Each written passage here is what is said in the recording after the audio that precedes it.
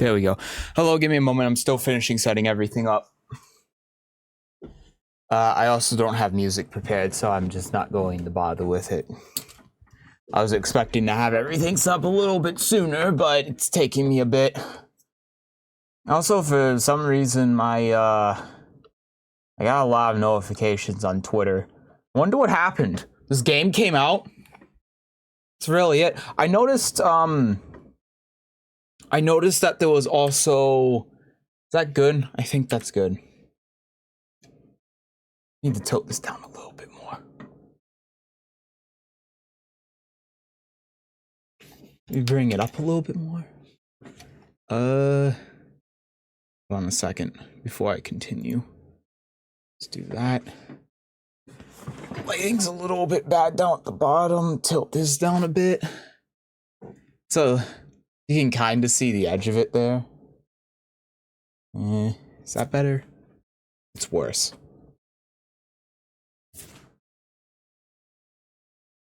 That seems good. Okay, cool. All right. Let's switch to this one while I'm setting up the game. All right, before we get into the elephant in the room. Actually, hold on. Let me turn this off and let me add a game capture, because I'm sure the last one doesn't work since it was the beta. I think it was a different executable. Let's do that. Let's move this down. Right, now we can switch to here. Right, so before we get into the elephant in the room and why I'm playing this game that I think is shit, I noticed right before I started stream that Idol Showdown had a huge update. So at the end of the stream, we might go over the patch notes for Idol Showdown. Because I'm interested, because the game's fun. The game's interesting. It just has a lot of issues. Balance wise and netcode wise, but yeah, if they what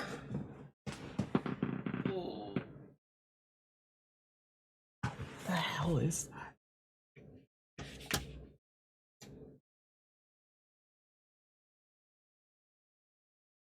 I guess it is. Anyway, yeah, if they fixed a lot of like the major issues that are with the game, then I'd be down to play it again and give it another go. Bad timing with it coming out right with Street Fighter 6, I have to say. But there we go, it was just some pajamas. Yeah, that looks better.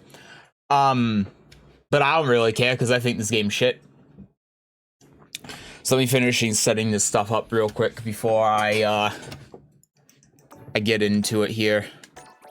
So the game starts in a 720p window.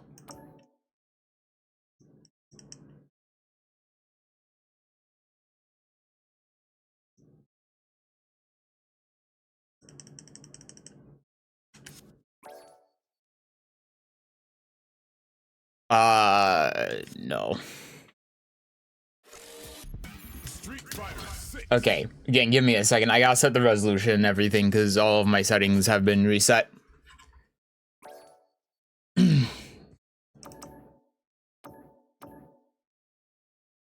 Yeah, sure, use my Capcom ID, whatever. It's updating to a new version. If I knew it was going to take this much setup, I would have done this 10 minutes ago. Before I started streaming. Street Fighter 6.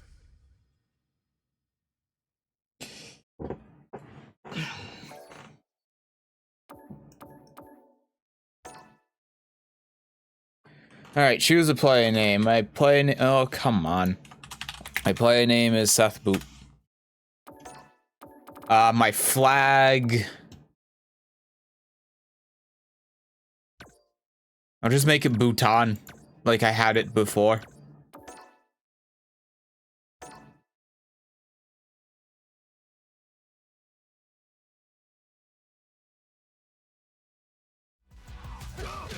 Oh my god, it just keeps going, it never fucking ends. Is it going to put me in the tutorial before I can even go to the options? Oh, that pauses it. That was a cutscene. Oh, there's so much shit here. Just let me go to the options, for God's sake. Let me change the resolution so I can actually show this game. Oh, it starts in 1080p. In a window.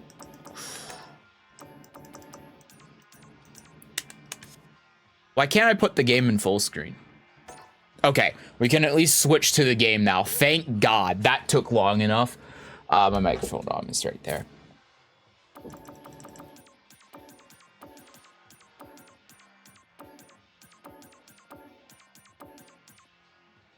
Brilliant.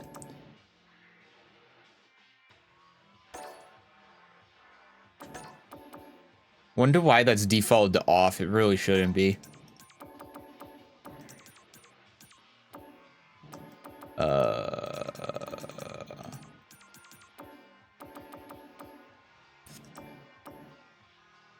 Is that everything? I think that's everything. Okay, we gotta also change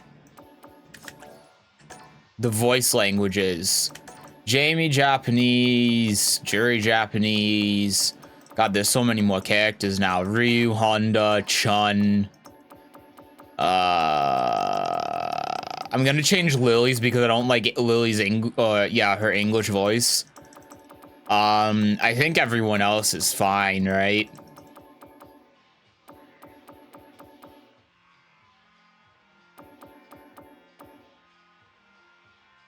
Yeah, I think that's about right.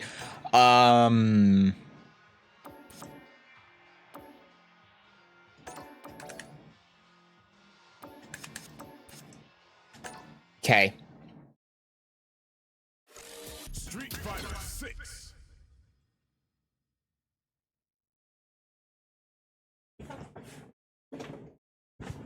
Oh.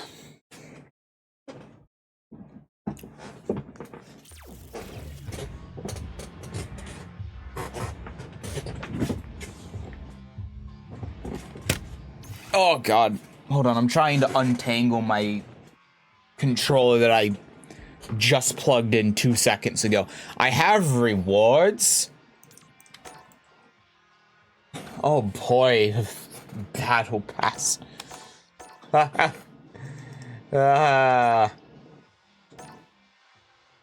Fighting 5 avatar battles, land 3 jump attacks. The fuck are kudos? What does that do for me? I have to do that on World Tour? Oh, it's some, like, single-player currency bullshit. Okay, so I don't care. Gotcha.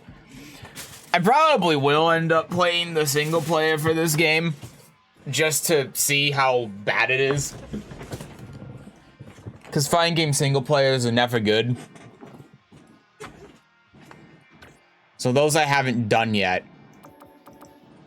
What the hell? Oh. Okay, so you get kudos and it gives you titles. So, like with Chun, if I get 133,850 kudos, then I have her high. So this is just like, I played this character a lot. That's the idea with these titles. That's pretty cool, honestly. I mean, it's bullshit zoomer progression, right? But you know, it's still neat. It's a neat idea. I wish that they would give you more than like titles. I guess it's nice. Sorry, my hair is just like all over the place right now.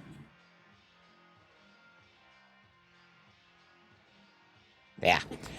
I mean, I guess it's cool that it's not just a title like you see in, say, Tekken or Soul Calibur, but it actually has images of Chun-Li on them, right? That vary a little bit. But I wish they gave you more. Let's see. Fighter coins. Yeah, it's not what I meant. I meant the kudos. Okay, well, that's neat. I wonder how often you get these, considering that this daily thing, or this weekly challenge, only gives you 100. I don't know. What are the titles here? What Let's see. Pesky little squirt. Don't cry over spilled booze. Savage swan. Sudden sneak attack.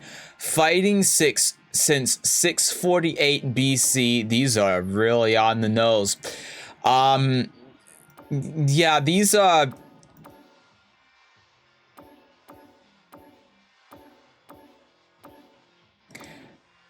definitely titles for, wait, hold on.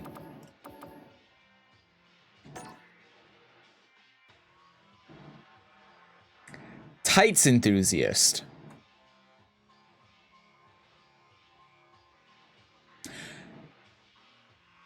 These are definitely titles that are in the game that you can use.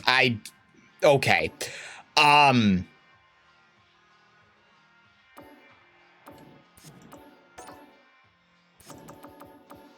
Let's see, what's Ryu's? Living Legend. Yeah, that makes sense for Ryu. What's, like, JP's? Yeah, these titles are fucking stupid. What was in here? There were things. I got stuff. Sure. Rental fighter. Allow you to use a character you don't currently have for 1 hour. That's actually pretty cool.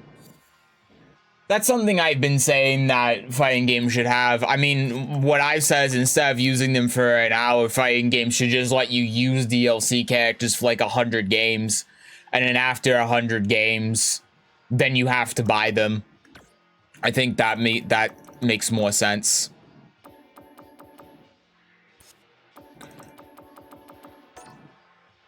What is this? Oh, right, I can buy shit. Why does avatar actions cost 100 fight money?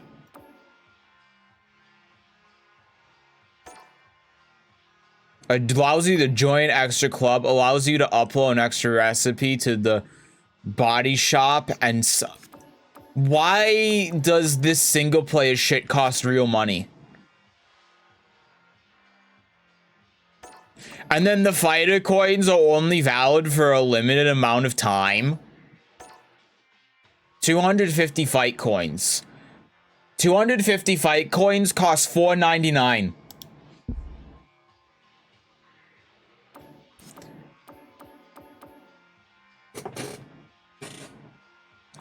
So at 50 is $1. Well, I calculate if you buy the higher, the ones that cost more, then it's like 30 per $1. So these colors all cost $1. Incredible. These outfits that you can get for completing the single player cost $1 each. Incredible. What is this? Stickers usable in online chat and with the in-game camera. Costs $4. God, this game sucks. So, why am I playing Street Fighter? I played the open beta.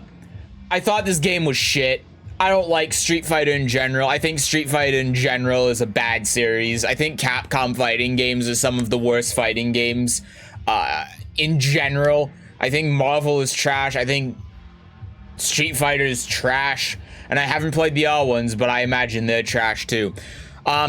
The thing is, with this game, I said that I would be willing to buy it if it was $30. I would not pay full price for this game, and I didn't. But I would be willing to play this game if it was $30. Mainly because I'm sick of playing Tekken 7. That's really the gist of it. If Tekken 8 was out right now, there's no way in hell I'd be touching this game.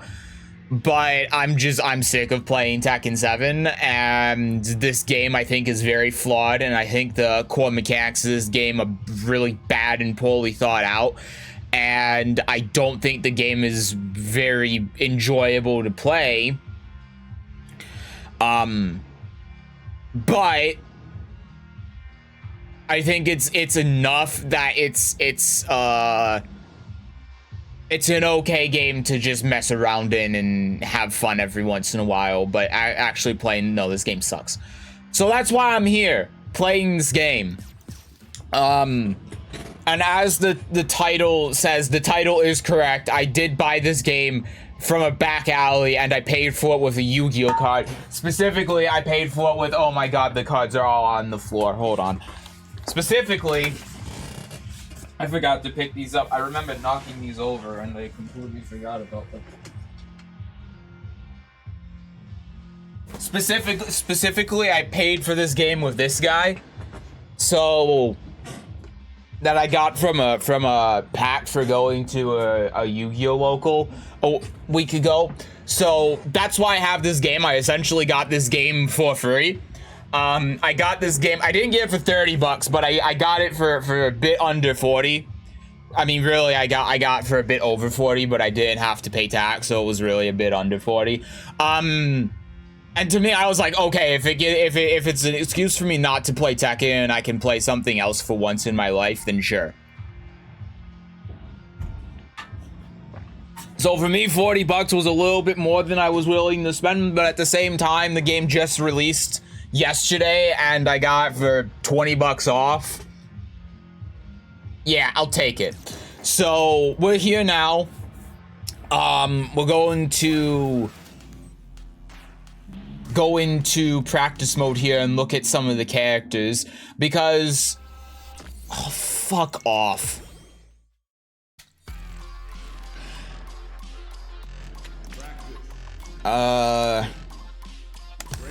Training. Yeah. Oh wow, we can actually go into training mode. Incredible. This music sucks, by the way. So the thing is too, in the beta, the characters I was mainly interested in playing besides Chun-Li were not in the open beta. I guess the beta in general. I didn't play the closed beta. The characters that I was mainly interested in playing were Dalsim,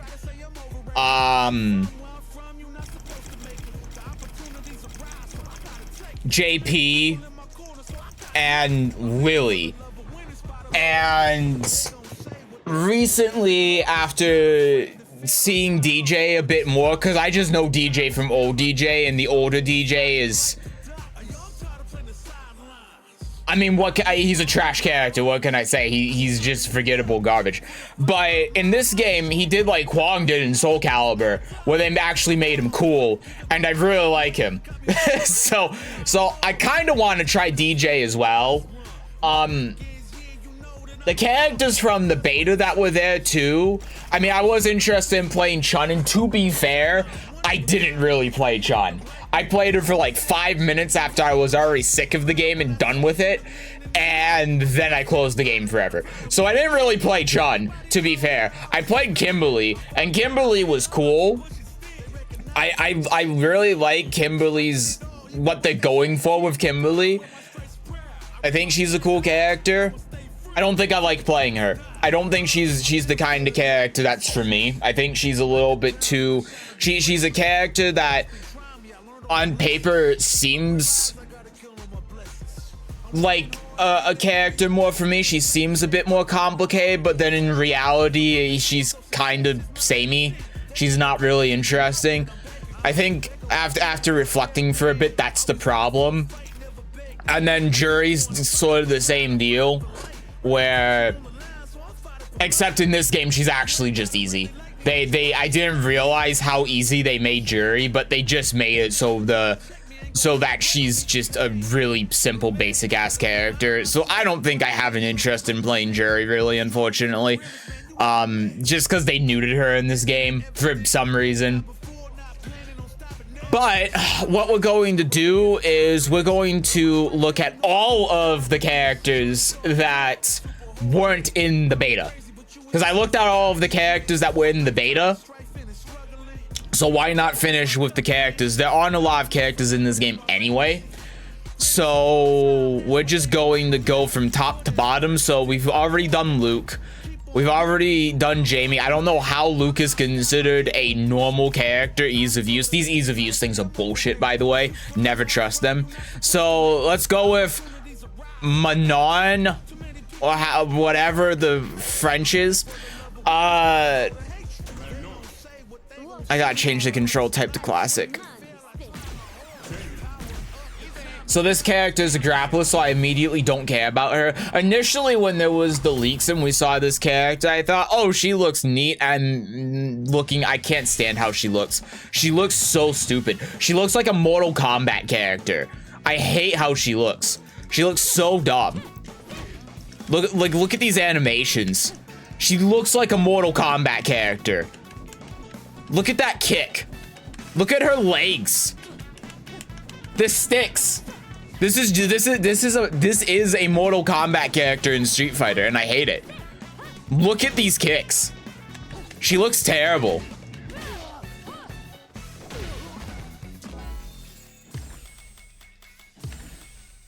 So what does she have? She has command grab. Why does that have so much range? What? Huh? Not quite from there. Jesus Christ, that range is insane. Do you get more range? Like, as you build it up?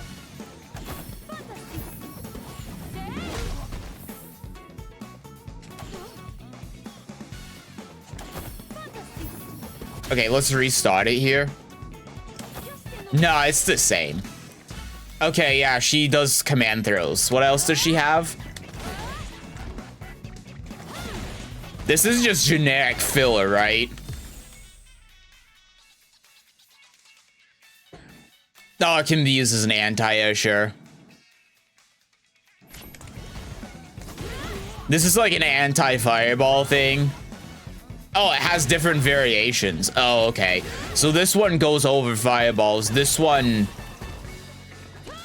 seems more like a poke or a combo ender, and then the other one is a I'm assuming an overhead.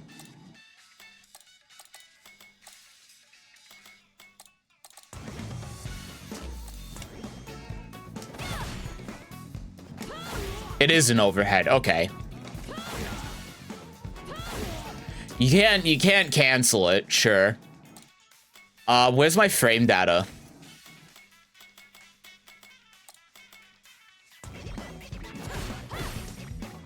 Jesus, that's minus 13. That's minus 9. Oh my god, yeah, this is, that's punishable, alright.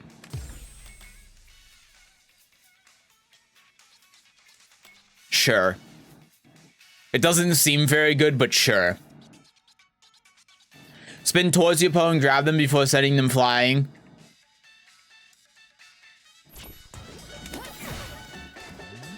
So you can cancel this into a kick. That's minus 5.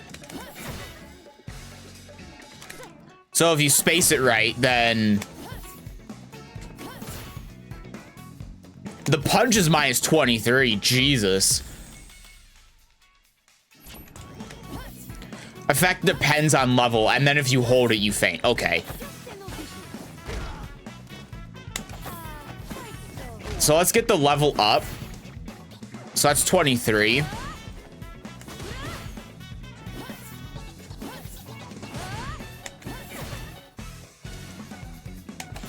Do we have to have it at 5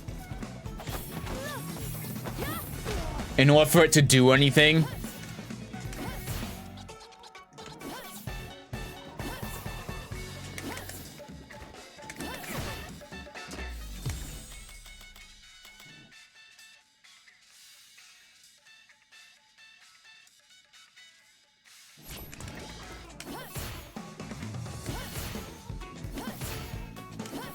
So, is this an attack throw?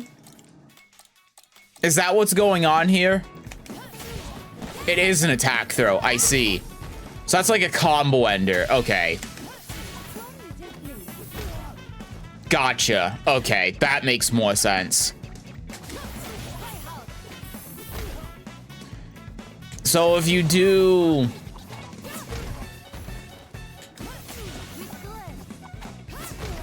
Well, if you do the EX one when you're at 5... It does nothing. Great, brilliant. That's it? That's all she's got? And this character is normal and not easy, huh? She's got unique attacks. What the hell? God, her animations is so bad.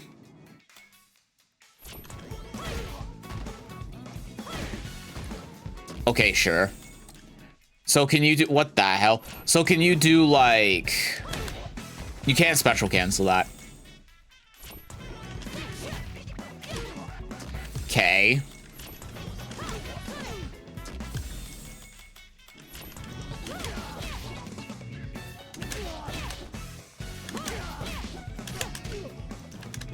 What is this on hit? It's only +3.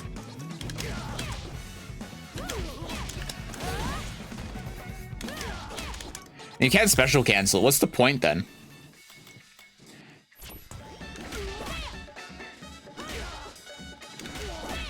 That seems like an anti-air. Yeah, it is an anti-air. Okay. Yeah, this character is basic as hell. Good old grapplers.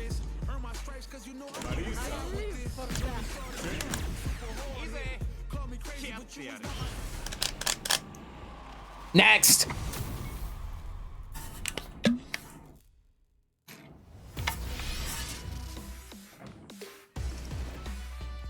Oh my god, she's so slow.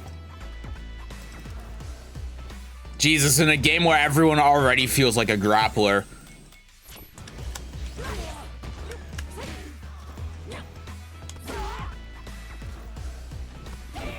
Oh, you can charge that? Okay. You can charge all of these. That knocks down.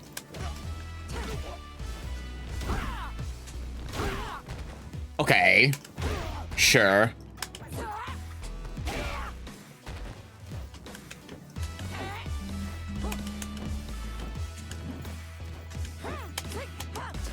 Okay. Can be powered up by holding the attack button. Oh, that's neat. What is this on block? I hope it's plus. It should be plus. Yeah, it's +4. Okay. Oh, it has more range as well. That's only -4. If you're right in their face. It's -5 if you're right in their face, but it has the pushback that... yeah, depending on the character, I guess.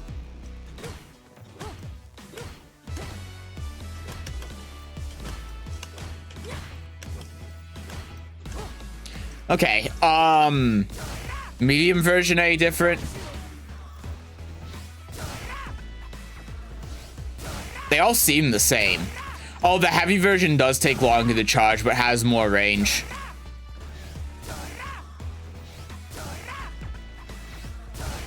Slightly more range, but definitely more range, right?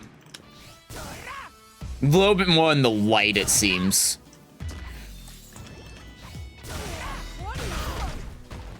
Okay, sure.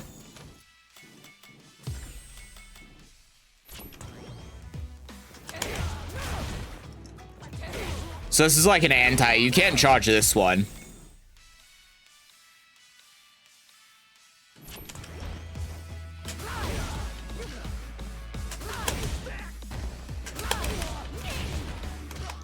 Oh, okay.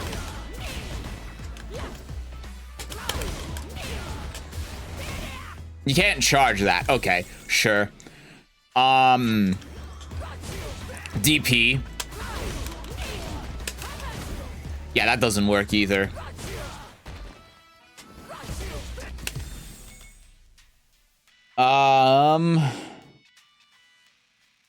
Wonder if this is an overhead.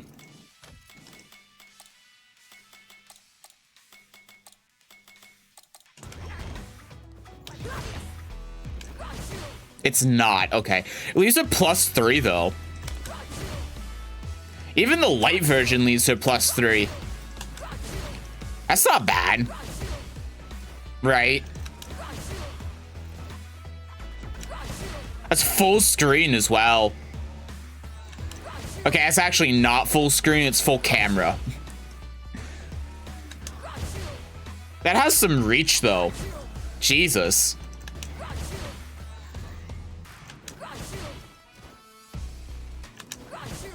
Yeah, it's right when the camera starts moving that it'll whiff. Okay. It kind of reminds me of Halmaru's reverse DP. In a way. What else does she have?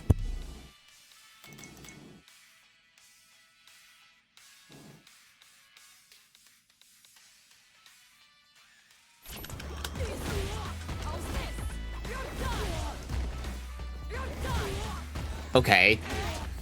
Let's have him... It seems like the different...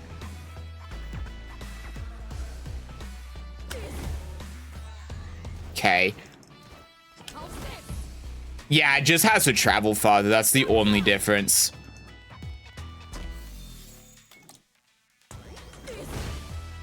-6. -3, okay.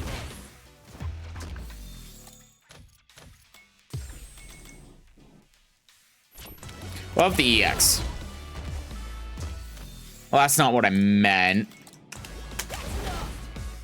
-6. I played a demo for this game yesterday. I might actually buy it. I think this game is trash, but as the stream title says, I paid for it with a Yu-Gi-Oh card. I think this game is worth a Yu-Gi-Oh card, but not much more than that.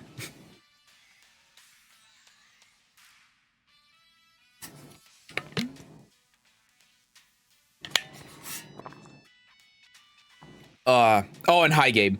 I didn't say hi, did I? Hello. A defensive maneuver in which you cover your head with both arms, giving armor to your upper body and automatically countering your opponent's attacks with hit. Okay.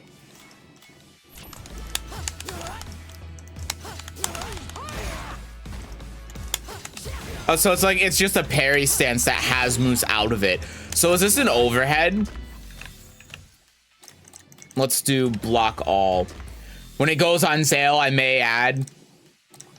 Yeah, it's I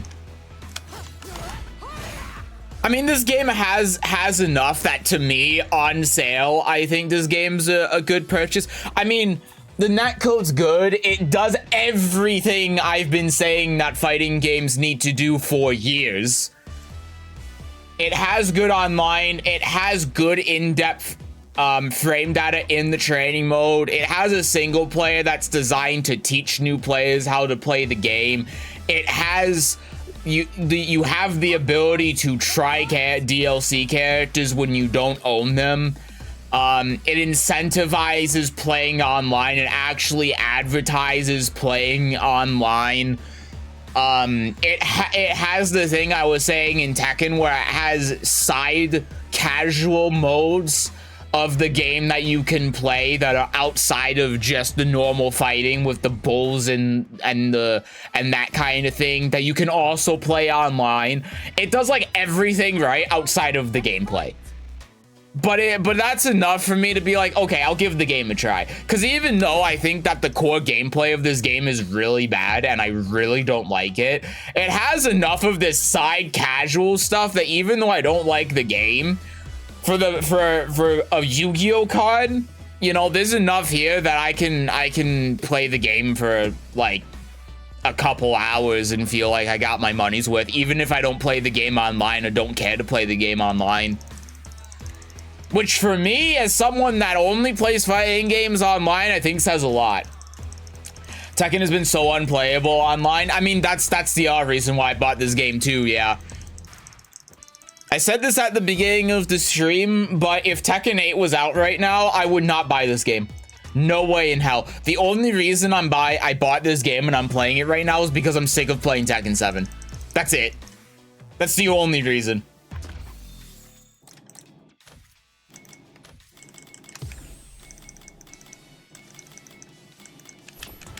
Anyway, what was I? Oh yeah, so this is -3. It's the second hit, so you have to hit confirm it. And it is an overhead. That's -24.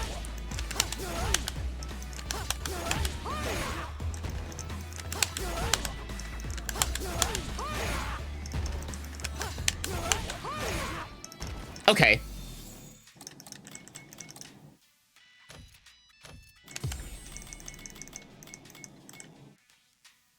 You can do kick as well.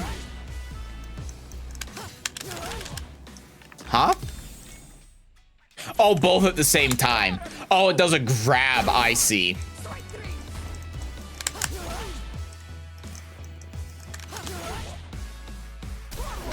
Do I have a button bound to grab?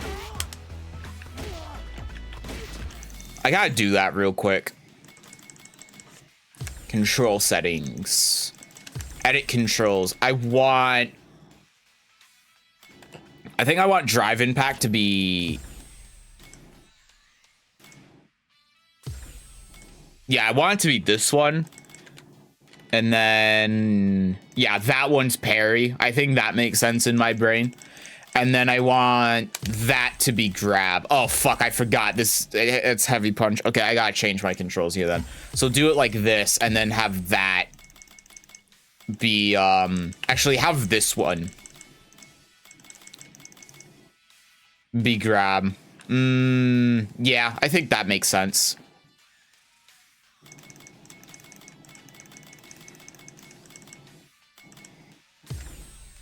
Ah! Stop. Yes. Unfortunately, this doesn't work in training mode.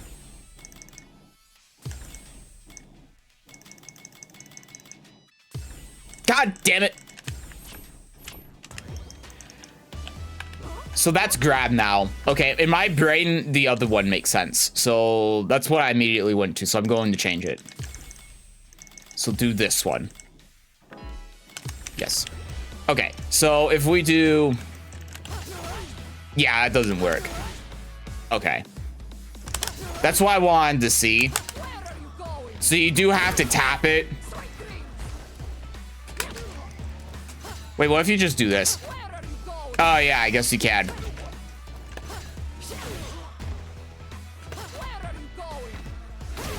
Yeah, that's a fast way to do it. If you play this character, you're definitely incentivized to have grab bound to a button.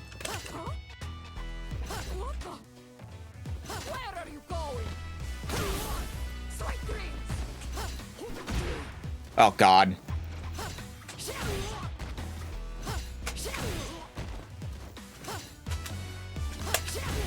Yeah, okay, gotcha.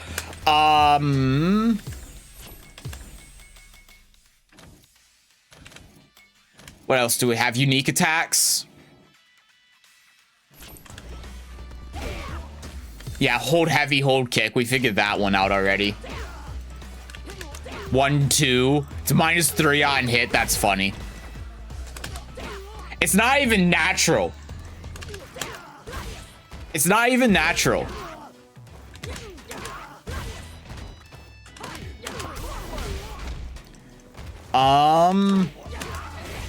Okay.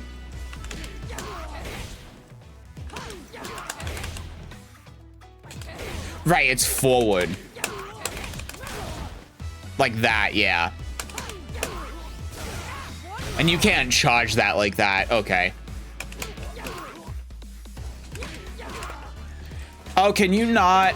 You can't special cancel into the parry stance. Okay. And you can't special cancel this one either, just knocks down. Okay. During a jump, she also has a string. Okay. We got 2 heavy. That's an anti-air. I mean, that just looks special cancelable, right? At least a +3. Yeah, again, can't charge that.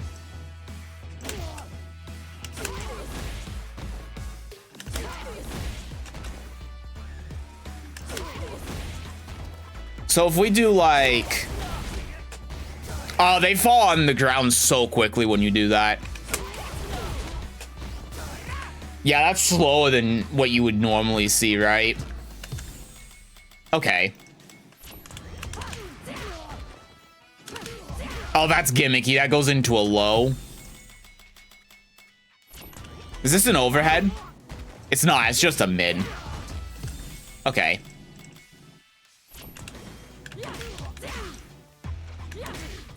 Weird move.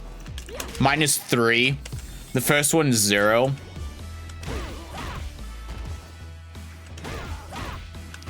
This seems like a whiff punish kind of move, right? Yeah.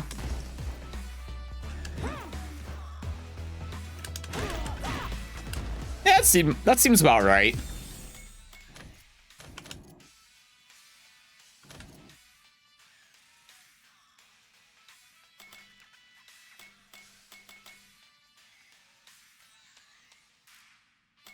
Yeah, it seems like...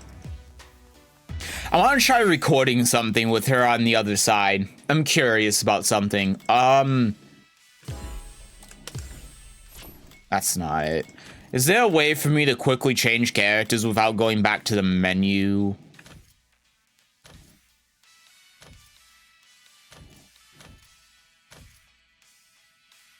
Oh, here we go.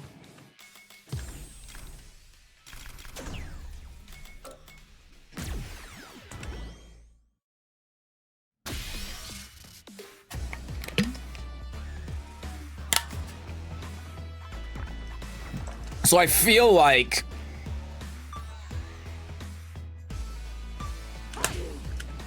Oh, that's not special cancelable.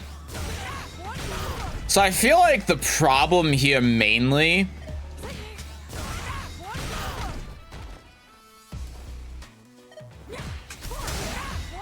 That does go through drive impact. Okay, all right, she's sick. Okay, all right, that's all I was wondering. That actually going through drive impact is sick. That was one of the main complaints that I had about when I was playing the characters in the beta, was that characters don't have tools to deal with the game's mechanics. So the only way that you could answer,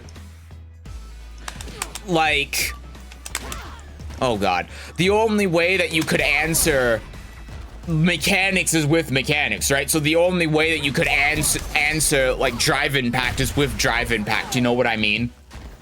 That was one of the main problems that I had with the game in general. And then like the other thing is like, oh well, you can do like your special cancelable moves and then cancel into drive impact, right?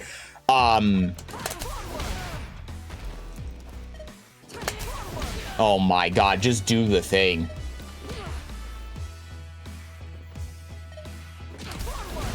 All right, I have her do the thing. Just do this then. Like this, right? And it's like, okay, yeah, sure, but we're still answering mechanics with mechanics, right? It just makes the characters feel too homogenized. So if they're like having a character where one of their main things is just about, like, look, that's sick. That's cool. That's cool. That's like exactly what I was saying was missing. And it has armor on it too.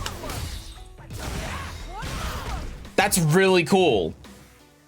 That's pretty awesome. Yeah, this character's sick. I like this character a lot. Can she do, that's so cool. Look, see, this is exactly my problem with the other characters that I played. And she doesn't have it. That's cool. I think that's great. The other thing too, I don't think that she has like a generic overhead, right? So let's not go with overhead. Let's do something like this, right? If we do we can do something like that, right? If we see the opponent drive rush or think they're going to drive rush, because again, the problem is that, I guess she doesn't have a DP, but the problem is that a lot of the time with drive rush, just as well as drive impact, you either have to react to it with DP, or you just react to the flash with drive rush, right? If they commit to something, and if they don't, then they special cancel it back into a drive rush, so that turns into a whole, if you don't react to it, it just turns into RPS. It's the exact same thing as reverse sledge, and I hate it. It's the exact same thing as reverse sledge. If you don't react to it with DP, then it becomes a brain dead RPS situation that favors the attacker. It's the exact same thing as reverse sledge. And again, characters don't have tools specifically designed to deal with it. It's just like, oh, use the invincible reversal just like you would with like anti-airs or Oki or whatever. But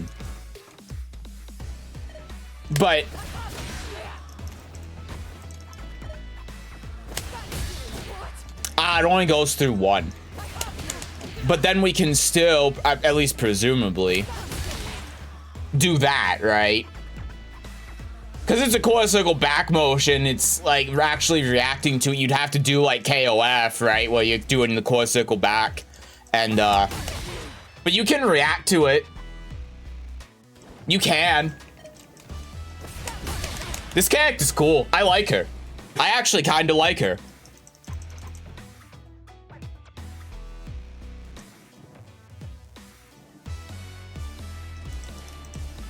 I don't know if she's a character I'd immediately want to play, but just she has things that answer a lot of the problems that I had with this game in the first place. I think the fact that all of her specials have different utility because you can charge them or not charge them is cool.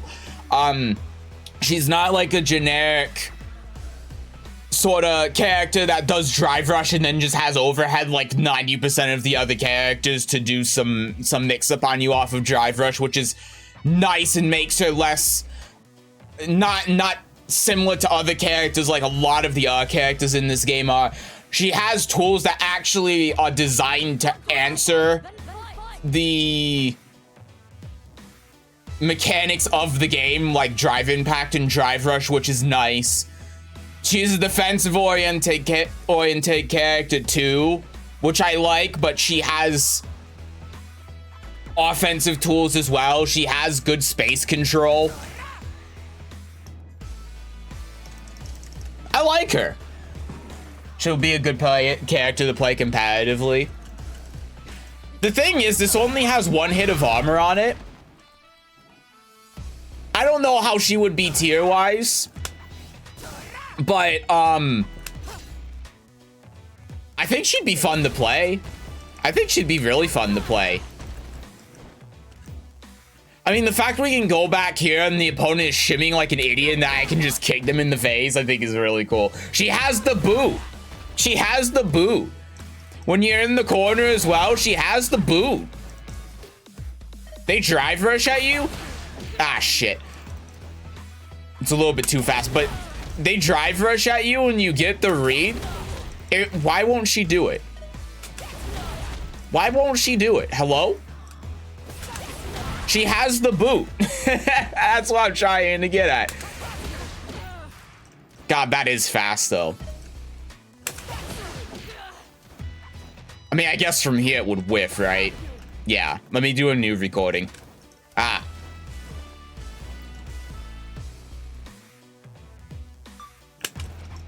Shit.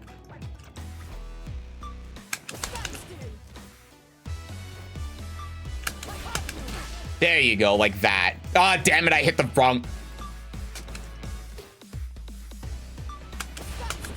There you go, like that. Right? So if we're like full screen like this and you got a fucking jury player or some shit, it's like, oh, I'm going to go in full screen, do brain dead mix up. God damn it, that actually doesn't work, it's too slow. Fuck, that's annoying. But you can still do that, right? I just wish you could boot them. She gives the boot. She does. I just wish you could do the boot on reaction to them doing the drive rush. That'd be so sick. But I guess you can throw it out from full screen. So like I guess a better example of how this would work is like that, right? That's pretty cool. Cause it just fills up the entire screen, like it hits from there, right? The AX doesn't hit quite that far, but like if you just do this and they throw out Drive Rush.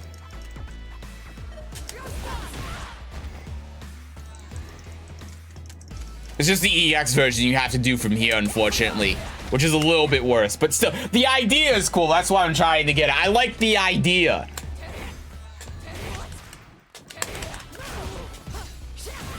Yeah, she's cool. I like her.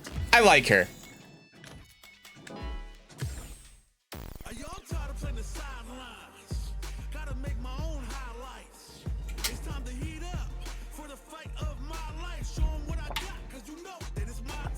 All right, Lily.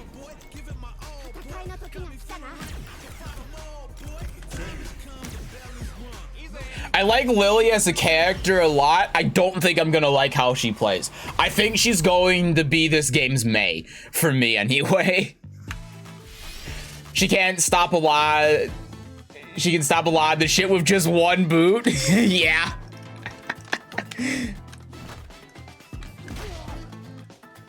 I just want to be able to throw out core circle forward heavy kick and say,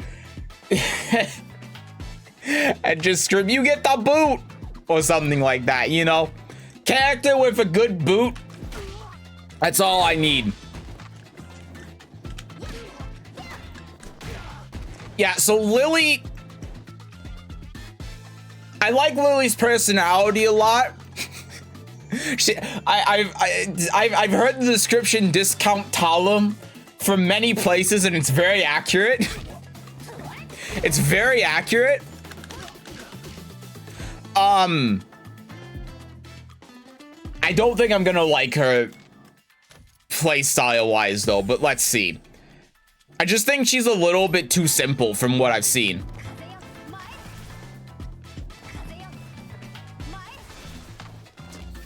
Okay. So that's just to get the little install effect, like the, what the fuck is it called with Talum now? It's Wind something. It's Wind Charmer, Wind Salt, Wind Fury, Winds. I don't fucking know. What did they give her after season 2?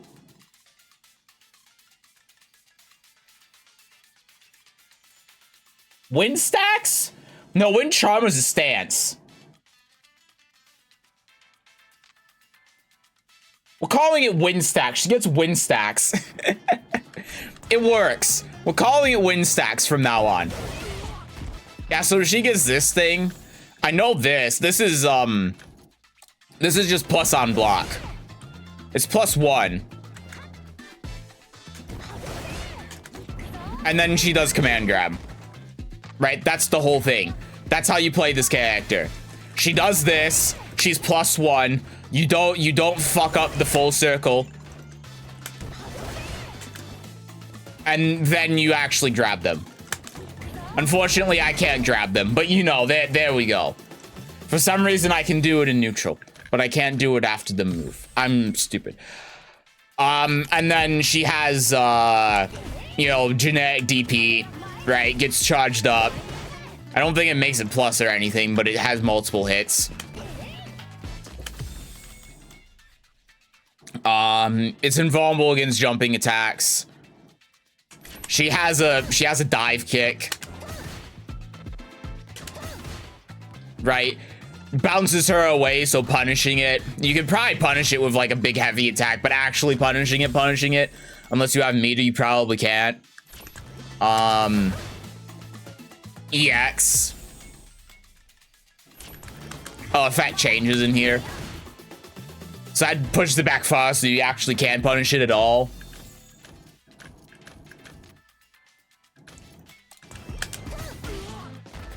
Right, just knocks down, which is really scary because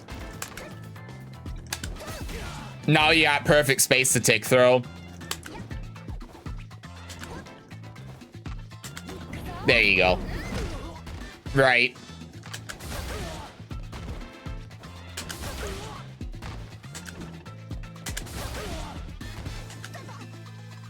Shit. Hello? Right, it's, yeah. And that's pretty much it. Does this actually change when you have the win stacks? God.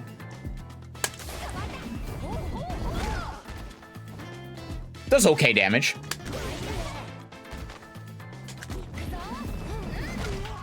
I don't think it does. No, it doesn't. I guess I could have just read this and seen. I'm just kind of surprised it doesn't, considering everything else does. That's an overhead.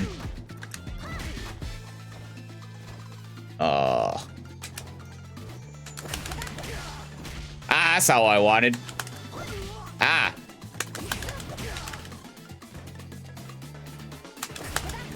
Oh, is it back?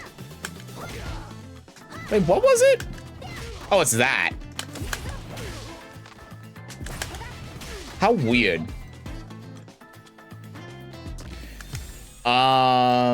So is this, yeah, it is an overhead. Doesn't seem to give you a whole lot though. Oh my God, it's down forward. Why is it down forward? Because it's a mid set, that's why. Okay, thank you. So what is 6 frames? It's only her light.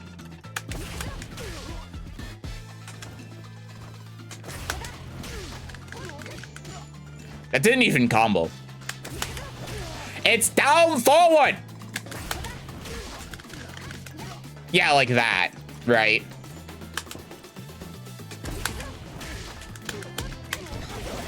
But the thing is, this is 25 frames. This is seeable. Like, you're not getting hit by this. This is a gimmick. You're not getting hit by this. This is very gimmicky.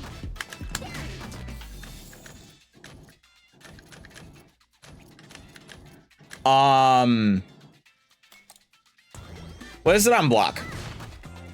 It's safe at least, you know? I guess there's that.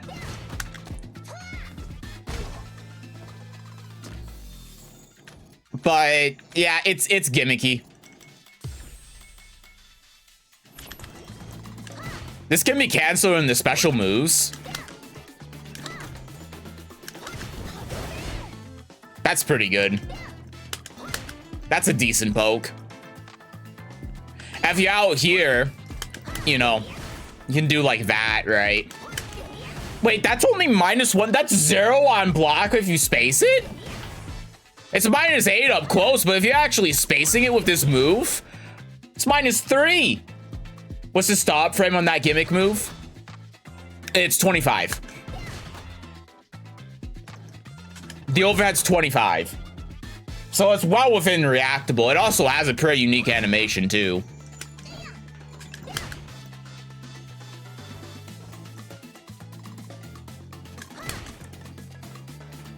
So you can do, yeah, you can also do like that as well, right? That's the second hit. That's throwing me off. Damn.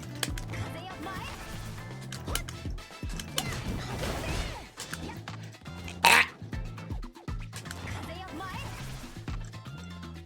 Just put me on modding controls already.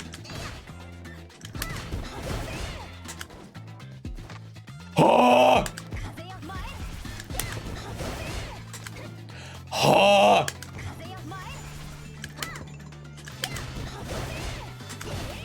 Oh! Why is it so hot? There you go. It just wasn't buffering the input. Anyway, yeah, that's a thing you can do. That's pretty strong. That's a great poke. Does this cross up? I really like all of her animations. This is such a funny move. I love this move. It does cross up, okay. And then she has a Rekka in the air.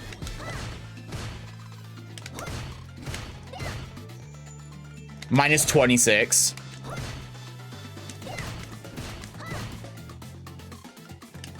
Okay, she's got strings. She's got strings. So what if he doesn't block this last hit? What if he just tries to punish?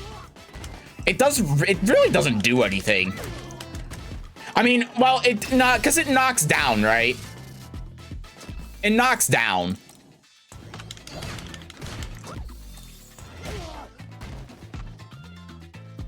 I guess really though, because it pushes back at the wall, I feel like this would be decent, but outside of that,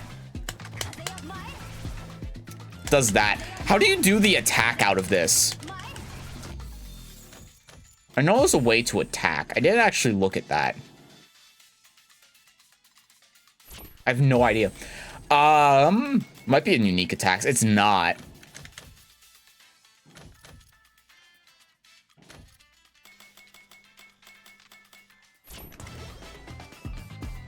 Yeah, I mean, she's really simple, right? They give her this whole stack thing so that she's not just like, the most basic character in the game, but she's clearly supposed to be more of a beginner character. Not really much you can do with her, and it's not very interesting. Only reason I'd play her is because I like her as a character. That's it. If I didn't like her as a character, this would be an immediate skip like Manon.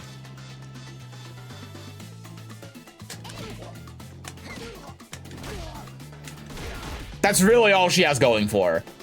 The wind effects are really impressive. Yeah, I do like them. I generally, how this game looks, I don't really care for it, but the wind effects do look nice.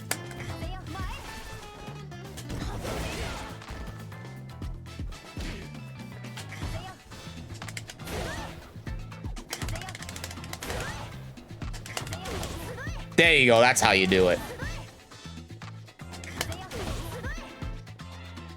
What's this on block?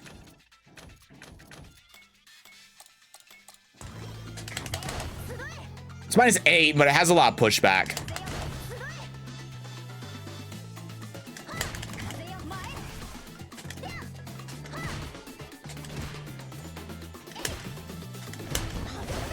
Wow, that heavy is special cancelable. That's insane. Look at this move.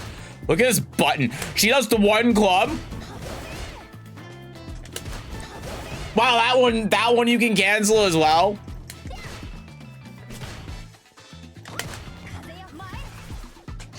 Look at his move. Look at the recovery on whiff as well. That's not bad.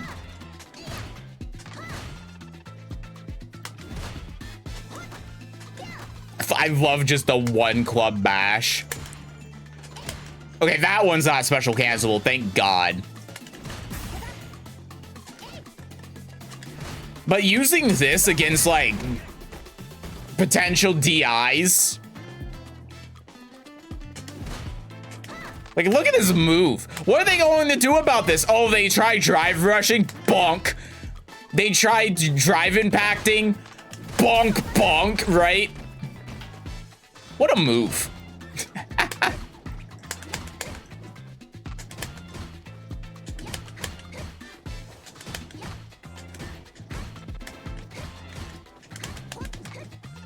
Wait, can she just do this? Has good recovery too, it does. Fight me! Fight me, coward! What will you do? How will you approach, you fool?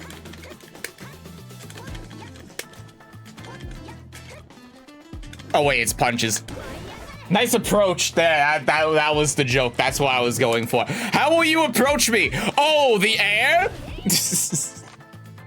Okay, she's funny. She's funny. Not the kind of character I would normally play, but I like her. She really is like the Mei of this game for me.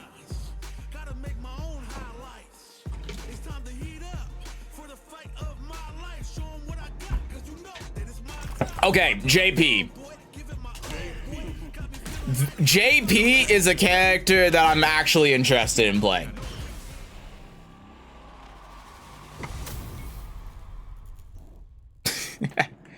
This fucking smile. Okay, this is a character I've actually been interested in playing, so we'll see how this goes. I might be on JP for a little bit longer than the others. So, he's got Mortal Kombat stuff. This is a pretty typical kind of Mortal Kombat move. I guess you see us in KOF a bit as well. Useful as combos and yeah. Oh, he's blocking. That's why he's just standing there. It knocks down on hit. Okay. Yeah, this can lead to some interesting stuff. Let's see. Get the opponent away from you. Away. Let's have him block. It's -10. If you space it right, though, it has decent pushback. That one's +4. Oh my god. Yeah, it's just the light. The light you kind of do is like a panic.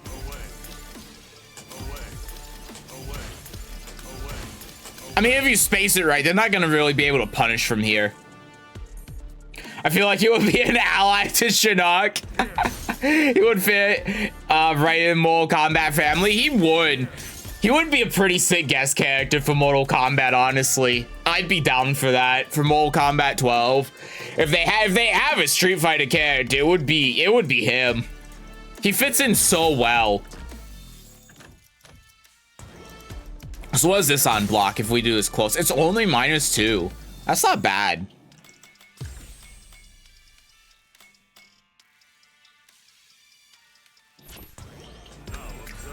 So this is the void. Oh, so if you can't place multiple. Okay.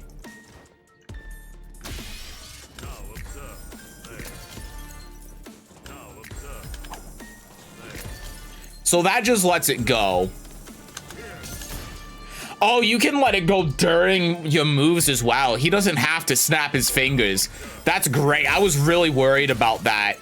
Oh, no, shit. That was just it because it went off automatically. He does have to snap his fingers. Fuck. Disappointment. Yeah, he does have to snap his fingers. Damn, that sucks. I wish he could do that during special moves.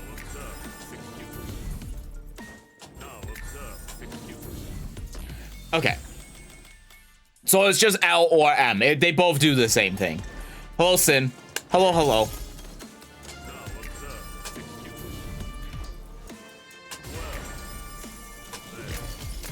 So that he just places 2 of them.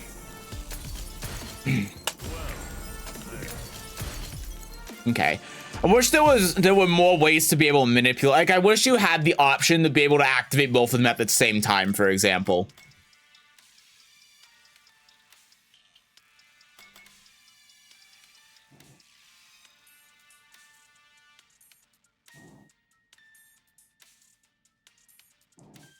How did he do?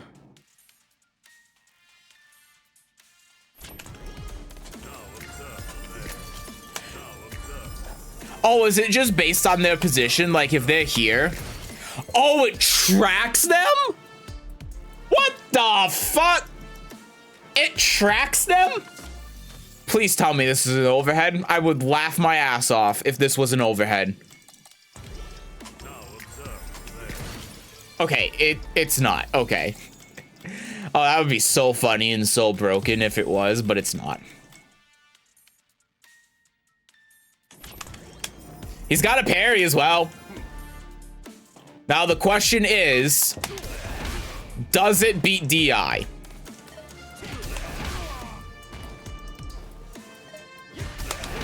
It doesn't. That's sad. That's really upsetting.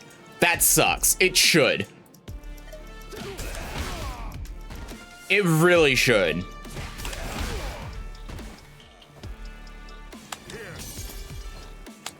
Oh, wait, because I was hitting the wrong button.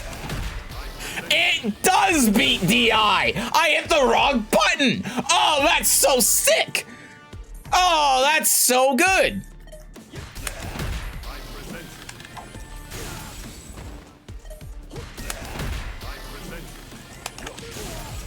Oh, that's so sick. Oh, that's really cool. So...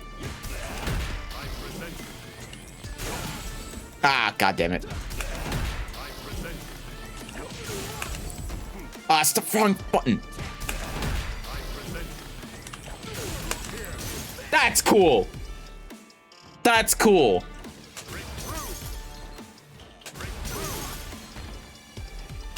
So I want to do that one, right? Okay, so let's try this.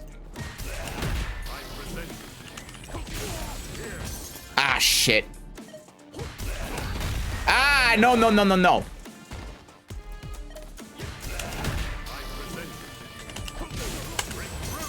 Fuck.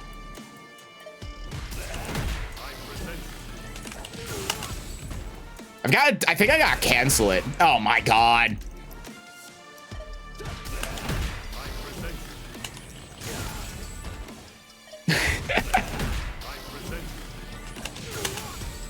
Ugh. I got once. Now I'm not getting it again. COVID fucking sucks. It does. Did the symptoms come back? Oh, I actually can't special cancel this move. Okay, that's why. I wonder what you can do after that. Oh.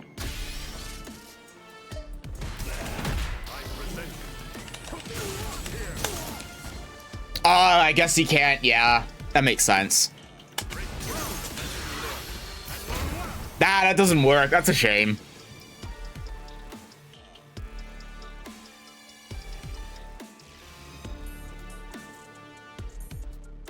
Okay. Let's see. Actually, I think I read that his level 3 is full screen, right? I don't want to look at them yet. I don't know what most of the level 3s in this game look like, and I don't know what his looks like, so I don't want to look at it yet, but I do want to see. I'm curious if this would work. I think I have to do the EX one there.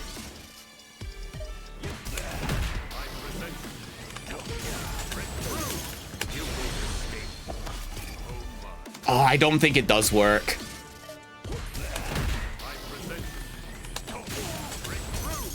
Ah.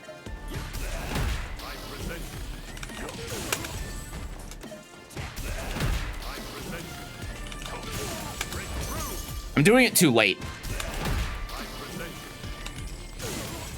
My medium!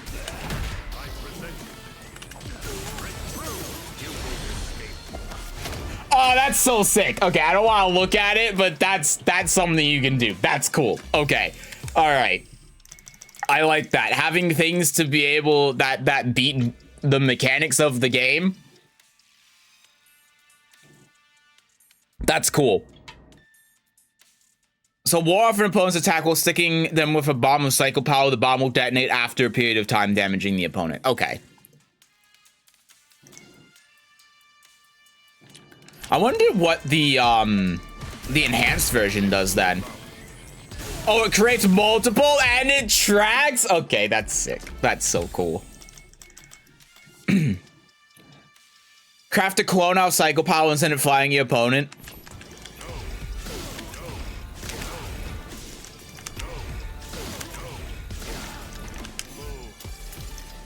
Oh, kicks. So wait.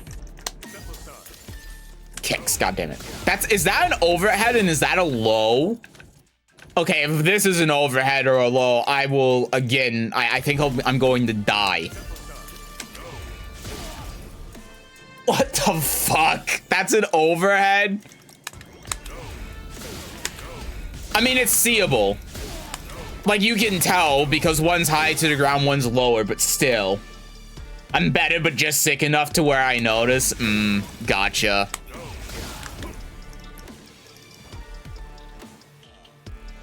That sucks. But hey, at least you're better though, right? It could be a lot worse. You can hold the button to faint. What?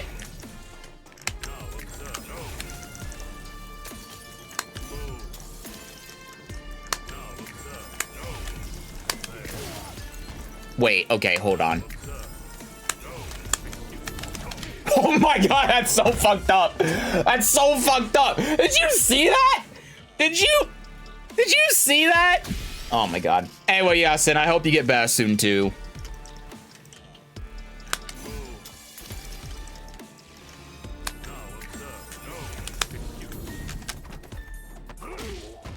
If you're fading the overhead and the stand blocking, I don't know what low you can do here. But you can do a low. That one doesn't cancel. Yeah, you can do that, right? Ah.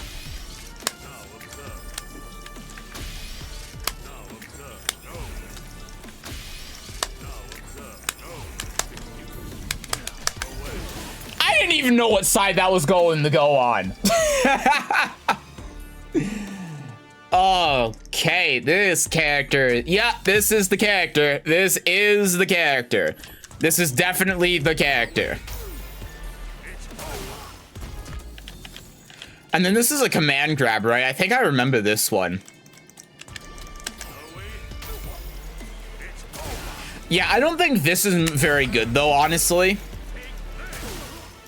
Because the animation is so seeable, right? It's like, I mean, it's like Summon Suffering, you know, where it's like, yeah, it's an unbreakable grab, but she also shoots flames out of her hand, so you just duck. Or like her grab mid mix up, you know, the, what is it? The, 2B plus K, 2A plus G, I think those are the inputs. But and so it's like a mix-up, but she has different animations for him, except this one's more obvious. Like, you can clearly see the difference here. If you can break grabs in Tekken, you can react to this mix-up.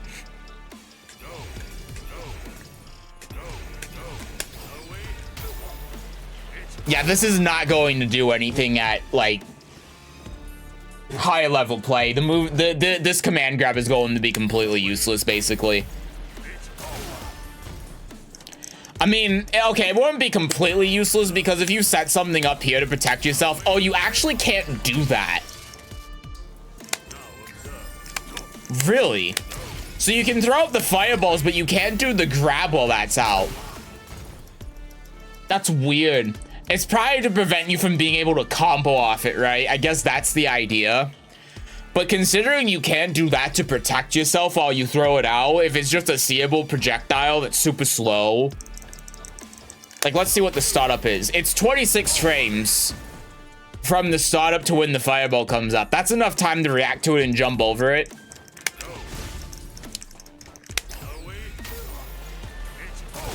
Yeah. I might main this guy. I'm definitely maining this guy. He's sick. I mean, it's just this one thing. This one, like, grab fireball is such a flawed move because of how seeable it is, but everything else is really cool. So lots of stuff you can do with him. All right, unique attacks. Oh, kick. That's the overhead. That's the generic overhead. Check your toes.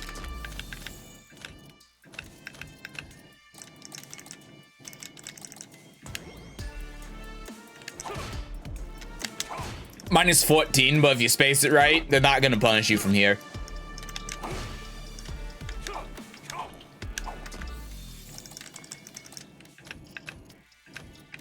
It's a pretty good poke.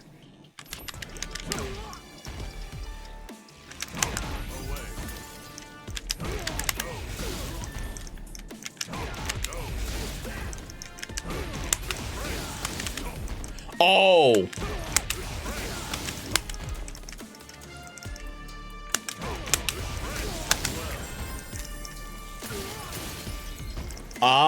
What am I thinking?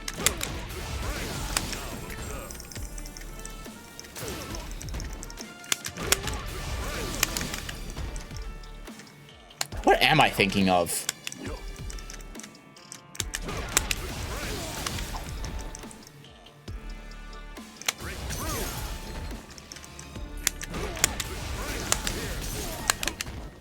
Wow. That's something that you can do. Ah!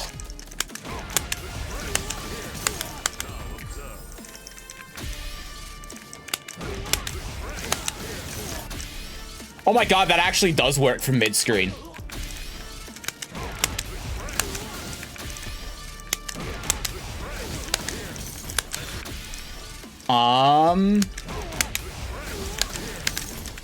Maybe do the heavy one.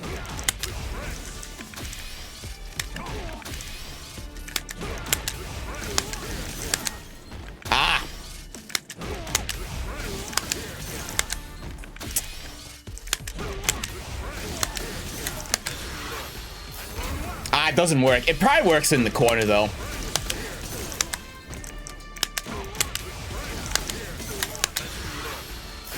It does work in the corner. Okay, all right. That's neat. If I get this game, I'll try Manon. I don't have anything to say about Manon.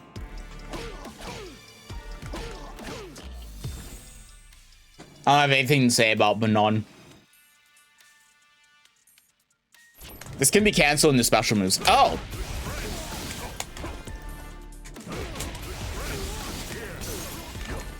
I wonder...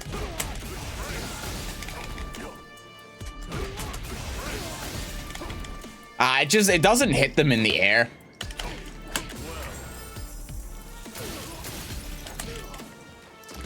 Okay, sure. What's the point of this? This can also be canceled in the special moves. I see. Okay.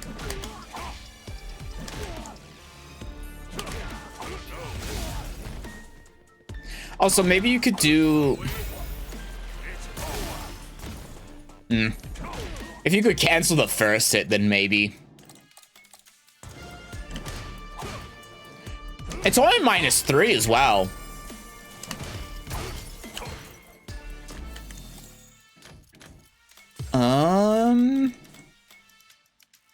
Oh, he has a third hit. Oh, okay. And it's supposed to be overhead low. That makes sense. So he can do overhead low. He can just end the string and then grab your ass. He can do this and then set one up, or he can do that. Wow, and that actually comboed as well. Okay.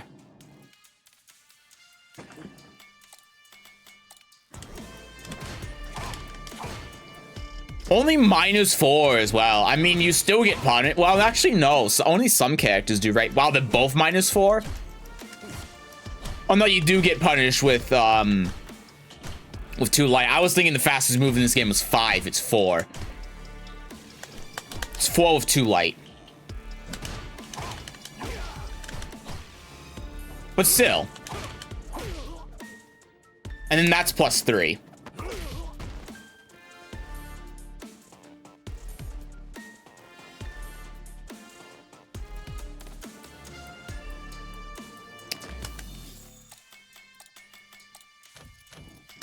Is that it? He has a jumping grab as well. Okay. Yeah, this character's cool. This character's obviously really cool. Oh. I mean, he has a GI, for God's sake. I can't say no. He has a GI. He has a GI.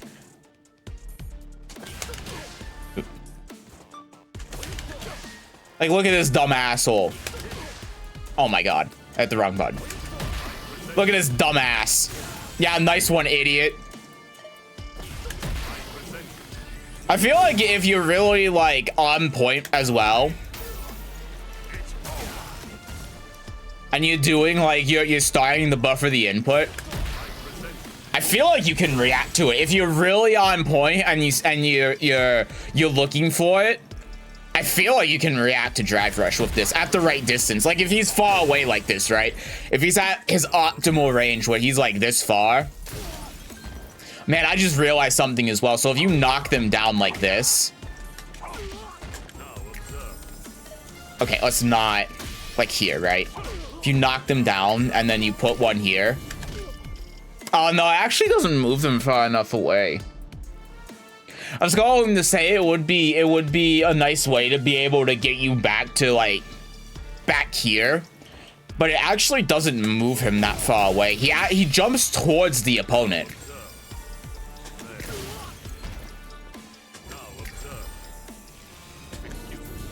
Like that, right? I wonder if the medium version maybe makes him go away. It doesn't. See, it's these little things. Like during the EX, I wish I could put both of the spikes out at the same time, being able to control my trajectory when I teleport. It's just like these little things I wish you could do that just add a little bit more to how you play the character that doesn't have. I'm like, oh, it's frustrating. It's frustrating. He has enough that I think he's the most interesting character in this game. It's enough for me to be interested in playing him, but damn it, I wish there was. It's just these little things they just say you can't have it. It's very frustrating. Like, why can't I combo off of the damn grab, you know?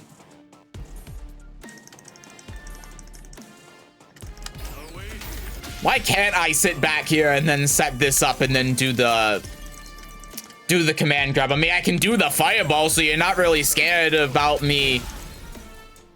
Well, okay, actually, no, because then that would just create an unblockable setup from full screen. Huh. I didn't think about that, but there's no air blocking in Street Fighter. Huh. It's like if you... Oh, I keep messing up the inputs. But if you do this, and then we just pretend that's the grab, that's just an unblockable. That's just unblockable. You're getting hit by one or the other. Yeah, okay, that makes sense. I hate to admit it, but it makes sense.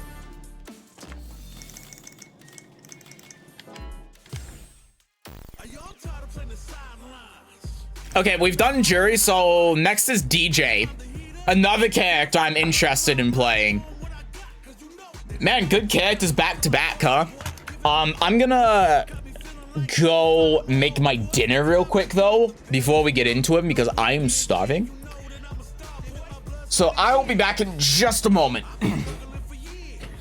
Enjoy the trash character select music.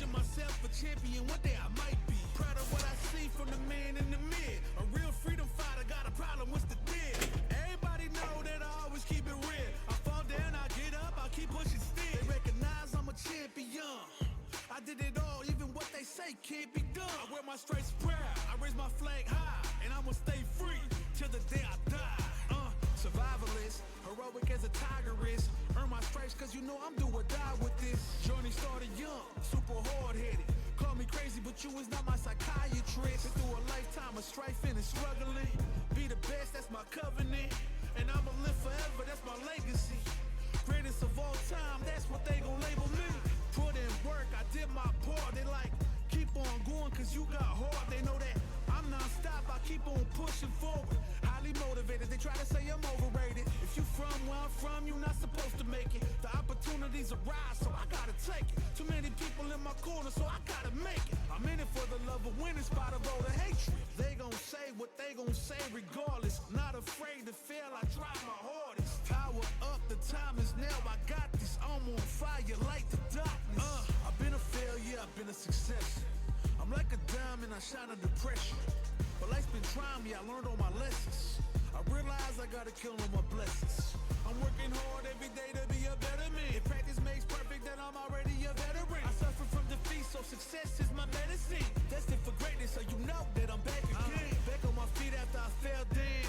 Always ready for a fight, never back down. At this point, I'm fighting for pride, I'm fighting for life. Reputation on the line, so I'm fighting for mine. You ain't gotta really like me, but you must respect me. I'm saying, if they ever try to check me, I ain't gonna let them wreck me. The pain remains. Gotta remind myself where I came from and represent. The struggle made the realest man you ever met. Isn't it evident? I ain't stopped before, not planning on stopping now. Y'all tired of playing the sidelines. Gotta make my own highlights. It's time to heat up.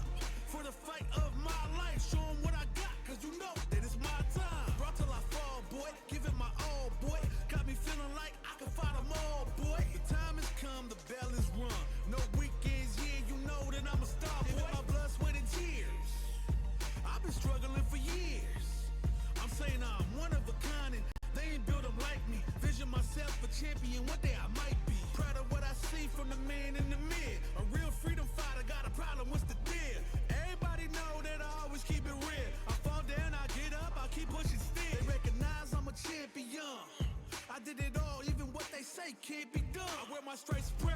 I raise my flag high, and I'ma stay free till the day I die. Survivalist, heroic as a tigress. Earn my stripes cause you know I'm do or die with this. Journey started young, super hard-headed. Call me crazy, but you is not my psychiatrist. Been through a lifetime of strifing and struggling. Be the best, that's my covenant. And I'ma live forever, that's my legacy. Greatest of all time, that's what they gon' label me.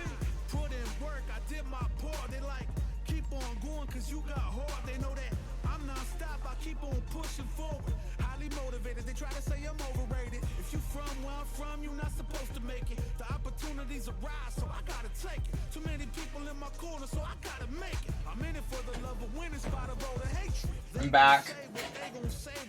I'm back.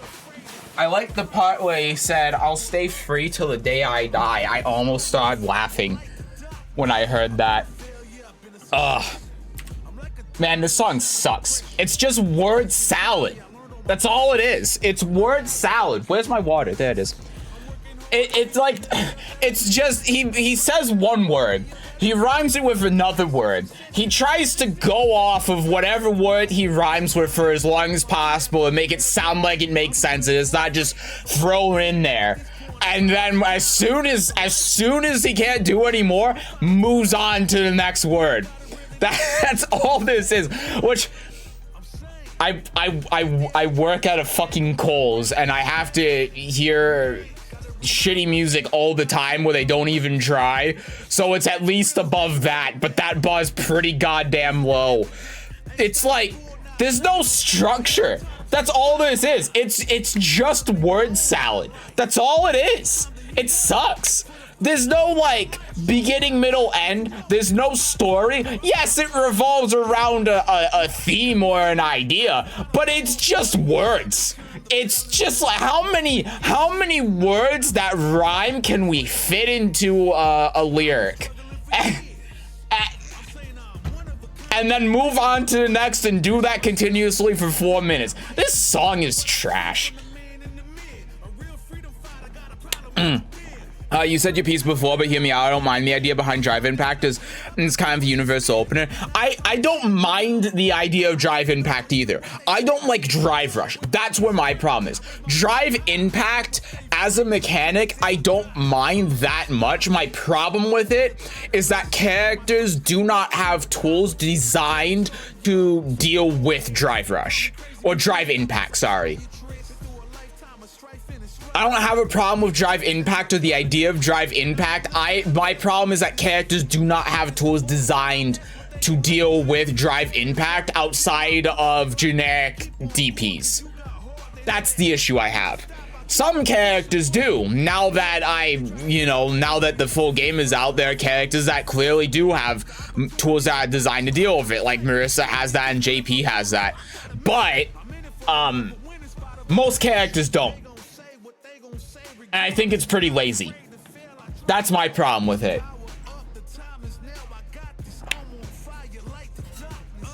I also don't like it's unblockable at the wall. I don't like that guard crushes at the wall. That's my biggest complaint with it. But anyway, DJ. We gonna crank it up. Wait, isn't this the pre-order color? I know Jury has Chun-Li. It is. I didn't pre-order this game. I bought it today. Brilliant. Okay, cool. I just stole the pre-order colors. I don't even know how I did that. Don't ask questions. Don't ask me how I got this game for so cheap. Do not ask questions. I'm not at liberty to say. Don't ask why I have the pre-order colors when I didn't pre-order the game. Don't ask anything. Don't question anything. Understand? Yeah, let's I was going to say let's change stages so we're not on the training mode stage constantly, but you know what? This music's actually good, so I'm not going to change it because most of the music in this game sucks. Okay, what do we got? Oh, he's so fast. Oh, he's so fast. I love characters that are fast. Oh my god. Look at him go.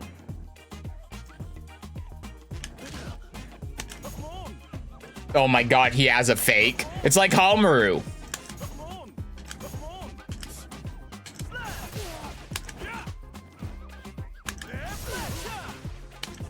Slash! No. Oh. You have to charge this for longer?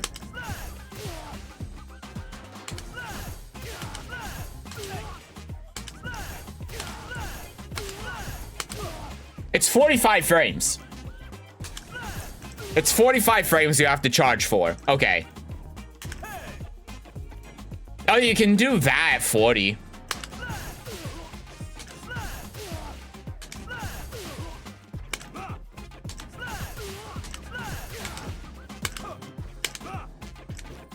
Yeah, weird.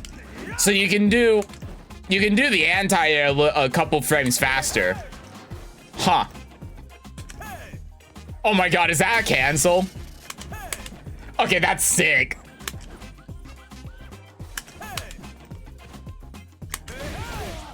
Hey, hey. Hey, hey, hey. Oh my god, he really is like a Samsho character, isn't he? The different levels of the move, he does multiple hits. That's how it is in Samsho as well, and he has the cancels as well, like Halmaru. He really is like a Samsho character, huh? That's pretty cool.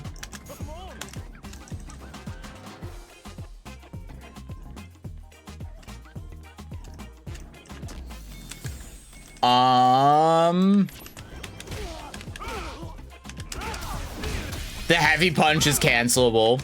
The crouching one isn't. So this heavy punches, okay. Oh, that has like a Rekka in it. It has multiple different Rekkas. That one's cancelable.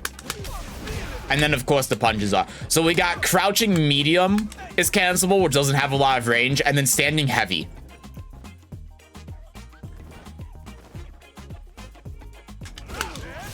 Like that, okay, gotcha.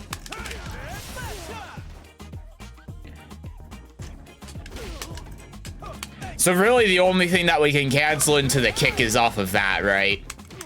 Or lights.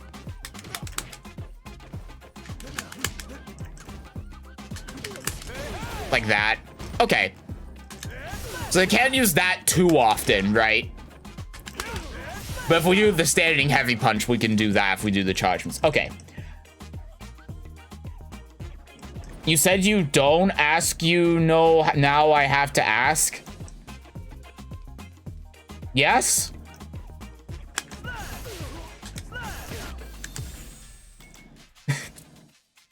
Yes.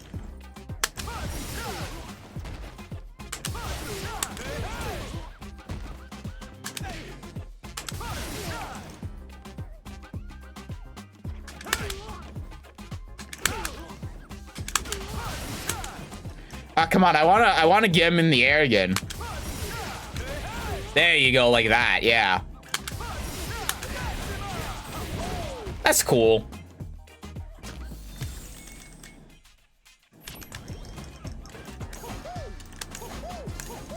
Ha!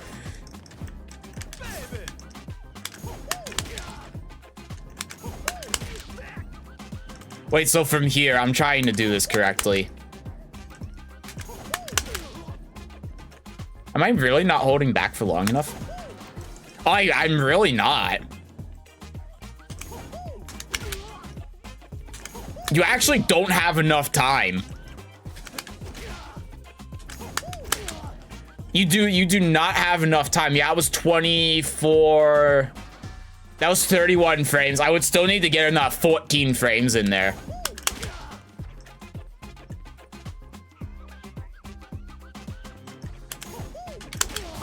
Yeah, like that. That takes a while.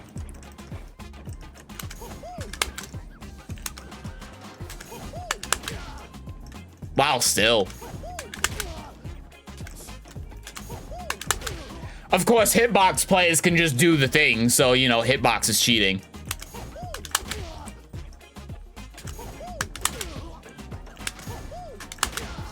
Why does he sound like Mickey Mouse here?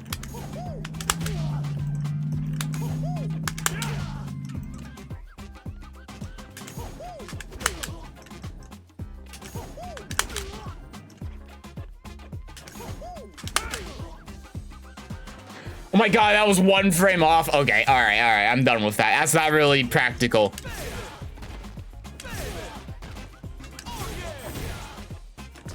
Yeah, I can like Sam show. Yeah, useful for compute. So mainly, I guess what you use this for is like this and then grab, right? And then you got that. What is this unblock? It's -6, so if you space it correctly, like if you're out here, then it's fine. And that's -10, that's just rough. Yeah, -6 I don't think is quite enough that they can do mediums. Like, they can't get a full combo off it, I'm pretty sure.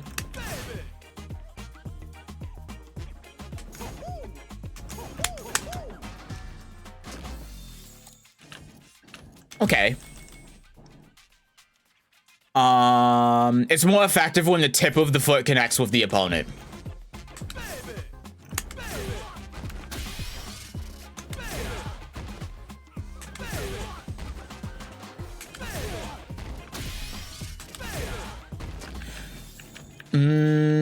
Does it change how it is on block?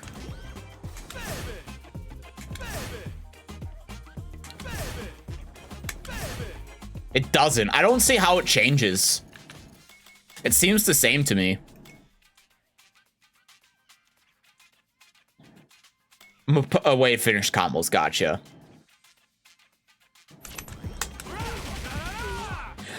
Machine gun upper. This is a cool move.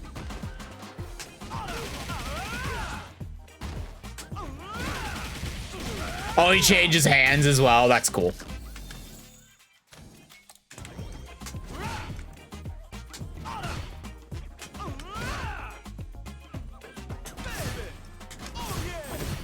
Okay. So again, we'll go on the look and see if this beats Drive Impact. It's too slow.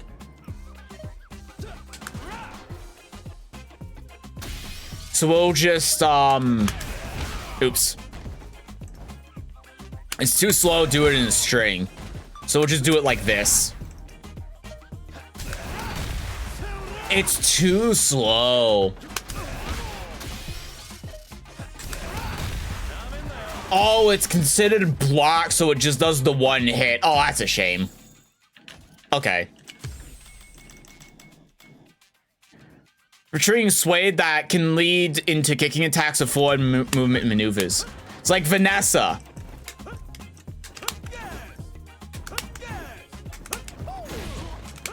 Except the inputs are 1,000 times easier than Vanessa.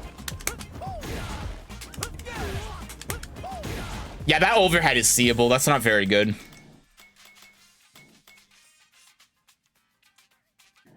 Continue attack even if blocked. Oh, it's plus on block though. Okay.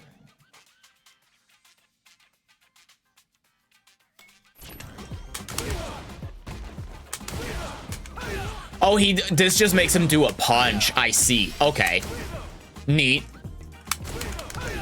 It doesn't change the actual follow-up. It's just the punch. Sure.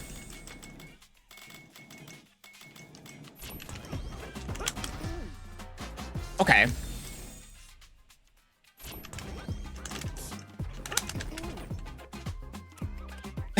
He does the little finger.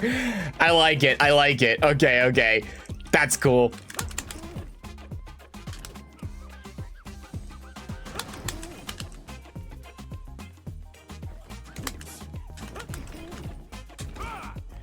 So you have to press the forward there so that you can't, like, keep your charge, I'm guessing, is the idea.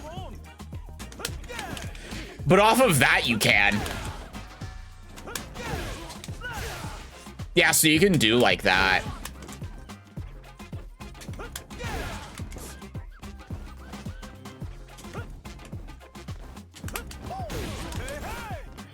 How plus is this on block? It's +1. Okay. Oh, that's cool.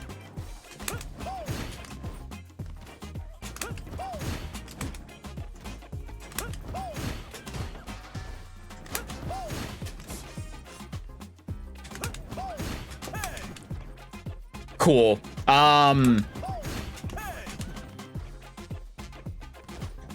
Is that a bad move to cross up? Or is that the one? Seems like that's the one. Yeah, I think that's the one. Yeah, I don't think it'll actually cross up at this range, at least at point blank.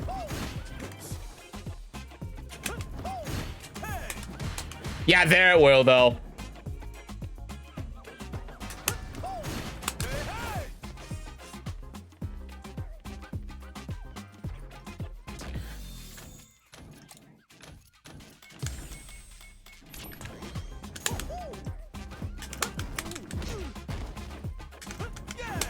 I can see this character, if someone's really good at them, being very interesting to watch. I think you give someone a lot of time with this character, and this character could be really cool because of all of the movement options and cancels. He has a lot of potential, right?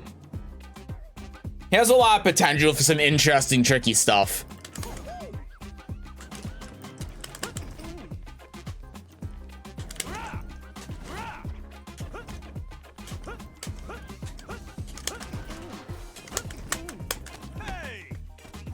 Just wish that recovered a little bit faster. Oh, it does. Okay, I just messed up the timing. Yeah. Cool. And unique attacks. Forward jump to light. He's got a knee. What does the knee do? It's just one of those that stays active in the air the entire time. Okay.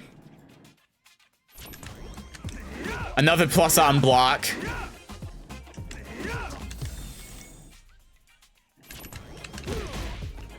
Bop, bop. Bop, bop. Can be canceled in the special moves.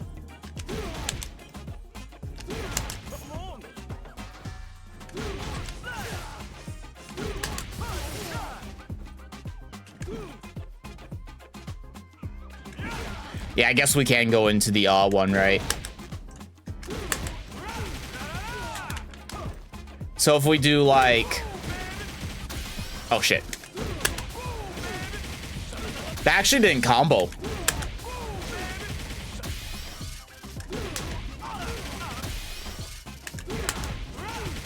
You can do normal machine gun up it, but that's it.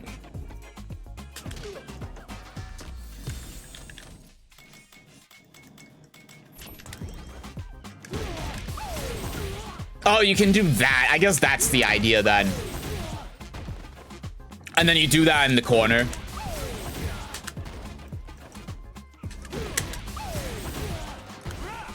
And then you can do something, I'm sure, after it probably. Oh, you can probably do... Ah. Wow, really? You can't? I'm surprised. I would have expected that to work.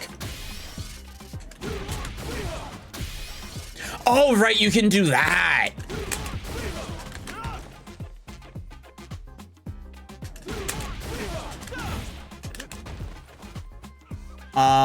And then...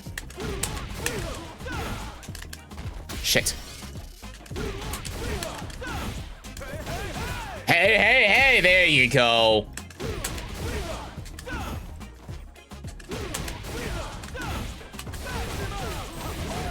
Yeah, that's the one. Okay, that's the idea. All right, and then...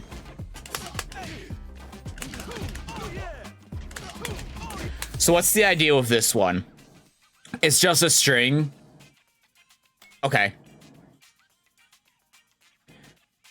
The third of this attack can be canceled into a super art. Okay. Special. Okay. It's got quite a few strings, huh?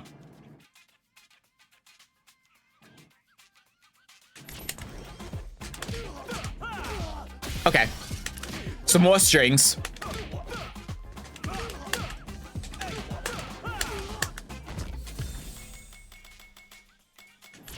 And he's got 4 heavy.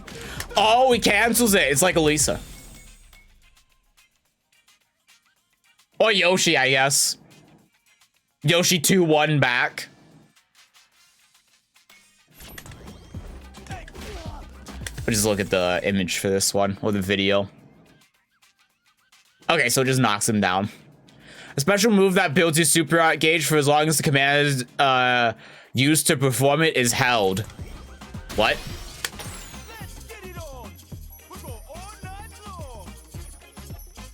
This character's incredible.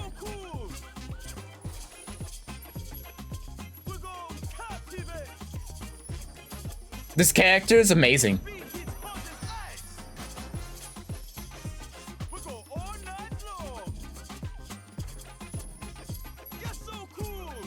This would be Yoshimitsu if Yoshimitsu wasn't a ninja.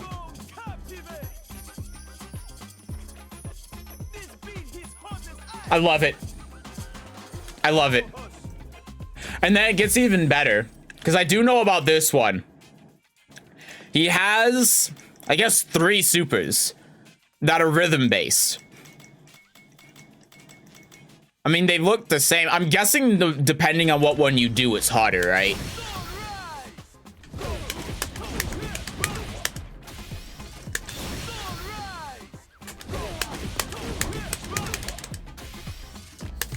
Was it? It is. Okay.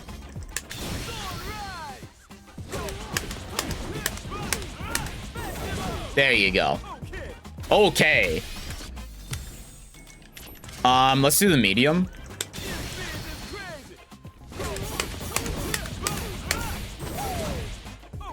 Okay. Why did the note fade? After it connects. Oh, I can press a button after it connects. Okay. Ah. Way too early.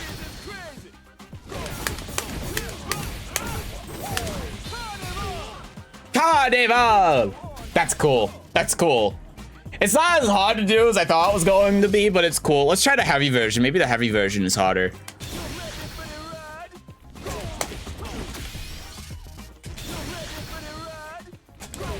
Too early. Too early. I think the first is different, right? Nice. That's sick. That's cool. I love that. That's really cool. So what's the difference in damage? That does 3,000. The easy one that you can just mash. It's 26, so it does 400 more. What about the medium? Ah, god damn it. I hit the wrong button.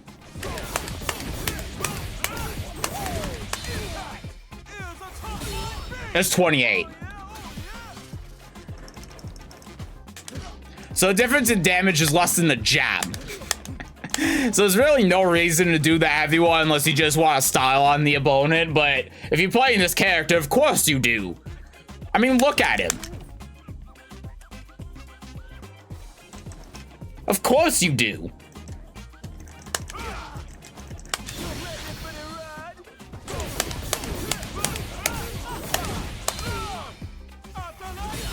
Of course you do. It's also not that hard. It's not very hard. It's not the same as like Haohmaru in Soul Calibur, right?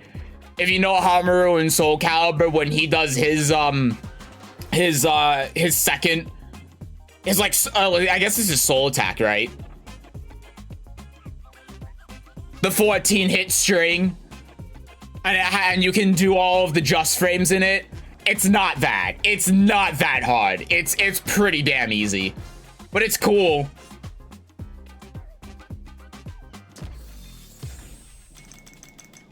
It's cool.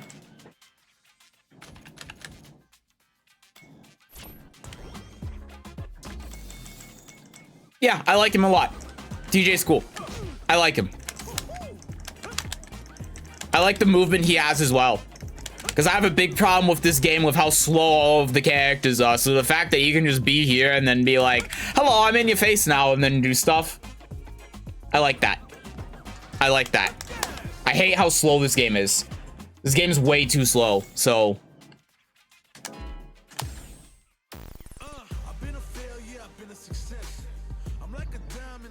Okay, the next character is Cammy. Does anyone give a shit about Cammy? I certainly don't. Actually, I don't care about most of the characters coming up next. Damn, we're on such a high note and how far it's fallen, how quickly it's fallen. I'm gonna go get my food. I'll be back. I'm gonna spare you from this music. Ah, shit, I need to change the stage. God damn it, hold on.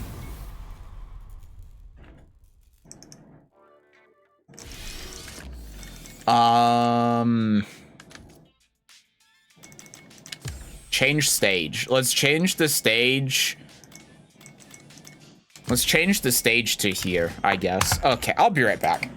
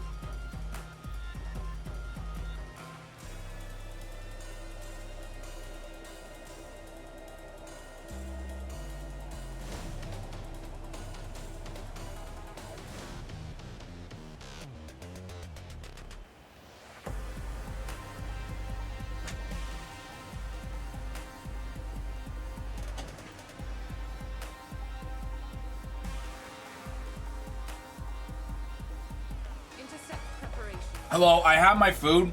It's hot and it's burning my diaphragm. Hold on.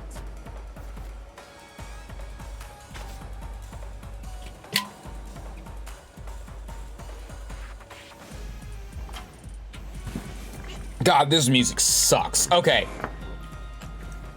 Cammy. She is definitely a character that has moves. Great. You know, Arslan Ash said that this character feels like a KOF character. I'm going to see how much that's true, because if you know me, I disagree with just about everything Arslan Ash says. Okay, that's not true. I disagree with everything the main man says. With Arslan Ash, I disagree with about half of the things he says.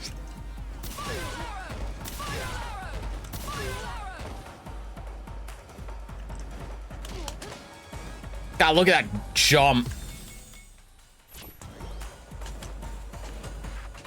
Oh, it's kicks. Yeah, she has a DP. It said something with the H. Oh, it can be held.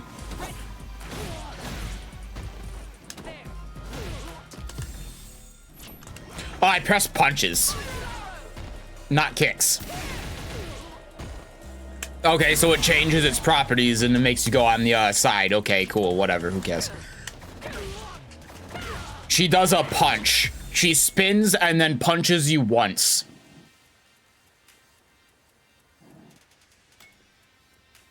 Okay. Oh boy, she has a dive kick. Wowie. Performing a jumping spin while going through the air. I can't read. A spinning jump through the air. In a parabolic arc. In a parabolic arc. Oh, thank you. So, oh, is this a... Oh, this is a demon flip. She has a demon flip. Wait, did they just call it? They called this reverse edge. Oh, good old reversal edge is back. RPS bullshit. Oh, good. Okay. Good old reversal edge. She can fast fall.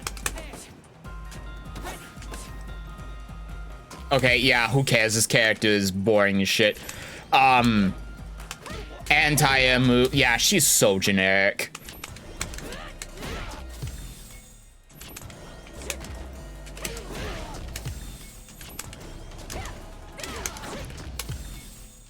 Yeah, we're going to the next one. What generic, boring ass character. KOF character, my ass. I guess Arslan Ash would know more than I do because he's actually a pro KOF player, but that's why his name is Arslan Ash, but yeah.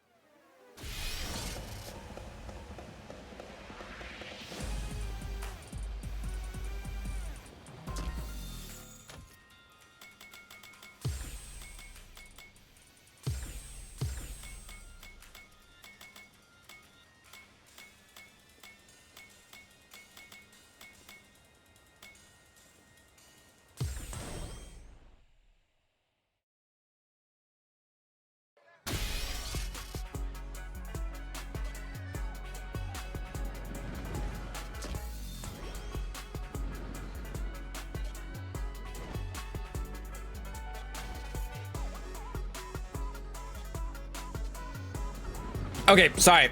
I was eating. I didn't want the mic picking it up. So we got Honda.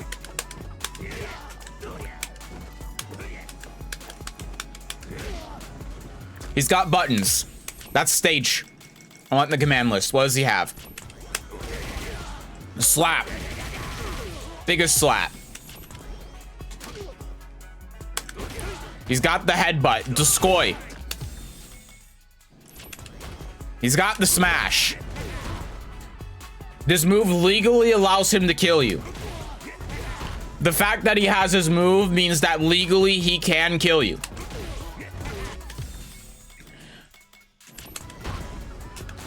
This is why.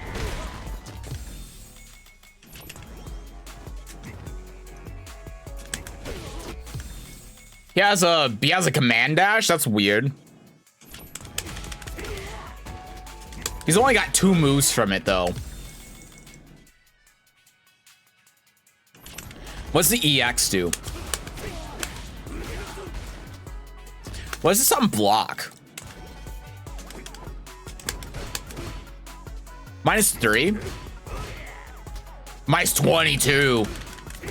You can do the last hit. That's -24. That seems like a pretty common theme with these.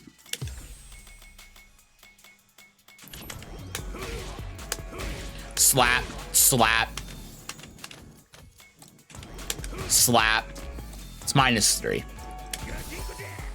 The hell does this do?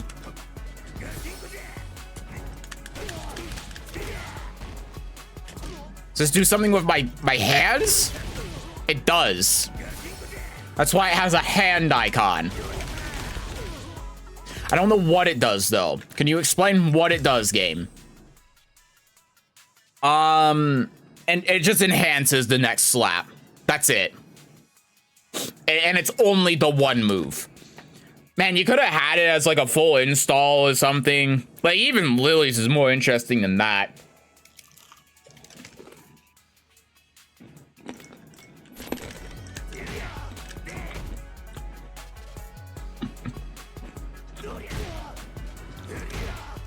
This is the big 70 frame Ganryu move that's like plus 1,000,000 on block. Wonder if it's minus here. That would be funny. It is minus in this game. That's so funny.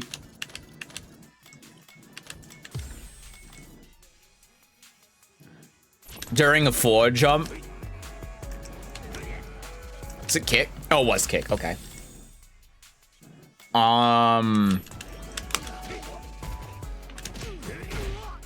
Yeah, that's Honda. Okay, that's a character that exists in this game. Cool. Survivalist, heroic as a tigress. Earn my stripes 'cause you know I'm do or die with this. Journey started young. Super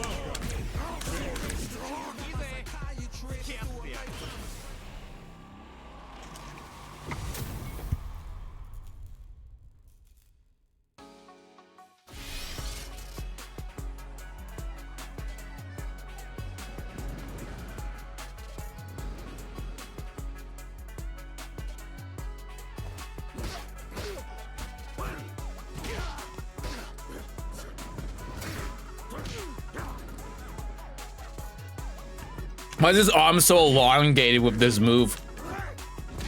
Oh, because he's tilting slightly. Now, my understanding, based on my pretty much non-existent knowledge of Street Fighter, is that Blanca is the equivalent of bears in this game. I don't know how true that is. But if he's funny, then maybe. But I don't think he's going to be that funny.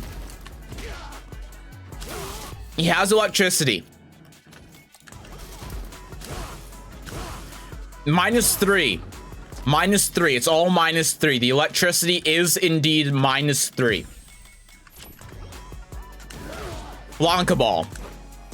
I know about the Blanca Ball. It's -1,000,000. That one just launches him all the way back, though.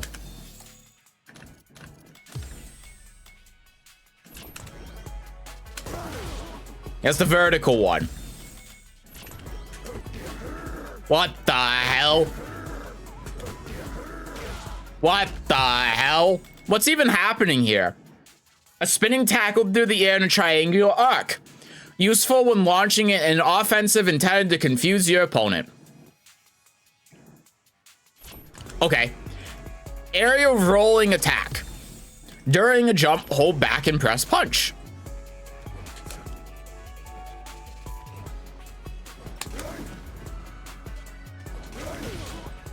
Okay, sure. It's just a ball that you can do in the air. Very seeable command grab. Very seeable command grab. He's got a doll. That doll's gonna explode.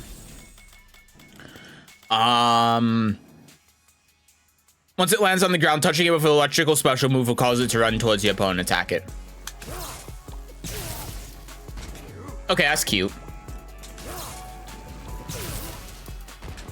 Doesn't look like it does anything different based on like what move you do. Yeah. This is the only one, right? Oh, I can hold the button to extend the duration. Oh, really? Oh, but it only hits once. Oh, that's kind of lame, but all right.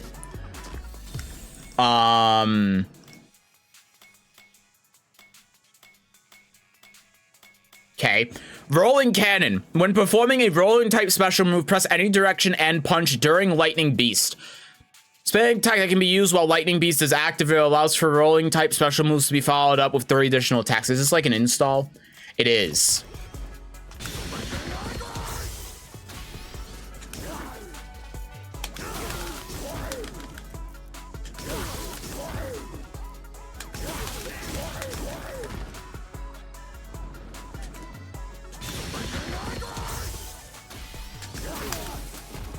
What character has this? This is definitely reminding me of a character that exists, but I don't know who.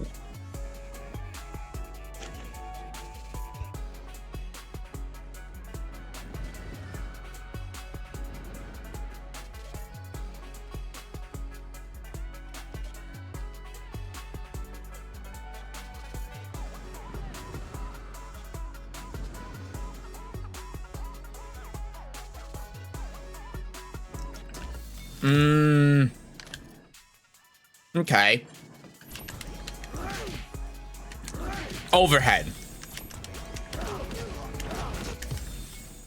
Knees. So this is a cancelable kick. So you can cancel it in the ball as an overhead. Okay. Can be followed up with a coward crouch on hit or block. Coward crouch.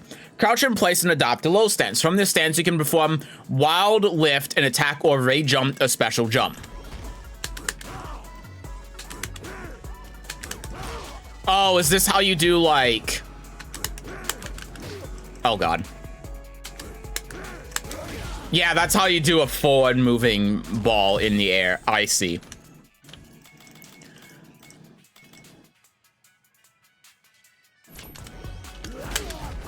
So then you can do that, and then that. Oh, it doesn't hit on the ground, that's lame. Low.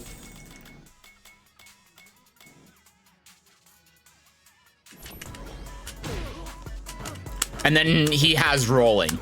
He can roll. Blanca can roll. And it's pretty fast as well.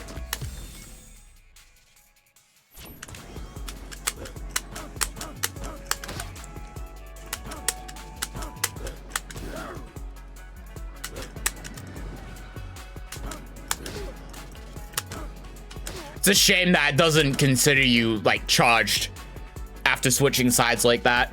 But I guess it makes sense. It would just be funny if it did.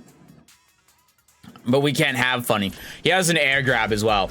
I mean, what does he do? He just becomes a ball and launches himself at you, but he does it in a variety of ways. Okay. I mean, it's more interesting than most of the characters in this game, but still not really that interesting.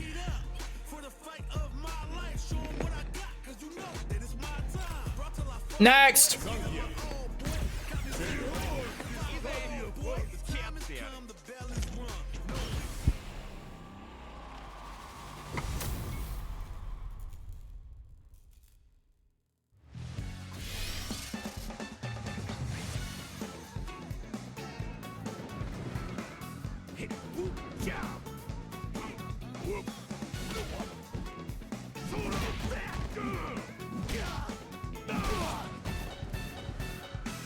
So he has the charge as well, like Marisa. Okay. Double lariat. Let's go! Invulnerable to projectiles during the duration of the spin. Okay. And then, of course, he's a grappler, so... Yeah. What's the range on this like? It's pretty far, right? Like here. About the range of his hand, which makes sense. I guess it just looks far because he's bigger, but this is actually pretty close. Considering, you just have to kind of consider his hand being where he actually is rather than his body. But when you consider that, it's actually pretty close.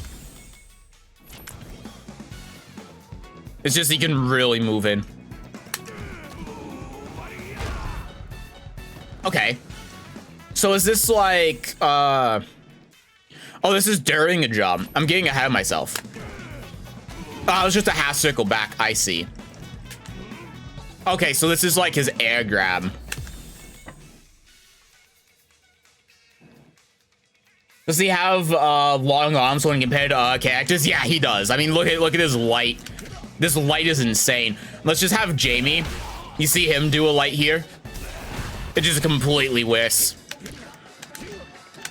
He has really strong poking. Look at that kick. Damn, look at the range on that thing.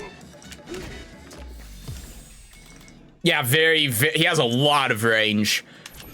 It makes his slow movement kind of mute, right?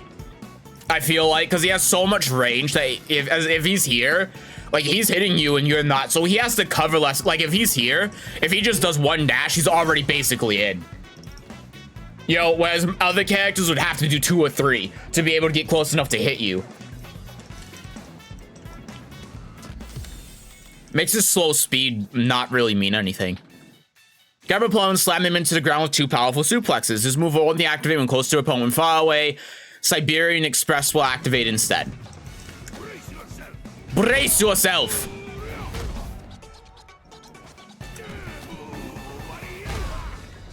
So this is like Astrov's, what is it, his back forward grab, right? The one with armor.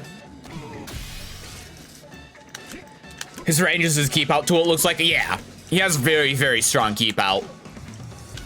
But then if he wants to go in, of course, it's very scary, right? Because if you start trying to move forward or anything, he can just slap you. But if you decide to try approaching him, then yeah, that's scary. So run up to an opponent, grab them before slamming them into the ground with a devastating power bomb. When you are a longer distance from the opponent, this is useful for making a surprise attack or breaking through the block. So I'm wondering if it has armor. It doesn't. So it's just something that you can do from here as a surprise, but the startup is so obvious though, it doesn't have armor. I feel like it would be really easy to hit them out of it on reaction. But maybe the thing is with this move though, is that if you try hitting them out of it on reaction, because his limbs are just so much bigger, he might grab you as you're punching, but you can still jump over it. So it's not a big deal, but it's just very easy counterplay to it, that's all. He's got a parry. Counter opponents grounded, kick, and throw them. Only kicks, huh? Can only be used against certain attacks, but makes up for that limitation with its big damage. That's neat. Yeah, so only kicks. So let me switch then.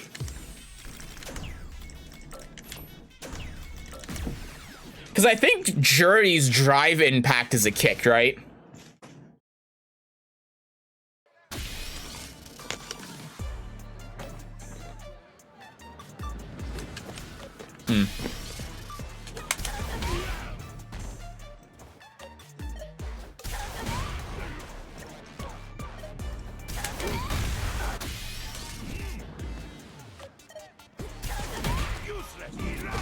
Yes!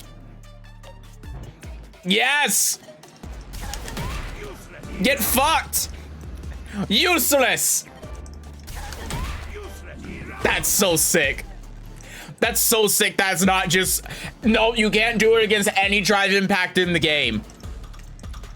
They being character specific is actually really cool. Good luck, Jury players. So if Jury does say...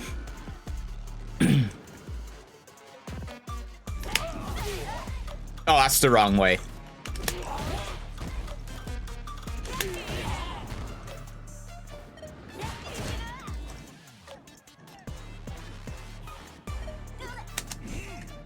Ugh. Yeah, that actually jails, so I can't do it like that, but I can do it like this. That's so sick! Oh, that's cool. You can even do it during specials. So when it says kicks and it only works against certain moves, when it says certain moves, they do just mean the kicks. They don't mean, oh, there are only certain kicks that this works against, like, you know, Tekken where you can't do knees or something. It's if they do a kick, Let's try this then.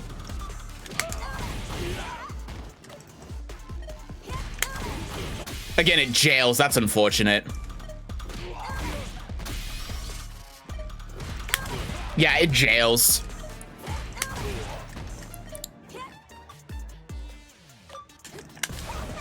Oh, god damn it, that's the wrong direction again.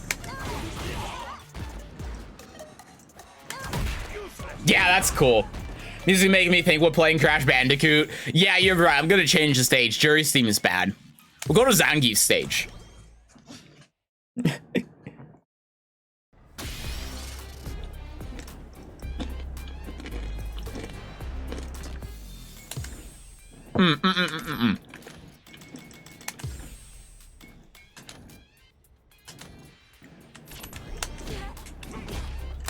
So, okay, what are these?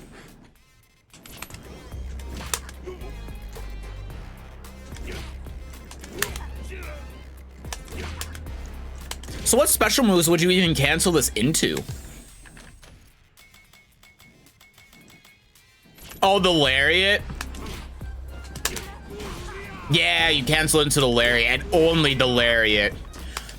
Well, what if they block it? No, even on block, son. Yeah. If they're far enough away, though, if you do it at tip range, then you can do that. The Siberian Express. Okay, sure.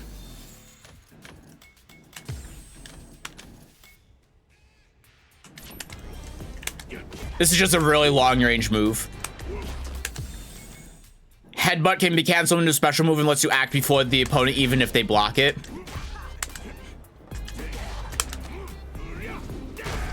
That's scary.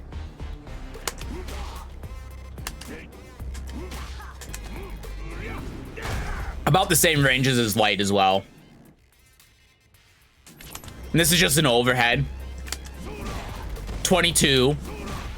That's okay. What is it on block? Oh, it's a minus 12. No good. No good. Look at the range on that, though. Oh my god. That's almost full screen. But it's no good. It's too punishable.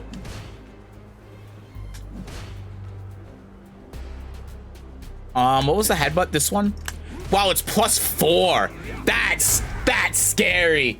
That's scary. You have to commit to the jump there. You cannot, like, fuzzy guard or anything.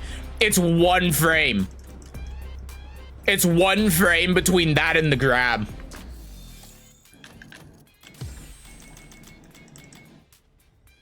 Drop kick. Specifically for countering sweep. Okay, sure. It's minus 18, so it doesn't seem that good. It's like, okay, let's punish the super punishable move by doing a move that's also super punishable and will get you killed. Seems weird to me, but I'm also not a Street Fighter player, so maybe it makes sense.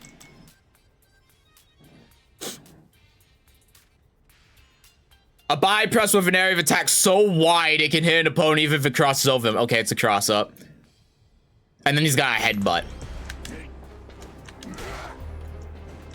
Oh, but this is only during neutral.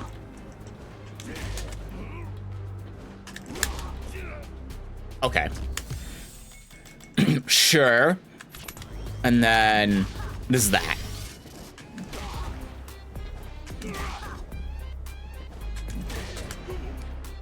Yeah, okay. Machine gun chops. And he's got the kicks, yeah. The nightmare.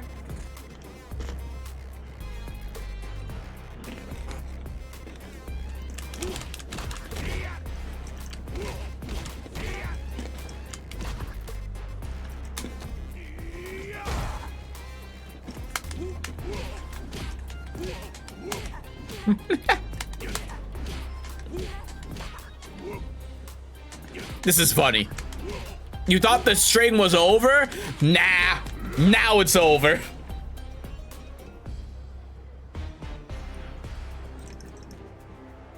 I mean, for it being a grappler and it being Street Fighter, it's pretty cool. Still a grappler, still Street Fighter, but he's a cool grappler, at least. I like Zangief.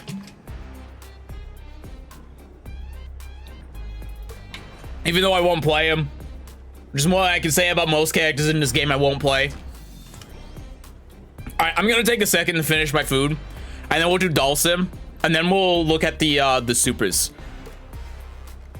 But I'm gonna disappear for a second so I can eat. So give me... There's not much left, so give me like 2 or 3 minutes.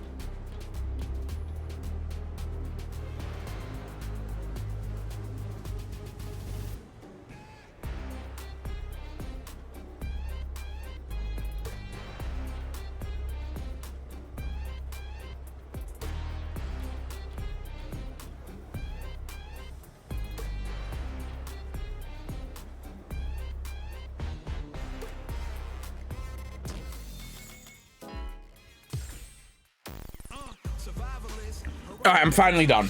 Thank God. This is why I hate eating on stream. It's one of the reasons.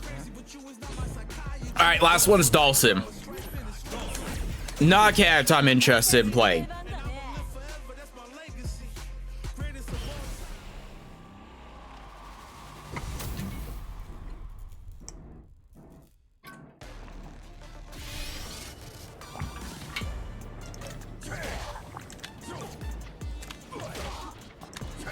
Yep, that's Dawson.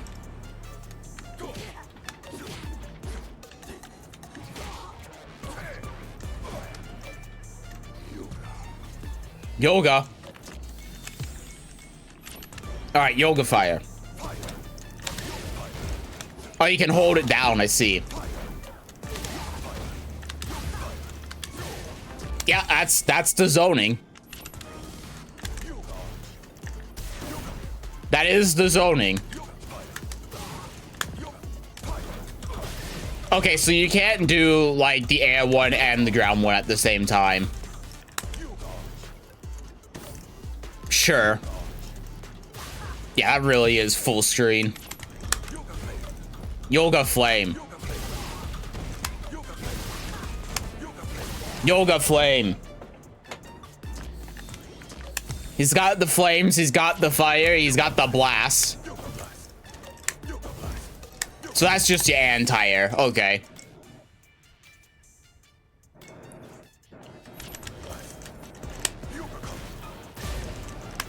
He's got an air fireball. He can float. He's got the floaty ass jump like Kyoshiro. But then he can float like he's an Ami.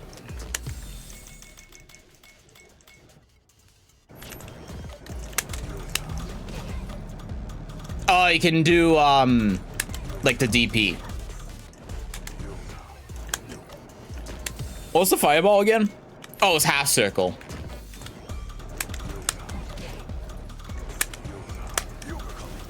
Yeah, like that. Okay. Sure.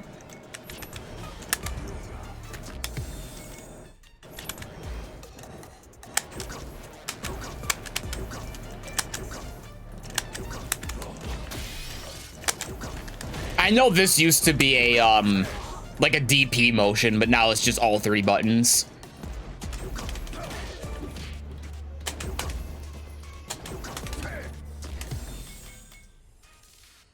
Yeah. Okay. Anti-air sort of move. Big anti-air sort of move.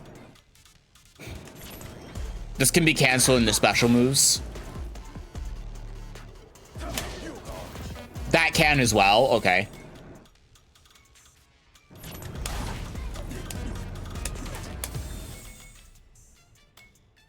Just a quick low. Got the medium kick.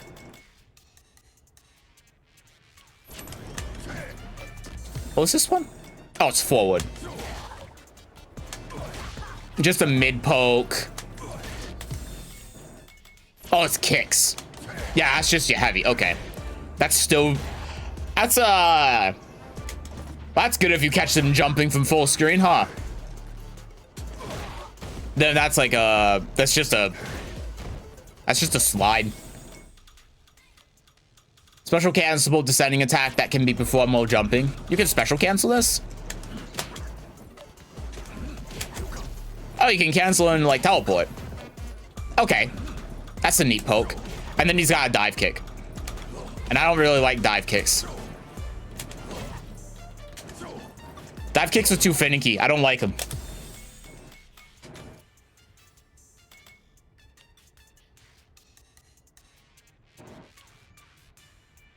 Wait, he has another throw? That's different from his normal throw? It is. Huh. So I did 1,200. How much does this do? Does this do less or?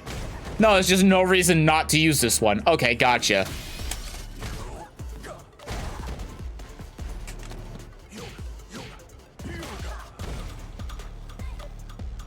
Okay.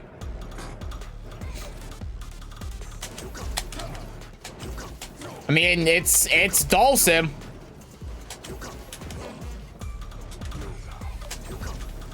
It's Dulcim.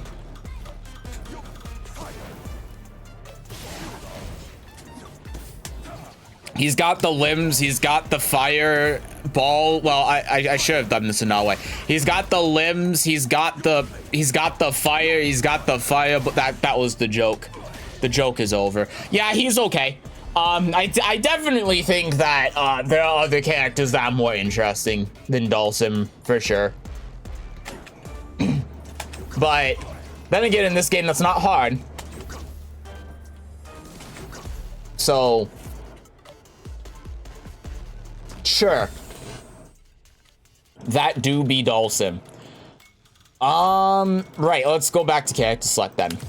So overall, after going through all of the characters in this game,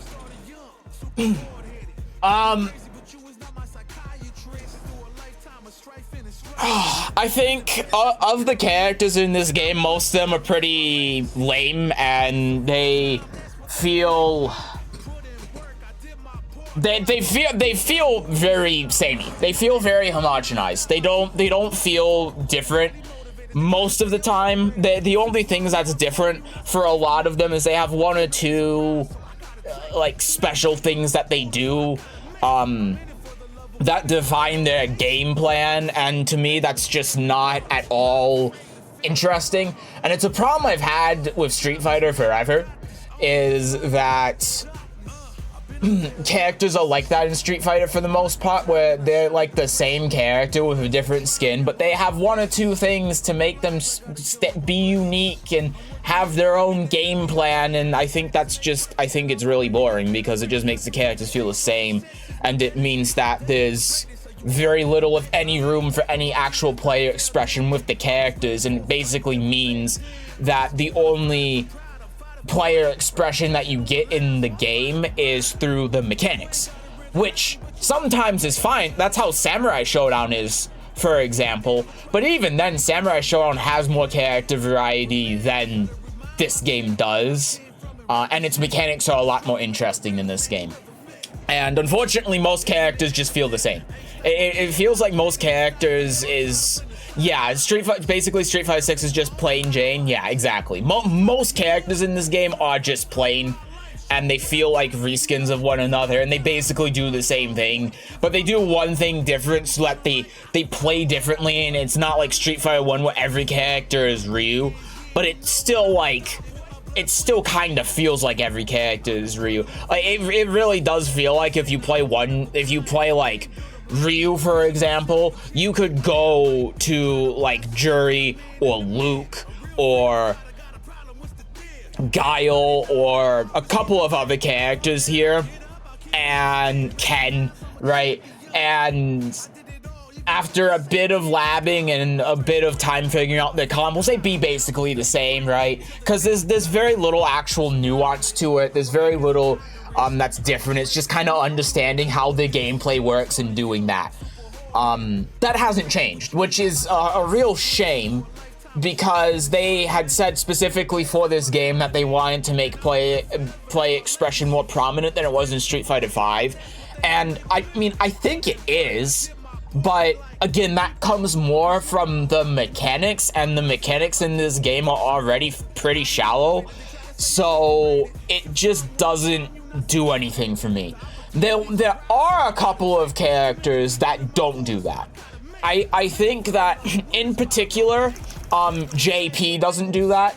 I think he's the only character in this entire roster who really feels like he's different.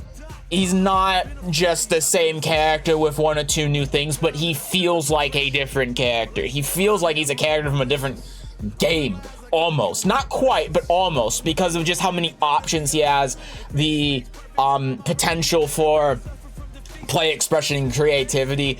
There's a lot that you can do with this character, but unfortunately he feels like the only character that's really like that. There are definitely characters too that go outside of what the norm for Street Fighter is and try to do new stuff or has stuff that other characters don't have. Marissa is a great example of that. With her charge attack, she doesn't have fireball, she doesn't have DPs, she just has a big charge attack, she can go full screen with her attacks, and she's not a grappler either, and with this kind of character, normally they would be grapplers.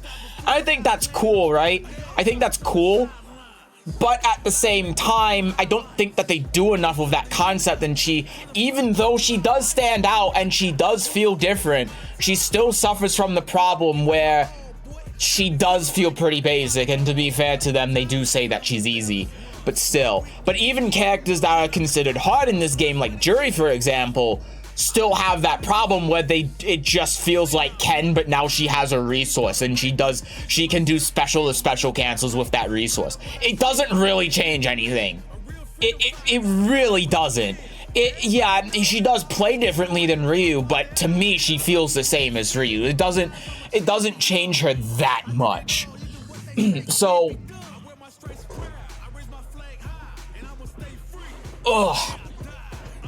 sounds like development cutting costs. No, it's not development cutting costs. This is just how Street Fighter is. This is why I don't like Street Fighter either, because Street Fighter's always had this problem for me.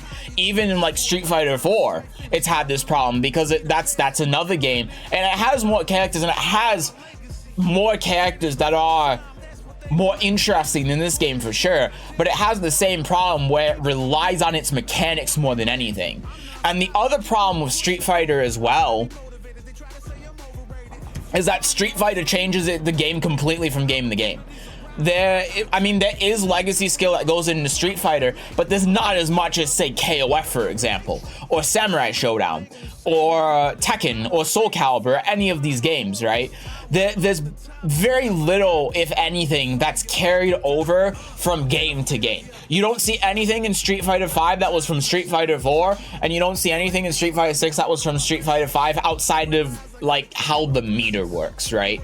And so the problem there is that because Street Fighter doesn't expand on its own mechanics and instead just scraps everything and starts everything new, it doesn't have enough time to be able to mature the mechanics, right? It doesn't have enough time to be able to give more depth to them and more things that are interesting outside of, oh, I can do the FADC combo. And to me, that's a problem. To me, that's a problem with Street Fighter, is that because it doesn't have enough time to mature its mechanics, because it just scraps everything from game to game, it makes it so that to me the mechanics just feel shallow. That's true for every Street Fighter game as well. And you know, it's like, yeah, is there a lot of potential behind like FADC? Sure, you can do a lot of things with FADC, but consider what you're doing from character to character with ADC. It's just a different variety of the same thing. And it's the same with like Drive Rush in this game, right? Yeah, Drive Rush opens a lot of possibilities for like combo routes and mix-ups and stuff, but what are you really doing with Drive Rush from character to character, like on paper? You do Drive Rush in mid-screen, and then you do a mix-up or a grab, right? You do overhead lower grab. If you do it in a combo, then you do like 2 or 3 hits, and then you cancel it in the Drive Rush, and then you do another 2 or 3 hits. It doesn't really add anything in the same way that something like if we look at Melty Blood, for example, something like the Moon system in Melty Blood, as flawed as the Moon system is, at least the Moon system isn't just that, right? It's not just from character to character, it's just you do it and then you do a mix-up where you extend your combo.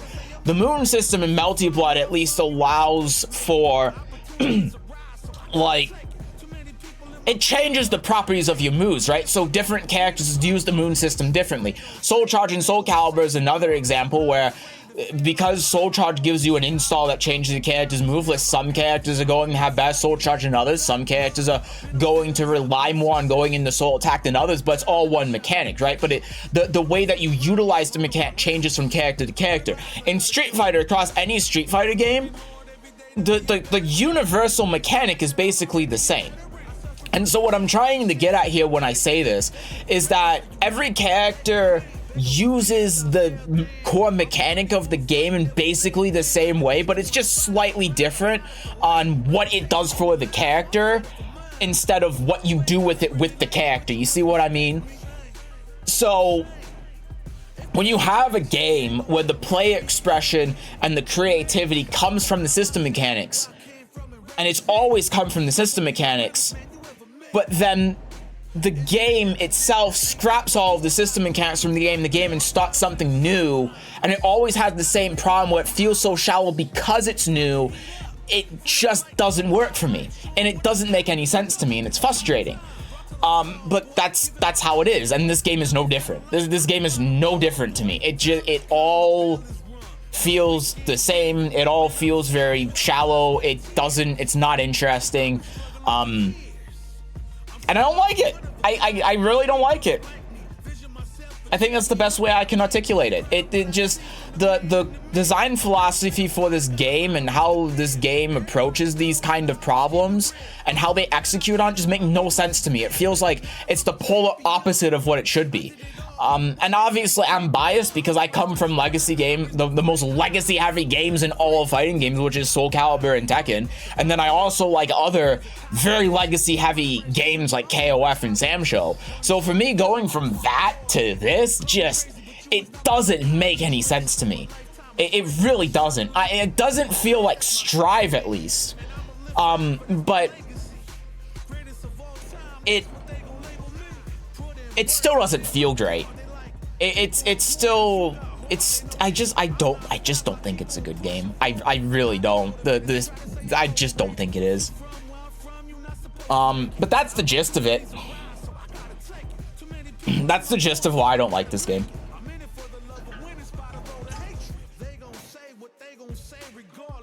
And then that's not even to say too that that the core mechanics themselves I also don't like. Right? Like I do not like Drive Rush because it's just reversal edge.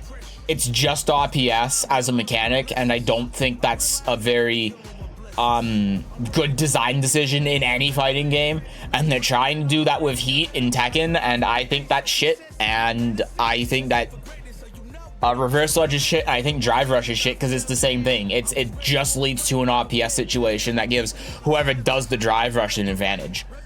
I don't think that's a good or well thought out mechanic in any fighting game. And then Drive Impact as well, I really don't like, not because of the mechanic itself, but because again they just don't give characters answers to the core mechanics of the game for no reason. So then it just means that every character is even more homogenized than they already are, because it's like they don't have any answers to the mechanic and they don't have any unique ways to utilize the mechanic.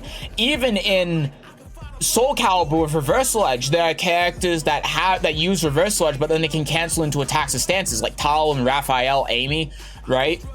Or if you look at Shadow Strike in KOF, some characters can utilize Shadow Strike in different ways, and they can do different combos off it and such. This game just doesn't have that. It's all just one mechanic. Everyone uses the mechanic the exact same way. There's no variety in it at all. Only a couple of characters in the game have unique answers to Drive Impact. So again, we're just homogenizing characters for no reason. It doesn't make any sense to me. It really doesn't. Like, would it really have been that hard? Like, you already give so many characters a generic overhead to use off of Drive Rush, which again homogenizes the characters, because now you just give every character the exact same thing to do with Drive, the exact same way to apply the RPS of Drive Rush. It's just different from character to character how exactly to do it, right? But why don't you give more characters answers to these mechanics? Like, why isn't there a move that characters can do besides just the generic throw in the game to beat out parry, right? Like how in Soul Calibur, break attack beats God Impact. Why are the characters so homogenous? It doesn't make sense to me. It just completely removes the illusion of depth to me in any way, because that's all the depth in this game is. It's all an illusion. That's what it feels like to me anyway. It's all an illusion. All of the characters just feel like the same character but with some slightly different things, but it just feels like an illusion. 75% of the characters in this game are basically the exact same. And 90% of the characters in this game play the exact same.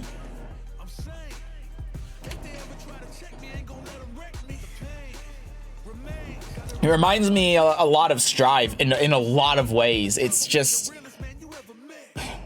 like, I can't even say that about, well, no, I can, because Strive has the same problems. This game does have more depth than Strive, but Strive has the same problem where it's like, yeah, characters can do different things, but a lot of the time what characters do in Guilty Gear Strive is they do some left-right mix-up or they delay their strings, right? That's all they do. That's what you do in Guilty Gear, is you do something and you delay your string, right, in a block string or something to that effect.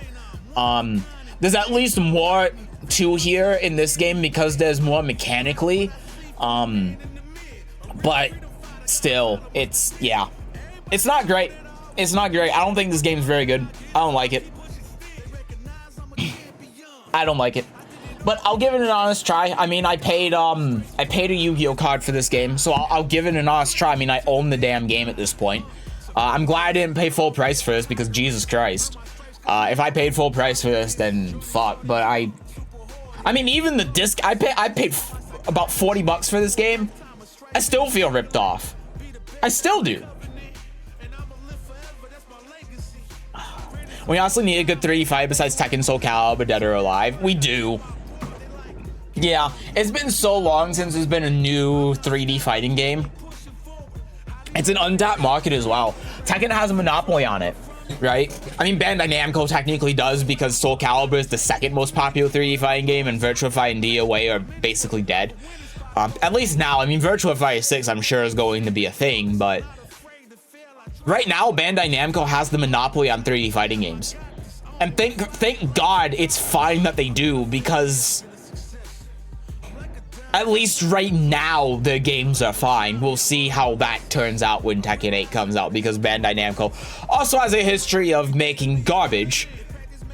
Soul Calibur 5, Tekken Tag 2, Tekken 4, Soul Calibur 4, right? But yeah, I mean, it's an untapped market. Any game developer could throw themselves in there right now and try something. I mean, Fighting EX Layer is now a 3D fighting game, weirdly enough. I don't know if you've seen that, but they turned the game from a 2D game into a 3D game. I'm assuming because they did that specifically so they could test the netcode for when they make the netcode for Tekken 8, because it's by the same developers that are making the netcode for Tekken 8. But so a company should do it. They really should. I mean, remember back in like the 2000s when a ton of games like Samurai Showdown and Mortal Kombat and all of these others were making 3D fighting games and then it just stopped? You know why I think it is? I think it's because they're scared to try making rollback netcode for a 3D fighting game. I think that's a big part of it right now. Because making rollback netcode for a 3D fighting game has a lot of challenges and a lot of problems, especially depending on how the movement in the game is. You can't just shove GGPO into like Tekken. It doesn't work. See Soul Calibur 1 on Fightcade. It doesn't work. Play Row is pretty awesome. There was an X-Men 3D fighter. Jesus Christ. Yeah, Bloody Row is good. Yeah, Bloody Row making a comeback would be a good one. But all these games are just gone. And I really think that they're waiting for Bandai Namco to be the ones who make the netcode. I think the other thing is too, it's like Karada says, and people say that he's wrong, and the people that say he's wrong are idiots. But he's right. Making rollback netcode for a 3D fighting game is a lot harder and a lot more expensive than it is for a 2D fighting game. It just is. It just is. And Bandai Namco makes both. They made Dragon Ball FighterZ, they made Smash, they make Tekken, they make Soul Calibur. So the other problem is not only if you make a 3D fighting game do you have to spend more money and time on game development because of the character models and the animations. Like, you can't take shortcuts in 3D fighting games like you can in 2D fighting games. You can't just flip the model around. Although I guess that doesn't matter anymore because they just use 3D models anyway, but you get the point. It's more of animations and moveset and balancing all of that as well. But now you add on top of that, you can't just throw delay based in there anymore. 3D fighting games, you could throw delay based in the same as 2D fighting games. Rollback? Nah, it has to be more specialized than that for it to work. It does. And then people say, oh, but Street Fighter uses 3D models, so how can it be different for Tekken? It's because of the movement. Because you can't predict the movement as well as you can in a 2D fighting game. That's the problem. Especially in a game like Tekken, where there's no recovery on backdashing, right? Like there is on any other type of movement in a 2D fighting game besides walking. So yeah, I want there to be not a 3D fighting game, absolutely, but do I think one's going to come out in the near future? No. I think if a not 3D fighting game comes out, it's not gonna be for at least 5 years. If a new 3D fighting game ever comes out. I think Virtua Fighter 6 as well is probably not being announced now, because I imagine that Virtua Fighter 6 is probably in development in some way, but they probably have no idea what to do for the netcode for rollback. I think that's the problem. I think they're waiting on Tekken 8 to do it.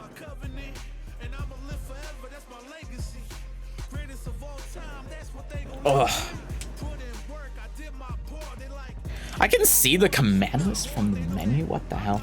Soul Calibur 7 is probably in the cards as well. Oh yeah. I can. Weird.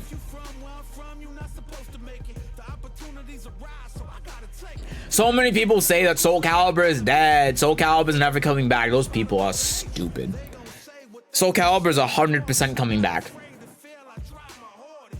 And they're going to announce Soul Calibur by the end of next year. They're gonna announce Soul Calibur 7 by the end of next year. I'm not quite going to guarantee you because it might be like,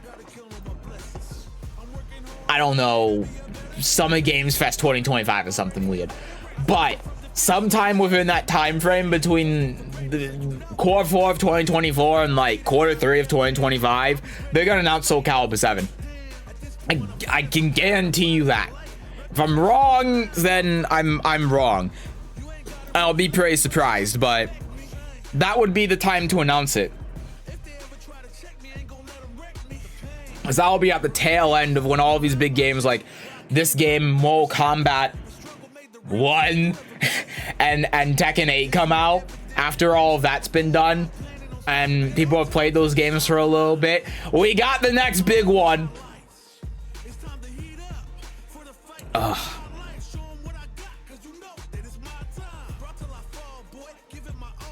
I've got to go refill my water. Yeah, I guess I forgot to say at the end what characters I'm going to try as well. I mean, I think the characters that I'll at least try are Chun, JP, and DJ. Dhalsim, I don't think Dhalsim is interesting enough. I don't think he's interesting enough, but maybe. But I think for zoners, JP is more interesting. I think I like the idea of Marisa as well, but we'll see. I like Lily. I don't think I care for how she plays. And then Kimberly I've played, and I just don't think she's my kind of character. She has that same problem I was talking about before, where it's like, you look at her and you think, oh, this could be interesting, she could be different, and then she kind of just plays the same as everyone else. Yeah. But Seth, what about Jury? I already said what I thought about Jury. Jury just feels like Ryu, but slightly different with longer hair. Yeah, Soul Calibur isn't going anywhere. I mean, if you played the story, you would see that they clearly were alluding to a Soul Calibur 7. I don't think that they would do that, especially knowing Okubo.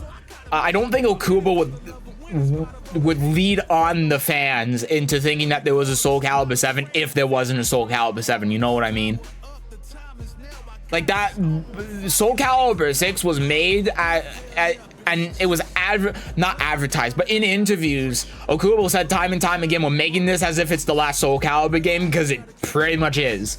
That's basically what Bandai Namco said. This is it. This is our last chance, so we're just going to make it like it's the last one.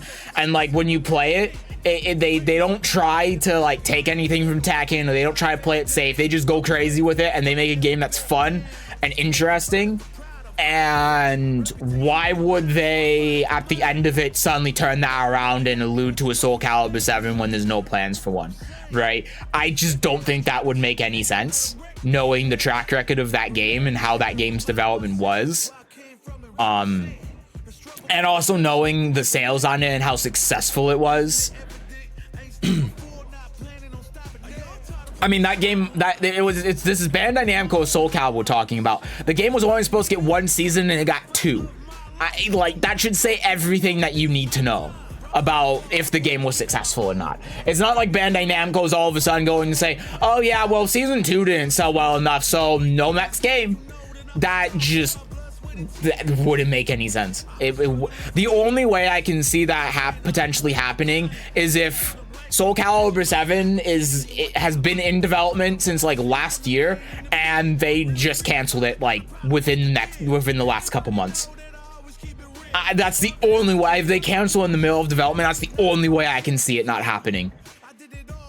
Because I can guarantee you, at least by the end of Soul Calibur 6's development, they had Soul Calibur 7 in development in some way, even if it's just like getting things on paper. I guarantee you they had Soul Calibur 7 in development by then, even if it's just the story as well.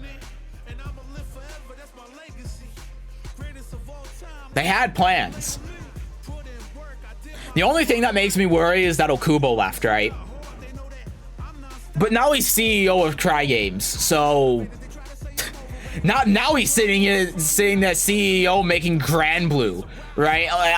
Okay, so yeah, I guess that's another thing too. It's like they saw the success of Soul Calibur 7, and then they went to Okubo and they went, hey, we know Bandai Namco treats you like shit, and you're a good dev. You're the best one in the FGC. How about you come help us out? I mean, if you want to mark that a fighting game that came out was a good game, how about another fighting game takes the lead developer, makes them the CEO? The game just yoinks the lead developer of the game that they saw and just makes him the CEO. That's how you know the game's good, right? And for Grand Blue as well, it's not like it's some weird like DNF shit. It's Grand Blue, for God's sake.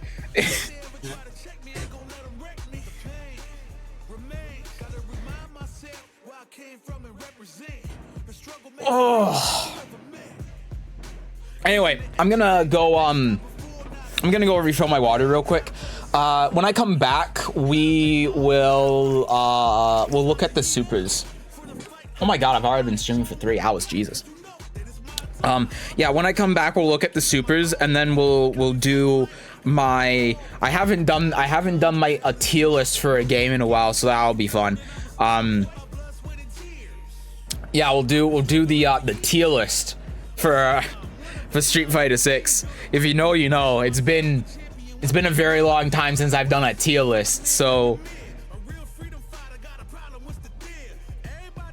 we'll see how that goes. I don't know how many people even know what I'm talking about or remember what I'm talking about.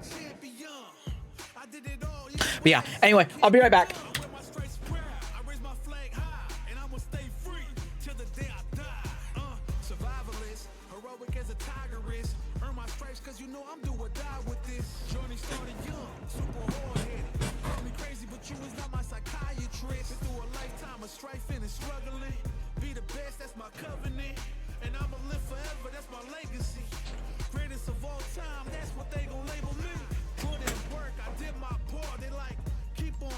cause you got hard. They know that I'm non-stop, I keep on pushing forward. Highly motivated, they try to say I'm overrated. If you from where I'm from, you're not supposed to make it. The opportunities arise, so I gotta take it. Too many people in my corner, so I gotta make it. I'm in it for the love of winning, spot of all the hatred. They gon' say what they gon' say regardless. Not afraid to fail, I try my hardest. Power up, the time is now, I got this. I'm on fire like the darkness. I've been a failure, I've been a success. I'm like a diamond, I shine under pressure. But life's been trying me, I learned all my lessons. I realize I gotta kill all my blessings. I'm working hard every day to be a better man. If practice makes perfect, then I'm already a veteran. I suffer from defeat, so success is my medicine. Destined for greatness, so you know that I'm back again. Back on my feet after I fell down. Always ready for a fight, never back down. At this point, I'm fighting for pride, I'm fighting for life. Reputation on the line, so I'm fighting for mine. You ain't gotta really like me, but you must respect me. I'm saying, if they ever try to check me, ain't gon' let them wreck me. The pain remains. Gotta remind myself where I came from and represent. The struggle made the realest man you ever met. Isn't it evident? Ain't stopped before, not planning on stopping now. I'm tired of playing the sidelines. Gotta make my own highlights. It's time to heat up for the fight of my life. Show 'em what I got, cause you know that it's my time. Brought till I fall, boy. Give it my all, boy. Got me feeling like I can fight them all, boy. The time has come, the bell is rung. No weekends, yeah, you know that I'm a star, boy. My blood, sweat, and tears. I've been struggling for years. I'm saying I'm one of a kind and they ain't built them like me. Vision myself a champion, one day I might be. Proud of what I see from the man in the mid. A real freedom fighter, got a problem, what's the deal? Everybody know that I always keep it real. I fall down, I get up, I keep pushing still. They recognize I'm a champion. I did it all, even what they say can't be done. I wear my stripes proud, I raise my flag high, and I'ma stay free till the day I die. Survivalist, heroic as a tigress. Earn my stripes cause you know I'm do or die with this. Journey started young, super hard-headed. Call me crazy, but you is not my psychiatrist. Been through a lifetime of strife and struggling. Be the best, that's my covenant. And I'ma live forever, that's my legacy. Greatest of all time, that's what they gon' label me. Put in work, I did my part. They like, keep on going cause you got hard. They know that I'm non-stop, I keep on pushing forward. Highly motivated, they try to say I'm overrated. If you from where I'm from, you're not supposed to make it. The opportunities arise, so I gotta take it. Too many people in my corner, so I gotta make it. I'm in it for the love of winning, spot of all the hatred. They gon' say what they gon' say regardless. Not afraid to fail, I try my hardest. Power up, the time is now, I got this. I'm on fire like the darkness. I've been a failure, I've been a success. I'm like a diamond, I shine under pressure. But life's been trying me, I learned all my lessons. I realize I gotta kill all my blessings. I'm working hard every day to be a better man. If practice makes perfect, then I'm already a veteran. I suffer from defeat, so success is my medicine. Destined for greatness, so you know that I'm back again. Alright, I am back. Hello, hello. I'm trying to get past my green screen. Oh, it's wobbling. Oh, it's moving back and forth. Okay, I'm here. Oh, shit. I forgot his music was on. I'm sorry for subjecting you to this. My bad. Alright. Super time. Let's look at the supers.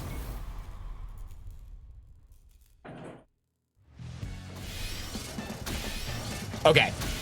Let's get the frame thing out of here. In fact, let's just get everything out of here.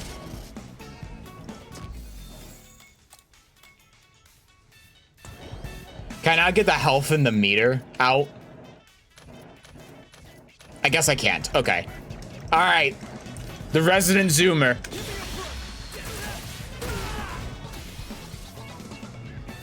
It's a 2. Great. Next. What's next? He's got the back. He missed. Okay, great. Let's try that again.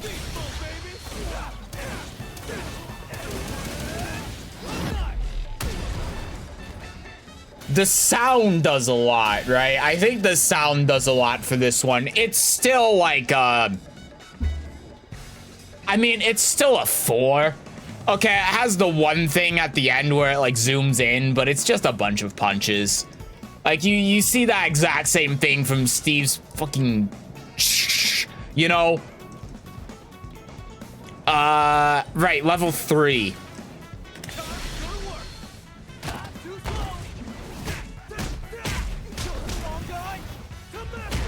I mean, yeah, we've seen this one. I don't really like it. He just jumps on, again, he just jumps on you and punches you. Right, that's it. And the sound doesn't even, like the sound, that last hit should have the same sound that the level 2 has, right? At the end, instead, it's just kind of dull. It's like, 6. I didn't really care for it. Let's do the critical art now.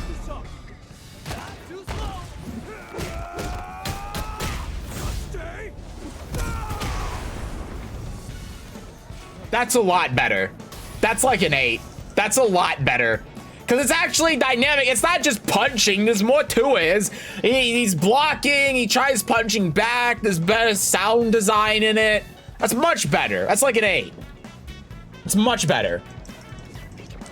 Okay, Jamie. That's the level 3. That's the level 2. Here we go.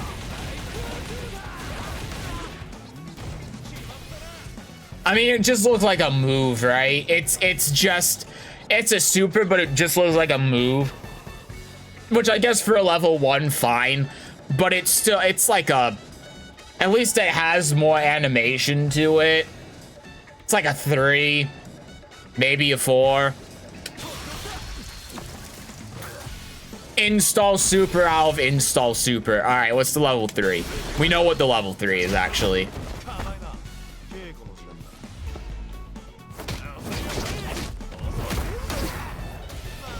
Yeah, that one's pretty good, right? That one's pretty good. I like the film grain on it. I like how it goes to, it's supposed to be like a kung fu movie. It's pretty good. It's an 8. I'd say that's a solid 8. Ah.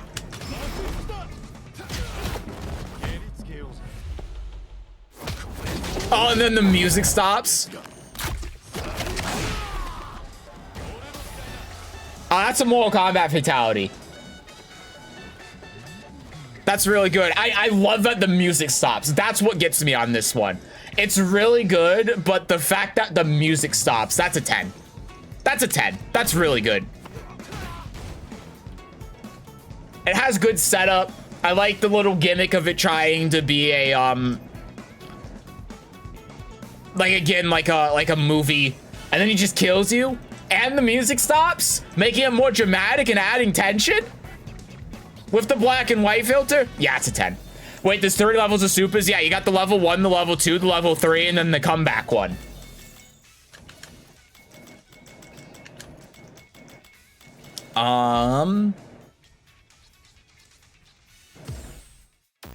Right. How do I change stage? Do I have to go back? I do have to go back. I cannot just do this random. Okay. That's annoying.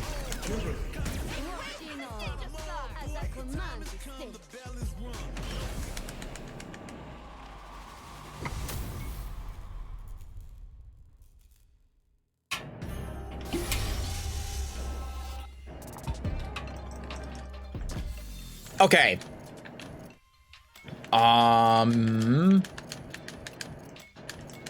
Command list. It's kicks. Okay. That's a 1 for the single slide that she does. That's a 1 for the single slide that she does. That was awful. Right, level 2. I swear she just has these as moves. It reminds me of Paul's Rage Art. It's like a 2. Oh shit, that's the critical art. Hold on. Hold on, I gotta put him to 100.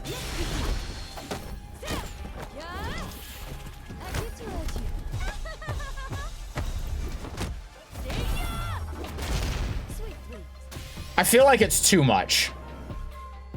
I think I don't like this one because I think it's too much, right? I think they go a little bit too far with the whole ballerina dancing thing. Like if you had the 1 and 2 pose at the beginning, that would be cool. Having them spin around like that, that would be cool. But then when you have them start posing like that, it feels forced. It really feels forced. I don't like it. I'll give it a 6. I don't like it. It feels really forced to me.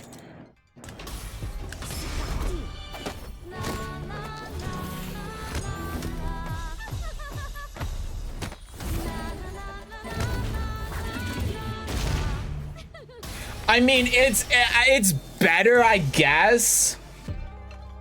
Like they do the same thing where they try to give the music, but I guess the idea is to try and make it more elegant, but to me it doesn't make sense with the character, because isn't she supposed to be like a model and then she does ballerina, so then why is she singing? I guess ballerinas do dance to music, huh? I guess that makes sense.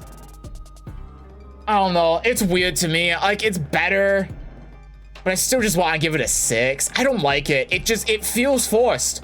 The singing feels forced as well. I don't like it. Okay, Kimberly. That's the level 3. That's the level 2. That's the level 1. That's actually cool. That one is like, I mean, I don't want to be biased, but I almost want to give it a 7. I think I like it more on Minon's level 3.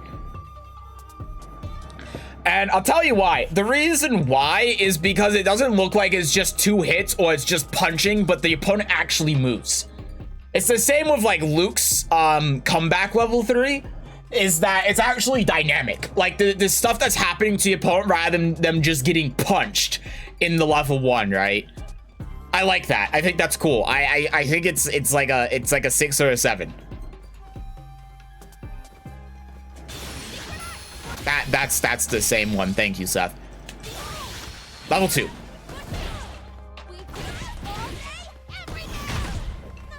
Oh, the little flash to blue there, like she's breaking your neck and it does an X-ray. I think I feel the same about that as like the level 1. I'd give it a 7. It's pretty awesome. Yeah, I like how she runs up the wall. I've liked the camera work on it a lot. I'll give it a 7. I think it's really good. All right, level 3.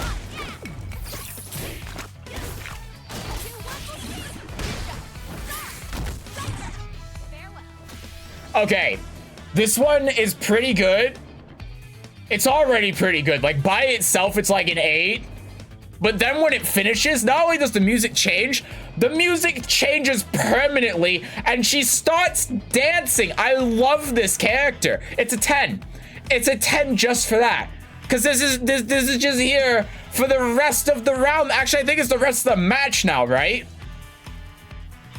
And then her animations change as well. Did she do this? I don't remember her doing this in the beta with the different animations. This is so sick. I love this. It's an easy 10. It's an easy 10. I love this. I love this one so much. And you know, the other thing is too, this is probably the best song in the game. I know the bar isn't very high, but this is probably the best song in the entire game. The paint, oh yeah, the paint is still on the ground too. That is something else to point out. The paint doesn't just fade, it's there. And I'm pretty sure it's there for the entire match as well. It's really good. It's awesome. I love it. Easy 10. I didn't even do the comeback one. I gotta do the comeback one now. Let me restart. God, the music just sounds so garbage now. Anyway.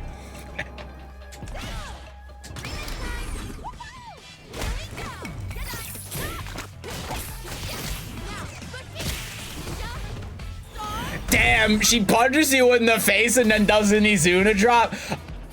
Okay, yeah, that's a 10. That's a 10. If we have to go back and compare it, I think the other one's still good, but the only problem I have with it is at the end, the ending just doesn't have a lot of impact because she just turns around as your dumbass is laying on the ground. Here she Izuna drops your ass. That's a 10. She Izuna drops your ass and she's dancing on your grave. Easy 10. Easy 10. I love this character. God, I wish this game was good. Oh, I wish this game was good because some of the characters in this game were really cool. It's just the game sucks. It's a shame.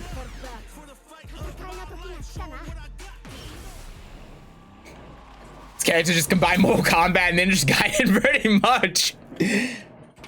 Pretty much. She's got the X-ray and everything. Oh, I should change the stage.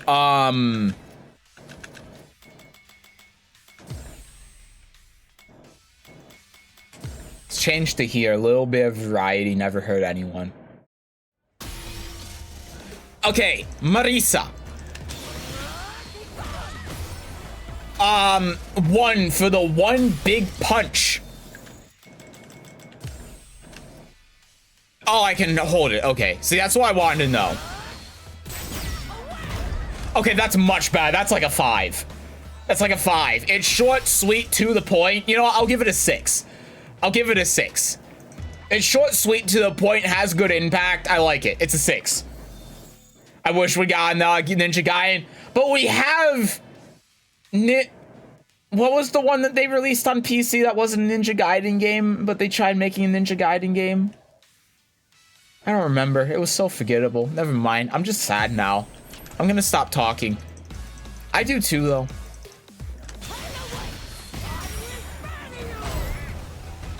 I honestly like the level 1 better. I think that was like a 5. It has nothing that enhances it. Her voice acting is so good, but I think the level 2 isn't very good. I think it's a 5. I think the 1 was better. Wulong, no, it was like Ninja Gaiden Yaiba or something. It was released on PC. It was trash. All right, level 3.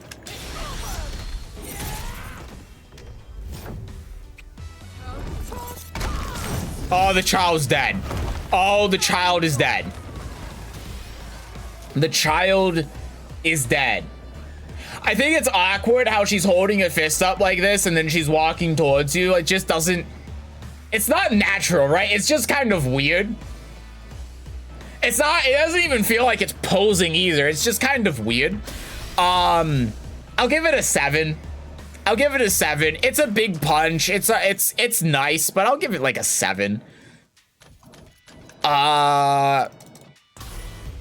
Right, throw me back down to 0.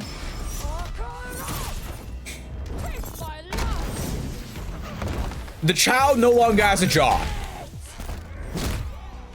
That one is a 9, if not a 10. I think I'm gonna give it a 9. I don't think it's quite enough for a 10, but that's so much better. It really feels like, to me, they designed that one first and they designed the non-CA one second, because they were originally going to have this one be the normal level 3, and they thought, shit, we can't top this, so they instead made this the CA, and then they made the level 3 lame, and that's why she has the real awkward posing. This one's really good. It's like, it's a 9. I'll give it a 9. All right, Lily. Spin! It's a 3. Was that a hot print on her face after she punched her? It was. It was. That's the level 3.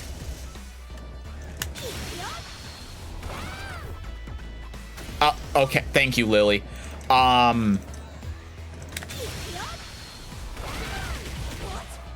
That was a 2.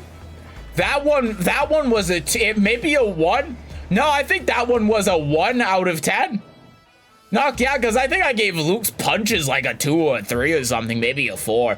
No, I gave Luke's projectiles a 2, right? That was. Is it better than Luke's projectiles? Sorry, is it worse than Luke's projectiles? Yes, it's a 1 out of 10. It is a singular point out of 10. Does it do anything different if I'm in here? It's slightly different. It's enough to bump it up to a 2 because of the wind effects, but it's still bad.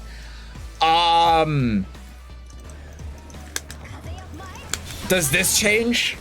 No, it doesn't. It doesn't even use the stock. Okay. Right, level 3. That was not the level 3.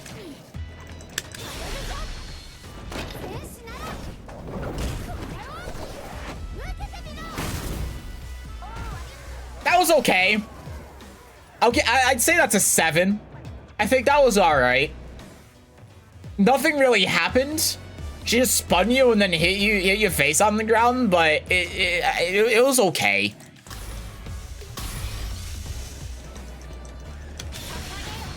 That's not correct. There we go.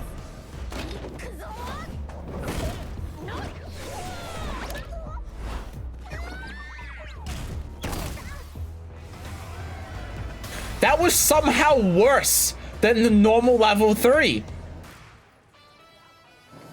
That was a 5. That was somehow worse. I've seen better level 2s at this point than that. That was bad. It's a 2. I was about to say 6, but 7 is respectable. 6 is fair. I think that was a 5.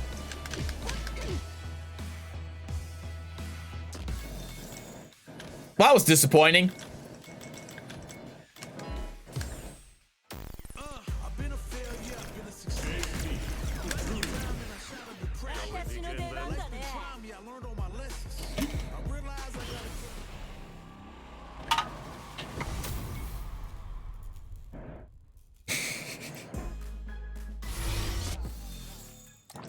All right, back to 100. JP. It's a fireball out of 10. Level 2.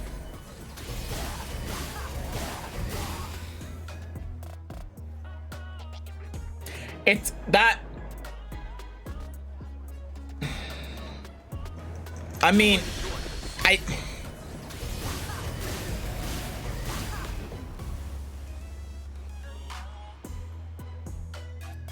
it's a 2. I was thinking, is it a 3 or is it a 2? Is it better than Luke's? Is it better than Luke's fireballs? Is it better than Luke's sand coming out of his fist? No, it's a 2. All right, disappointing so far.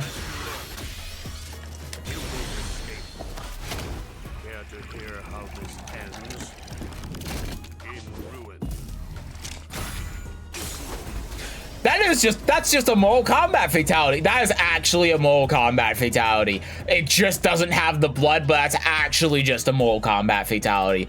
I kind of want to see it again. I don't quite know how to feel about it. It's good, but it's the ding. It's the ding when he hits you with the king that does it for me. I'll give that a I'm very close to giving it a 10, but I'll give it a 9 for now.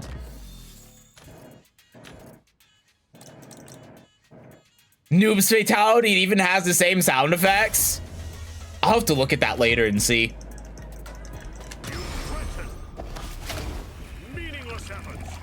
You cretin. Oh my god, she's dead. Wait, I looked away for a second. What the fuck? She's dead. What the fuck? She's dead. That's a 10. That's a 10 out of 10. That's a 10. That's a 10. Remember what I was saying before about how you could easily make JP like the Street Fighter guest character in Mortal Kombat? he already is a Mortal Kombat character. Just add some blood. Just add so someone's gonna mod it in.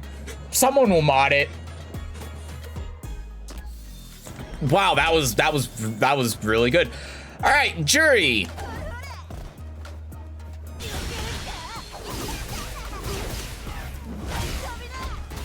I mean, it's a 3. It's better than Luke's punches. That's it. That's really all it's got going for it. That's the level 3.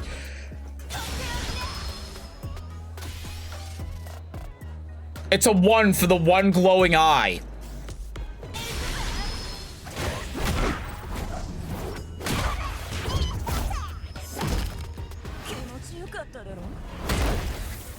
It's pretty good. It's a callback to a super in Street Fighter 4, right? I'll give it an 8. I don't think it's as spectacular as some of the others that we've seen, but it's good. I'll give it an 8.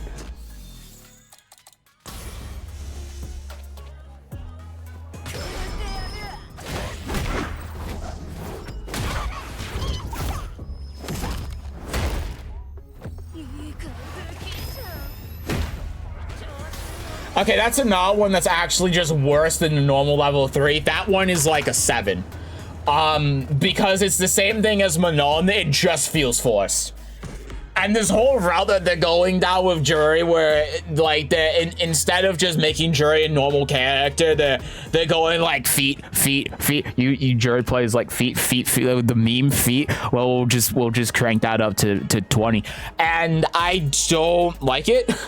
It reminds me a lot of Asuka in Tekken 7, and I think it's kind of weird.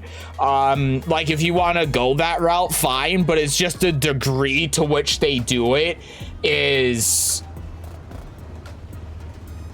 Again, it just feels forced, and it looks really dumb. It looks really stupid, and I think that level 3 is really stupid, and not in a good way.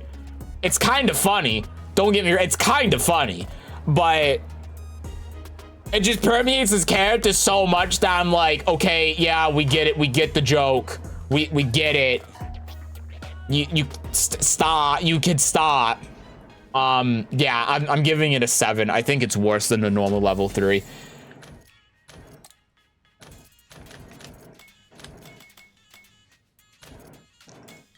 I can actually just change characters here. I should be doing that.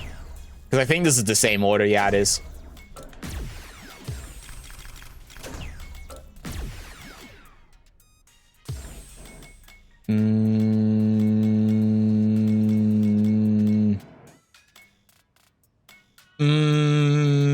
Downtown.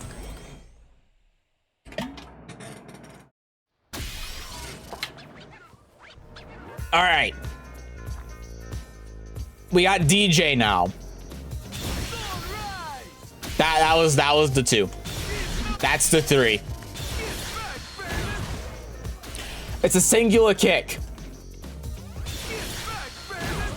This is just this move, but with the other foot. This is a forward 3 instead of a forward 4. It's a 1. All right, here we go. Level 2. Ah, god damn it, right then. That was way too early.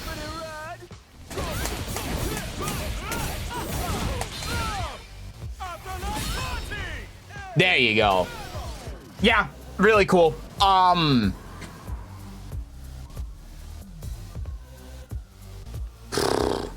give it a 9. I'll give it a 9. I think it's really cool that it gives you something special for doing all of the inputs. I wish it was a little bit more, you know? I wish it was a little bit more that you get after it, but it's still like a 9. I mean, for a level 2, I don't think there's a better level 2 in the game. He doesn't skip leg day. Yeah, he doesn't skip leg day. All right, what's the level 3? I don't know what the level 3 looks like.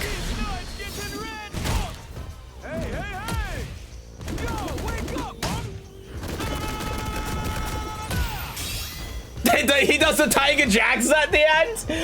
He does the Tiger Jackson. Oh, I love it.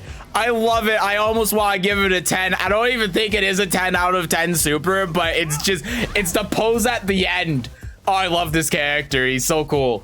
God, I wish this game was good. I would love to play this character. I think I'd give it a 9. I just love that pose at the end, man. There's so much personality in it. I'll reserve judgment for when I see this one. It's hard though. It's hard.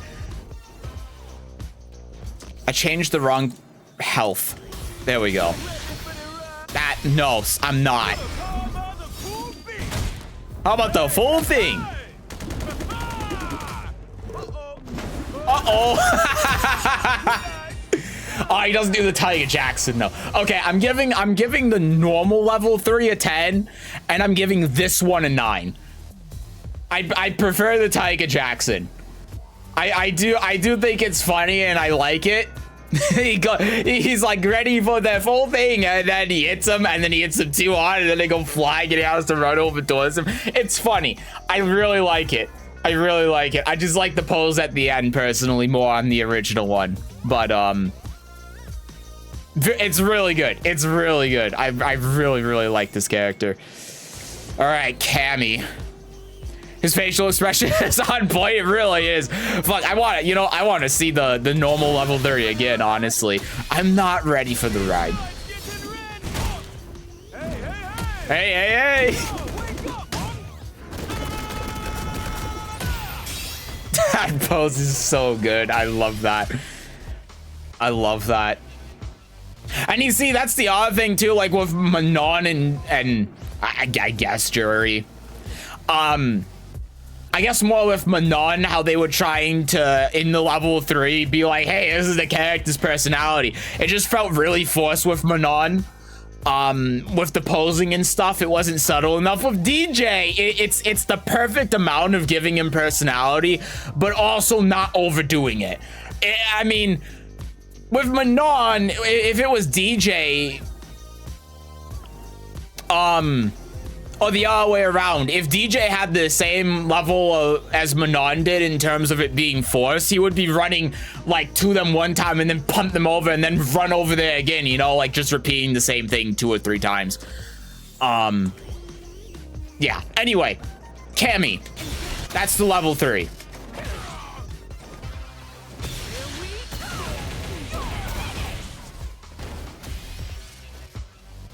She just does 2 moves. She does this move, and then she does this move. It really is just like Paul's Rage Art. It's a 2. It's a 2 out of 10.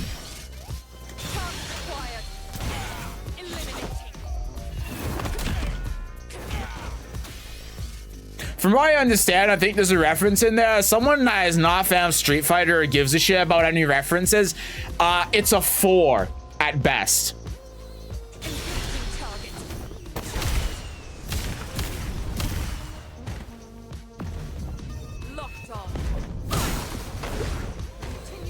Yeah, that one's neat. The sound effects are really good for it. The build-up is pretty good, too. I'd say that's an 8. I think that's a really good one. All right, let's see how they fuck it up. That's the wrong one.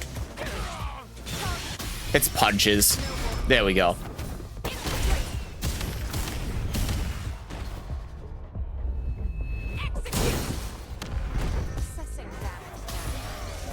Nah, that one's just worse. I mean, that's just the build-up just isn't there anymore. That's like a 7.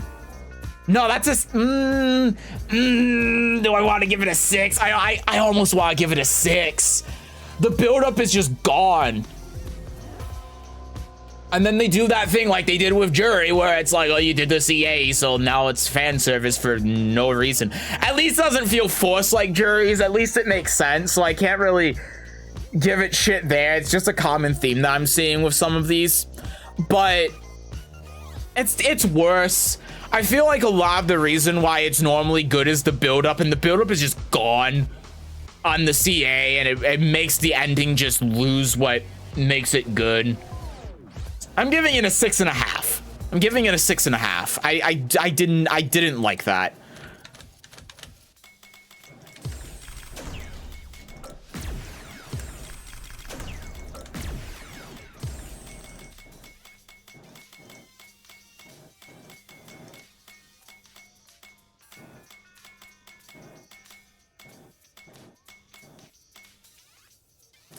To the beach.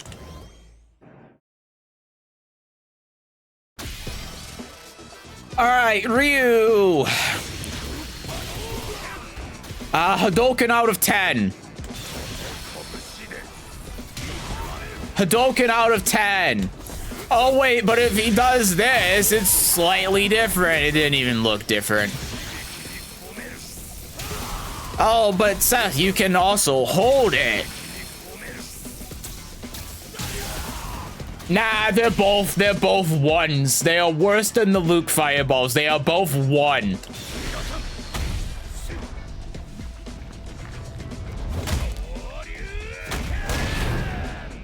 That's a Shin Shoryuken. I've never been a fan of Shin Shoryuken. I think it's a 4. He does a DP. That's how it's always been. There's nothing interesting about it. It's a 4.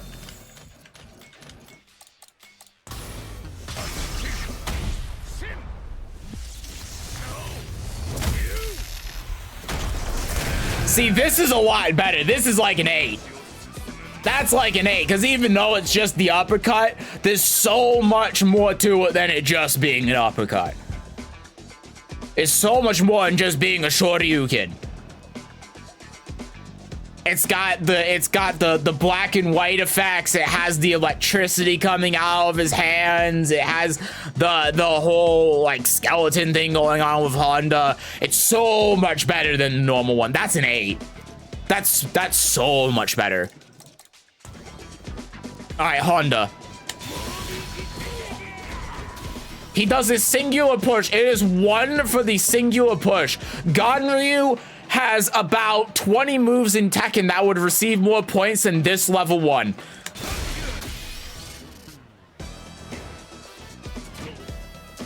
Okay, I do not know.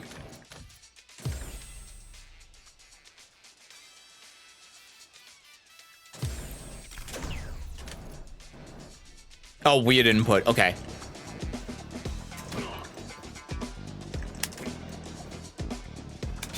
There you go.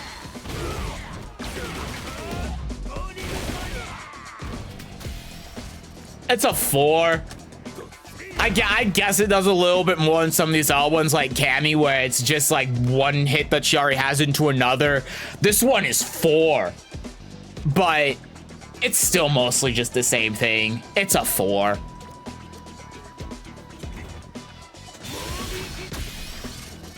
What was the... There it is.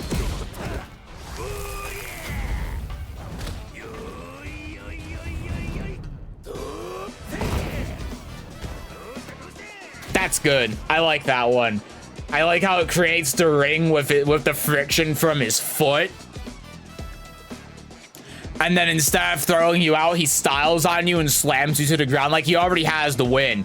He could just push you because he's so massive and then you'd be out of the ring. But instead he says, no, I'm instead going to do the harder thing and pick you up and slam you on the ground, which in sumo is actually pretty hard to do. Much harder than just pushing him out of the ring. He's literally styling on your ass.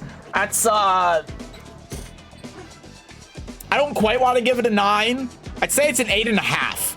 I think it's better than most of the 8s. I don't think it's quite a 9 though. I'll give it an 8.5.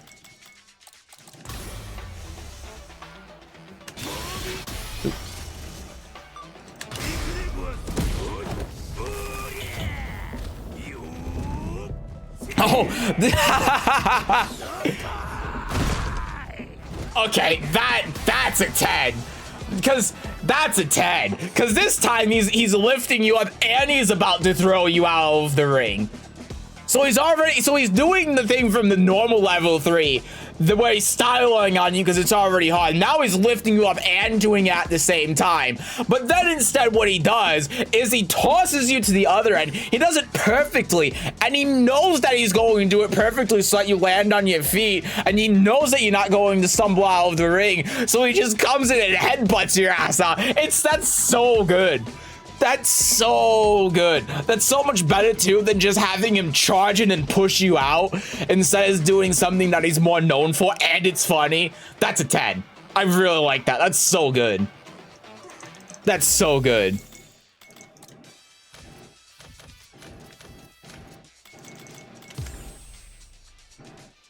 .7 out of 10. See, now we're getting on a scale that's just too specific for me.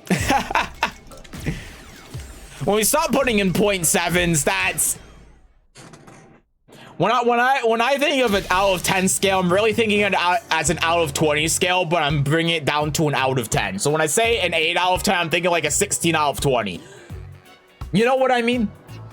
When we're saying 8.7, then it just goes out. Then it's just completely out the window. And then I'm completely lost. All right, Blanca time.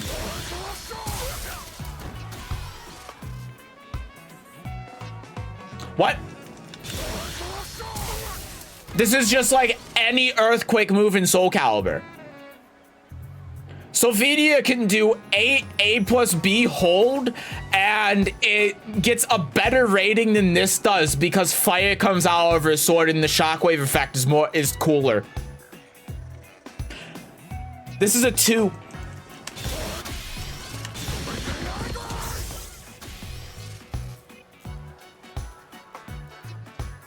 A 1 out of 10.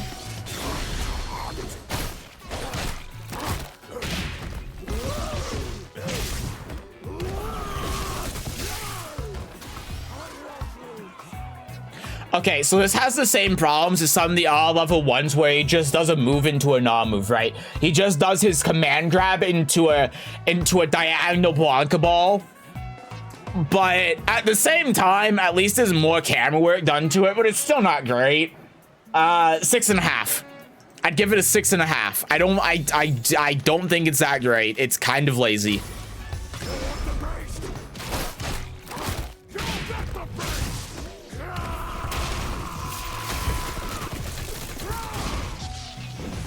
I mean, it's better, but what did they really change? He does a second Blanca ball and it's blue. It's blue. 7. It's marginally better. Marginally. All right, Guile.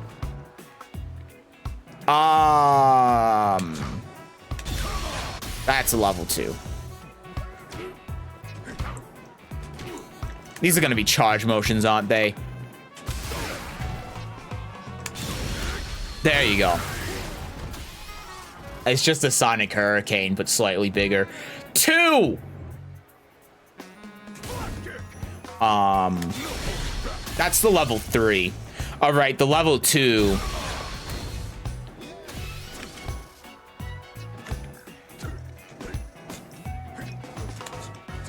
How do you do the, oh, there you go. 1 out of 10. Install super out of install super.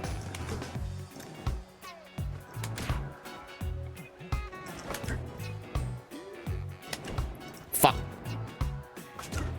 Stop. There you go.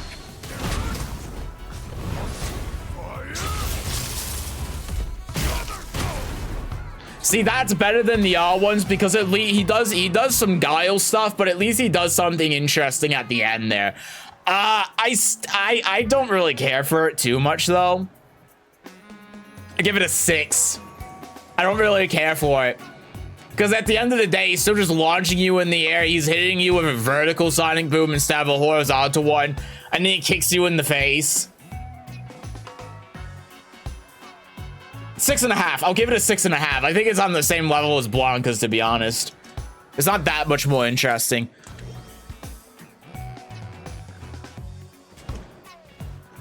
Ah, I changed the health wrong.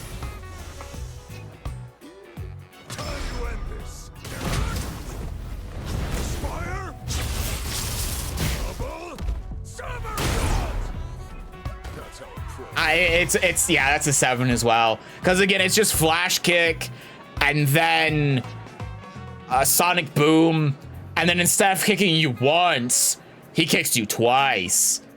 It's a 7. It's not great. It's definitely average. Yeah, it's not great. To be fair, I don't know what else they could have done with Guile, but it's still not great.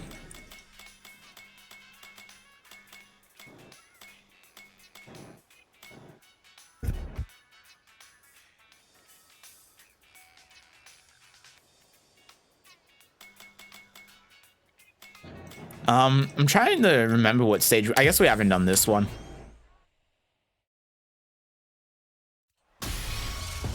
All right, Ken. That's the level 3 every time, every single time. That's the every single time. I just get it completely wrong.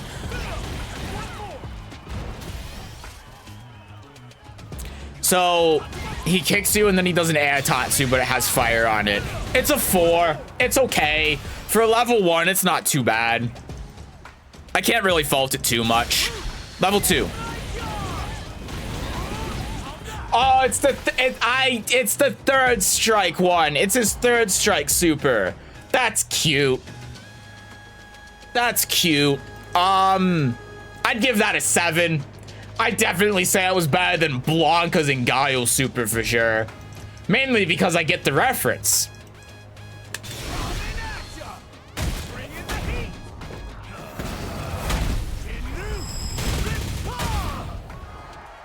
It's okay, right? It's okay. It's a Shinshuriken, but with Ken style on it. It's a 7. You know, it's not just like a normal like Shoryuken like Ryu's. There's at least a little bit of flair to it. It doesn't feel like it was one of the first ones made in the game like Guile's and Blanca's were. Yeah, I'd say it's a 7.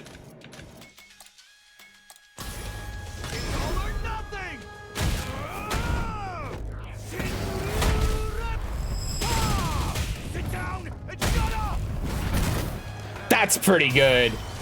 That's pretty good. I'll bump that up to an 8.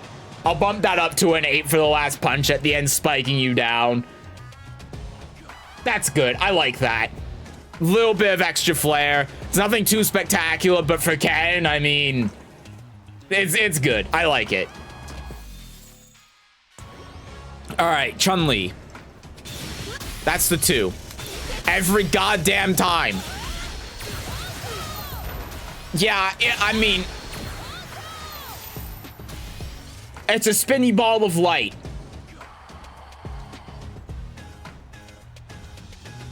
It's a spinny ball of light.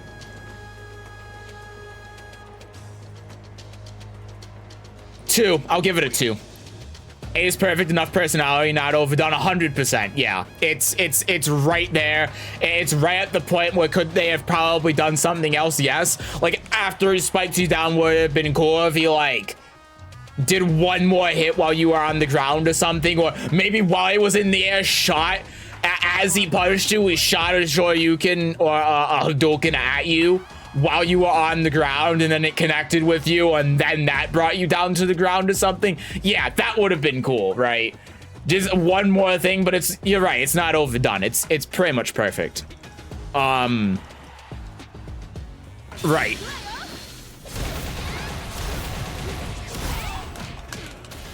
Yeah, I mean, it's the third strike super.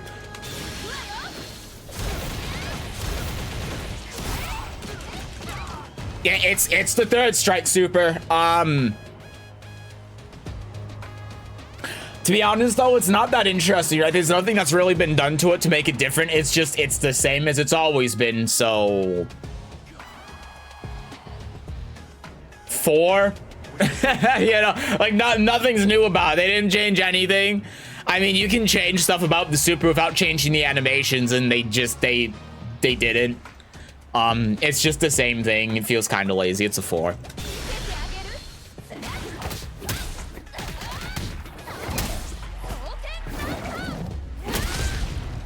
Yeah, that's great. That's a 9. I love that. Not trying to be biased at all here, but I love that one personally. That's a 9. It's really dynamic, it's unique, and you know, the other thing is too, even though yes, she goes into the stance here, which she has, which is a complaint I've had about a few of the supers so far, it feels like it's natural and it progresses with what she's doing. It doesn't feel like they just threw it in there because, oh, they already had the animation show, so they could or something like that. It feels like it moves with the pacing of the super really well and leads into the next action, because there's a break in the attacks that she's doing. There's a break in the action, so using that as the break makes a lot of sense in this context. So it's not even a negative to me. And then she does a lot of different stuff as well, a lot of unique stuff. Yeah, that's a 9. I'd give that a 9. I think that's really good.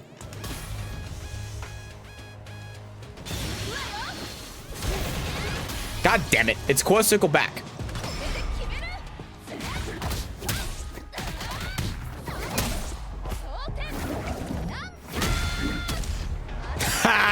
It's the camera. That's the 10. That's a 10 out of 10. That's a 10. I love the camera work. I love the pacing of it. I love the variety of things that she does. It's something, again, that's subtle but brings out her personality because she's using all these different techniques, right? Because she is supposed to be like a grandmaster at this point in the story, right? And then the finisher is great, having his face splat on the camera. It's perfect. That's an easy 10. That's really good.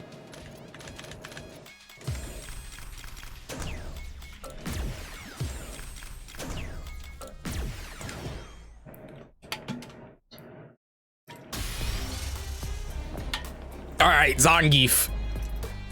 Oh wait, we gotta change stage. We gotta change back to Zangief stage.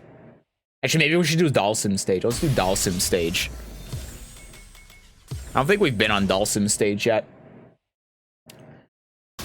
The good old Street Fighter 2 stage with Ganesh in the background.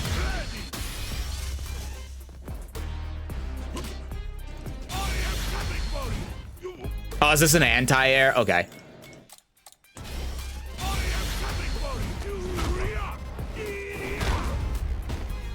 That's pretty good. I'd say it's a 5.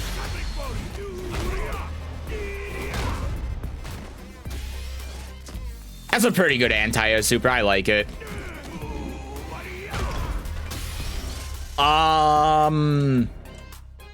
Wait, was it this one? Yeah.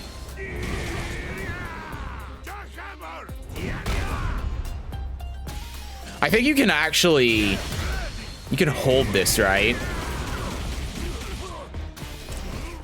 Ah.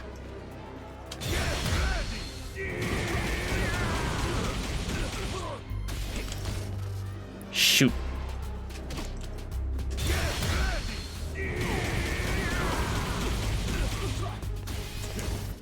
Oh, it's kicks. God damn it.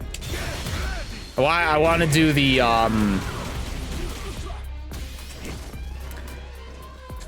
I think you can combo this into the air grab. Shoot. I'm pretty sure you can if you're just not bad like I am.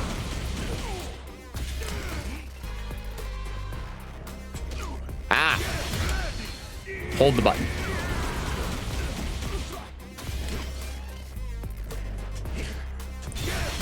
Get ready.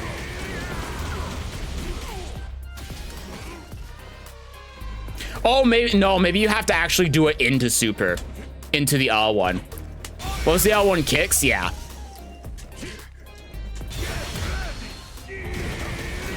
So you do it like this. Yeah, there you go. That's the one. Anyway, I think I'd give this one also. Nah, because he does the thing where he puts up his finger.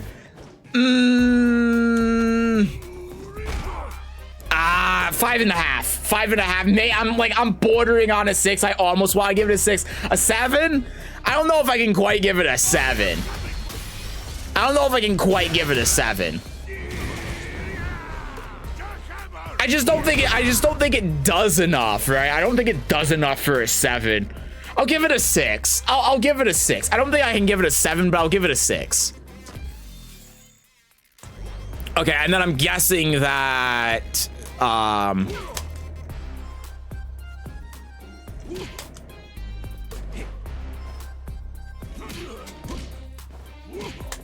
there you go. Nope, that was not it. There you go. This is your last ride. Let's go. Your regret has stopped. I personally really like that one. I think realistically it's an 8, but I'm rating it as a 9.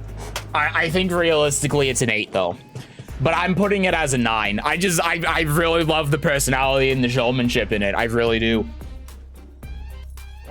I think it's really, really good. The reason why I'm giving it a 9 is because it's... I don't think I'll ever play a grappler, but there are some things that are cool enough to make me think that a grappler is cool, and that's one of them. If you can do that, then I think it's worthy of a 9.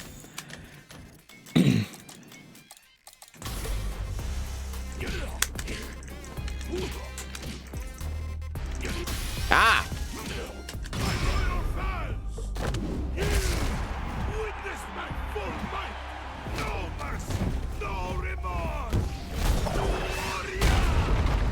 Wow, that's so good. That's a 10. That's easily a 10. He gives more time to give his speech. You hear the crowd cheering in the background. The build up, the big slam. I want to watch it again.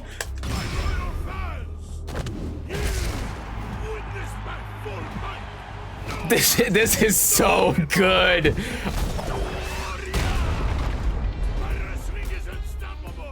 That's so good. It's the speech he gives. That's what really does it for me. It's like a Pachemkin Buster, but if it was cool and it was done by a cool character. Yeah, and it makes a creator too. It makes this giant creator takes up the entire stage. It's so good. That's a 10. That's a 10. That's almost cool enough to make me play the character. It's not, but it almost is. Dude, I can just imagine like Evo Grand Finals, right?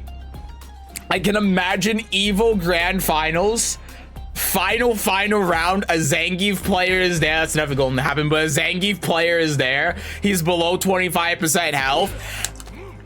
And he pulls this out. Dude, that would be so good. This is like the super to end the game. Of all of the supers that have been in the game, this is the one to end like a grand finals with, right? If you could end a grand finals with that move, that would be so sick.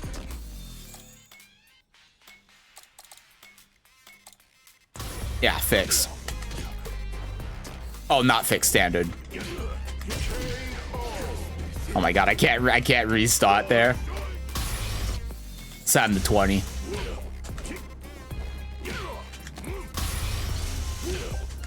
There you go. I want to see like the KO animation on it.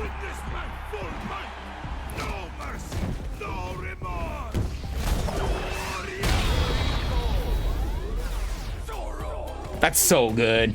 I wish they did the KO with the when the crater is made, right? Not when they hit the ground, but still. Really good. All right, Dulcim.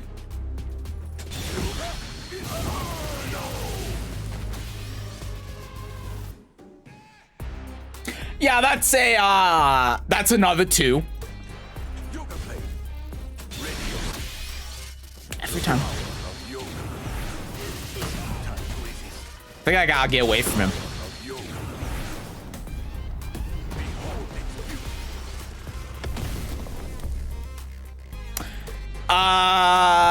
That's a 3 out of 10. That is a 3 out of 10. Oh God.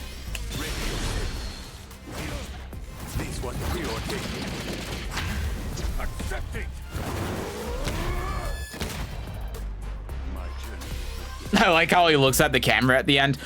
I mean, really, he just punches you a lot and then he headbutts you, right? 6.5. 6.5. I feel like not enough really happens. He just punches you a couple of times, teleports, and then headbutts your ass. It's I mean, they just could have done more with Dulcim, and I can think of so many other things they could have done. It just feels very basic. God.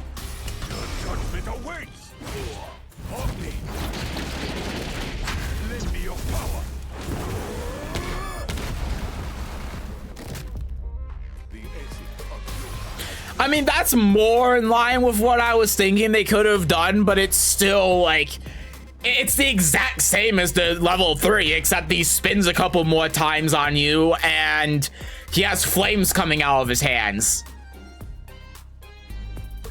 7. It's 7. 7.5, you know, 7.5. Because at least they don't, no, actually they do. They've reused the fucking yoga mummy. 7. It's a 7. I expect him to do something special with his flame breath at the end of it. Yeah, like that's what I was thinking too. Like punch him and then teleport and then do the flame breath and then maybe teleport again or something like that. You know what I mean? Or maybe you can have him teleport and then float and then do the flame breath to like keep you airborne or something, and then teleport behind you and then do like there's so many other things that they could have done, right? And instead they just go punch, teleport, headbutt.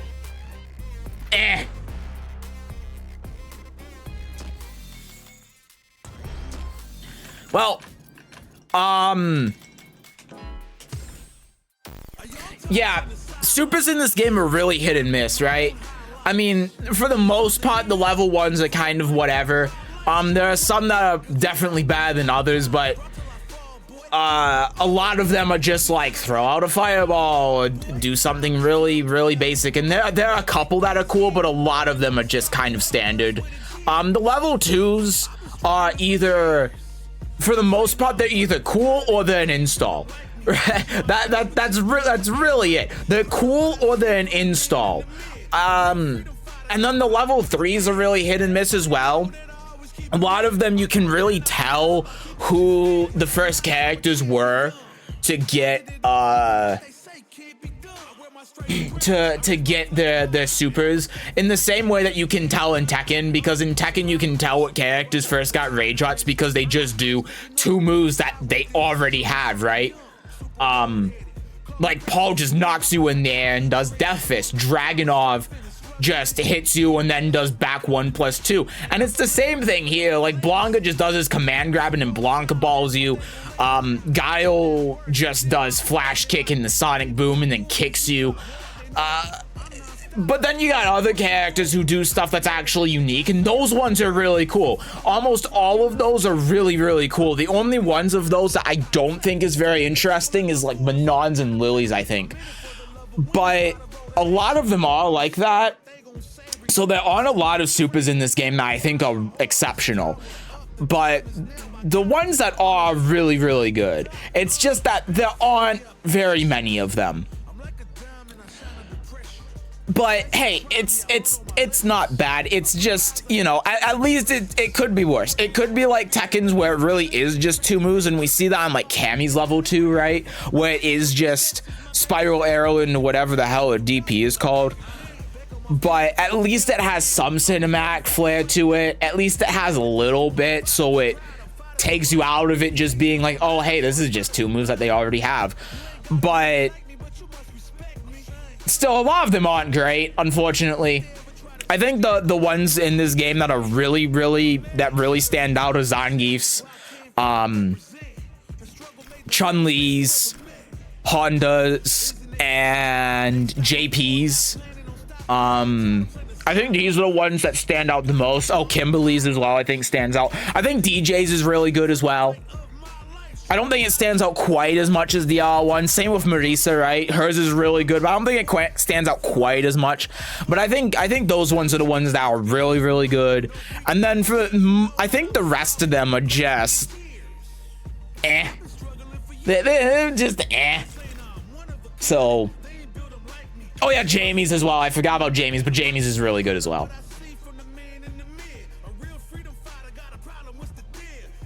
Yeah.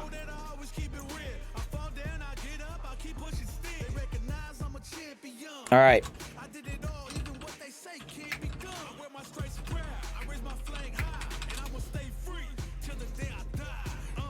We got one last thing that I must do. We must hold on. We must make the Street Fighter V tier list. It is time. It is time to make the Street Fighter V tier list. How many tiers should we have? How many characters are there in the game? There's less than 20, right? So I think we only have 4 in that case. I don't remember exactly what the math should be on this, but I think if there's less than 20, then we should have 4. Because it's not enough to get a good random sample, right?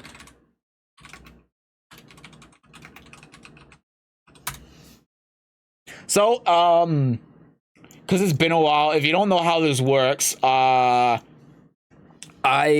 am not going to tell you because it's funnier.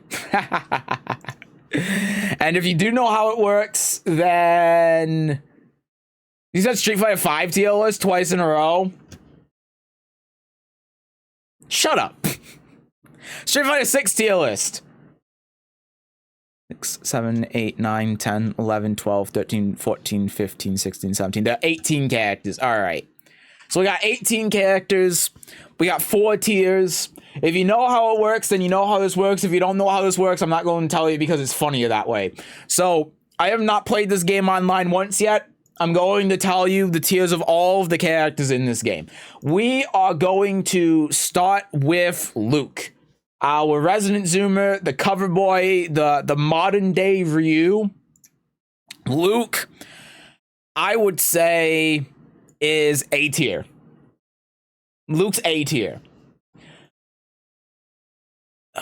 Now, the reason why Luke is A tier is because he has really good space control, right? He almost is like a zoner with how his Sandblast works.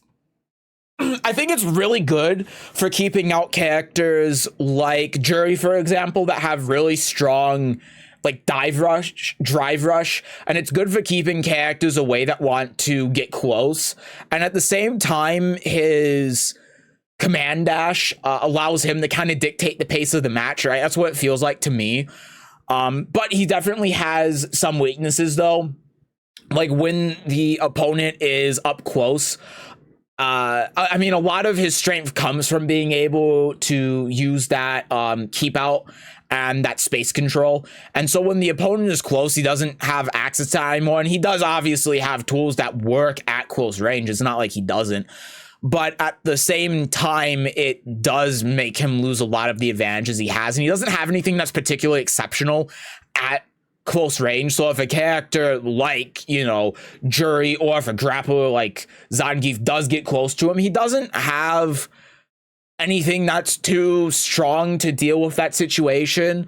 And of course that makes sense. It's just to say that, you know, he's a character that has some holes and he has some weaknesses that you can exploit. So that's why he's A and not S, right? But he's all right. He's pretty solid. So next, Honda.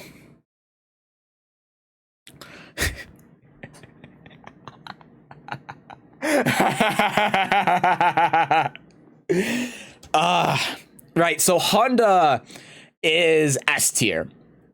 And the reason why Honda is S tier is because one, his frame data on his poking is pretty all right. It's not amazing, but one thing that is normally really weak about Honda is the headbutt, right? That's a big thing, is the charge headbutt. And if you throw out the heavy one, the full screen one, historically that one has been very punishable, right? And in Street Fighter 6, it's actually safe. So it means that from full screen, you have to worry about essentially his projectile, right? Whereas in other games, you really haven't, because if he's thrown out, you just block it and then he dies. So that's really good. The other thing is his command dash as well. His command dash allowing him to be able to get in and then being able to do the one hit of the punch that's safe on block and being able to stagger it with the second hit allows him to be able to come in and then do his command grab on you, which by itself is really strong, but then he's able to go into it again, right? Because normally when he does the command grab, he gets put further away from you, but the fact that he can do that and the fact that the driver rush system exists means that he's able to get in close really quickly, and he's able to continue doing that. And it also feeds into his slam as well, his like butt slam or whatever it is. I don't know what it's called in this game, but you know what I mean. Because that can cross up, right? So the drive rush system in this game also allows that to be an even stronger tool than before, because yeah, even though you have to press forward in order to be able to do it, he can run in, he can do a light, and he can either tick throw you or he can do that. And so when you consider his ability to be able to get in with the system mechanics and with the headbutt and with the command dash and his okay frame data, it's certainly better than other Street Fighter games, and his ability to really be able to mix you up in ways that are stronger than other characters when he's really close to you. He's a very, very strong character, and I think that after a couple of months, people are going to see that. It's just right now he's not a popular character, so people just don't see the potential in him. But he's very strong. Right, Guile. Guile's obviously S tier. He got nerfed after the beta, but I don't think I need to say much about Guile. He was the strongest character in the betas. He got changed a little bit. All of the characters got changed a little bit. Okay, I guess it was between him and Kimberly, but Guile still remains extremely strong, and I don't think it really needs explanation. I mean, his install is really strong. His keep out game is as strong as it's ever been. And then on top of that, of course, if you're using a hitbox, then he's really, really good. Just like normal.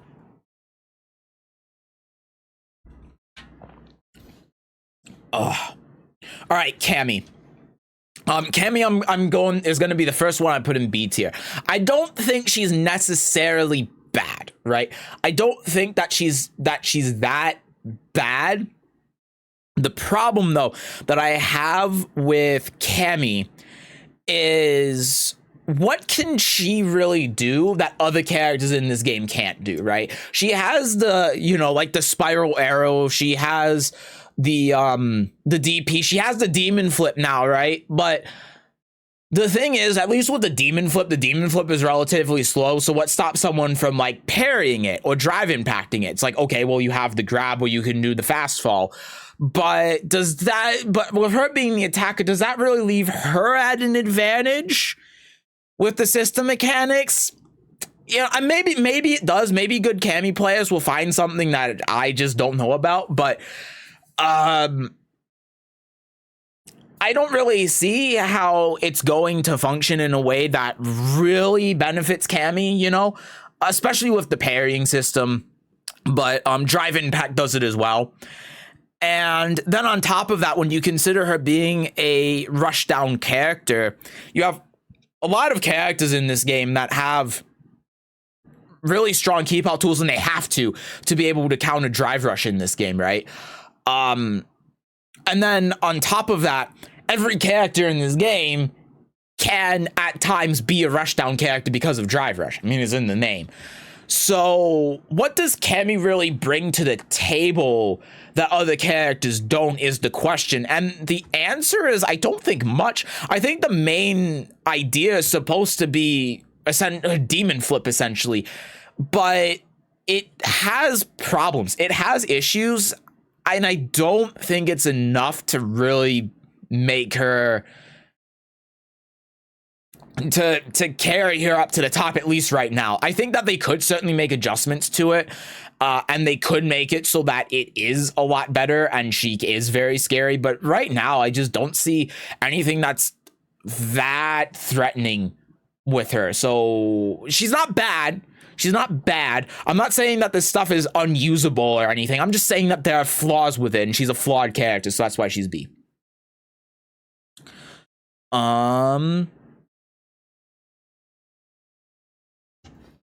All right, Ken. Ken is pretty solid. Ken's A. Ken is similar to Luke, I think, but in sort of the opposite way, where his space control isn't as good, but he has the command rush now, which gives him access to new options and to new mix-ups and such, right? That command dash, I think, does a lot for him and makes him a lot more interesting.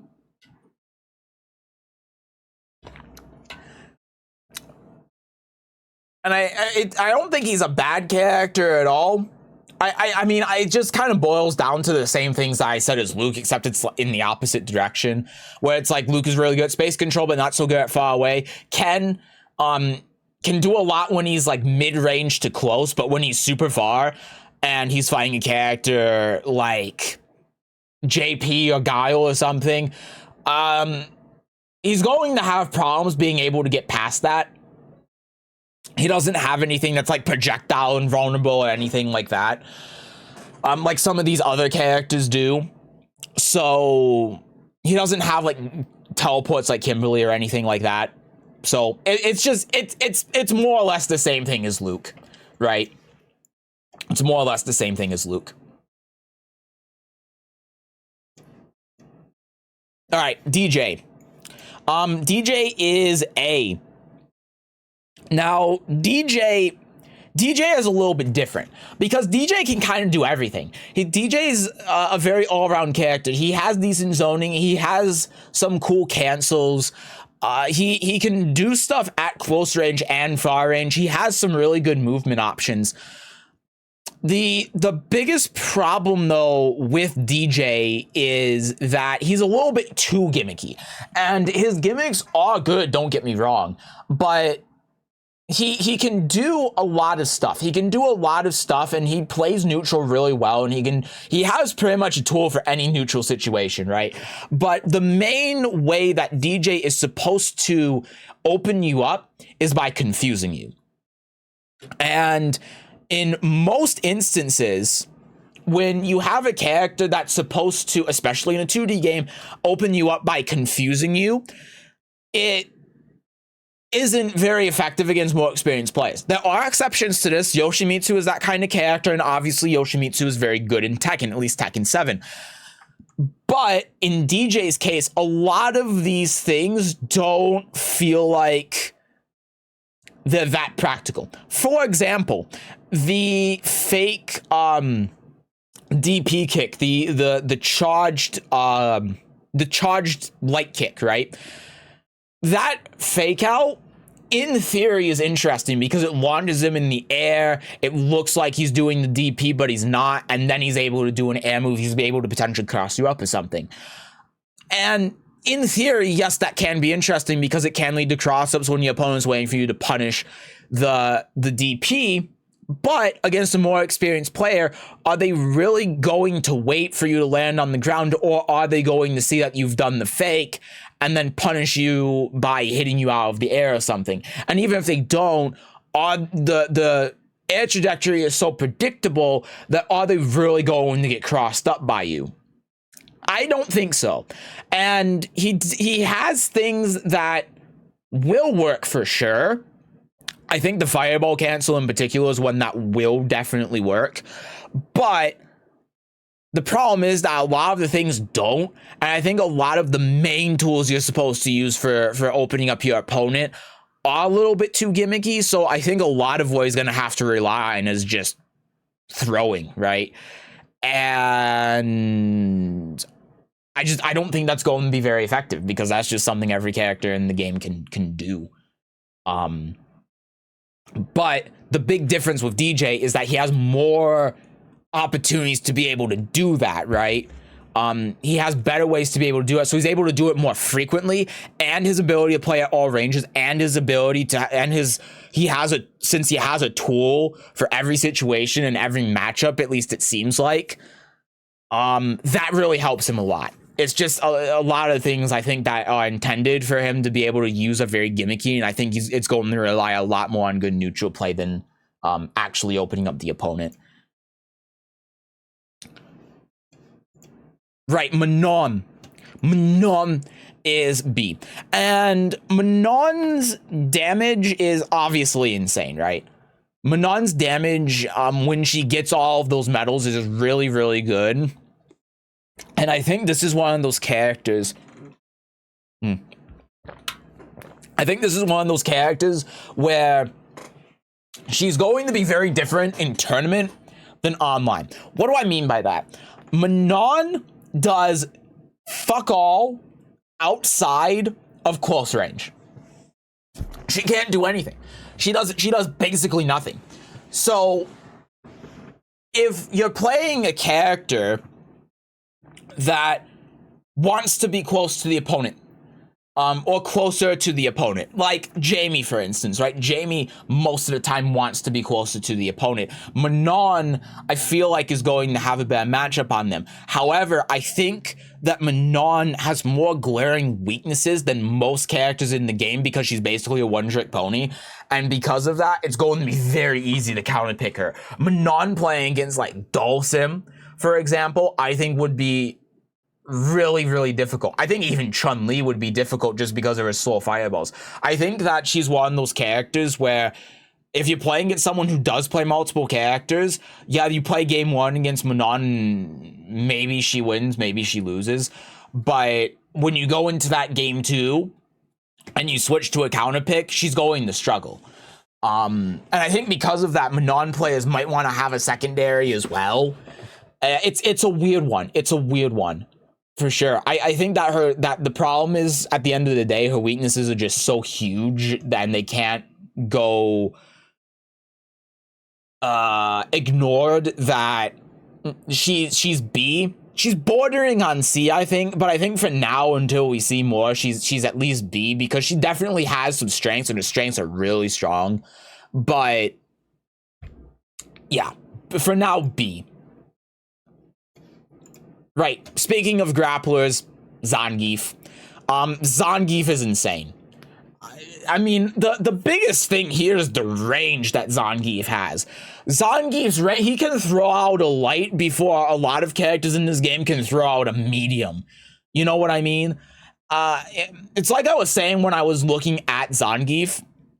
He has slow movement, yes, but the sheer range that he has, it makes it basically completely irrelevant, because the only thing that your opponent can really do is just back up. They can't actually space against you very well, because Zangief can just keep walking forward, because if he gets to mid-range, he's hitting your ass and he's grabbing your ass, and you can't really do much about it unless you go into him. And so the only way that you can really deal with that is if you're playing like a zoner, right? But even then, Zangief can just sit there and parry because of how the universal mechanics in the game work. And then if he gets in mid-range and you keep trying to throw fireballs to keep him out, well, guess what? He drive impacts you. Or he just blocks it and throws you. Or some combination.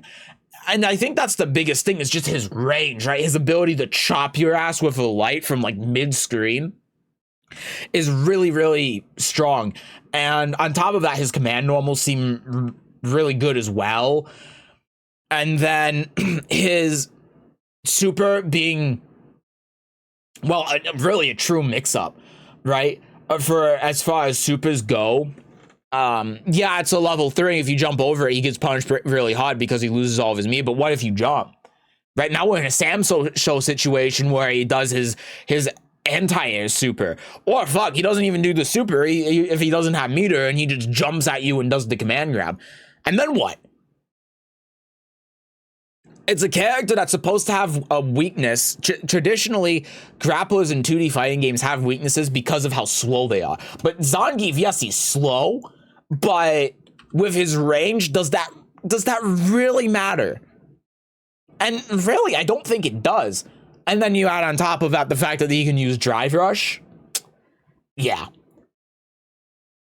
He's very strong. All right.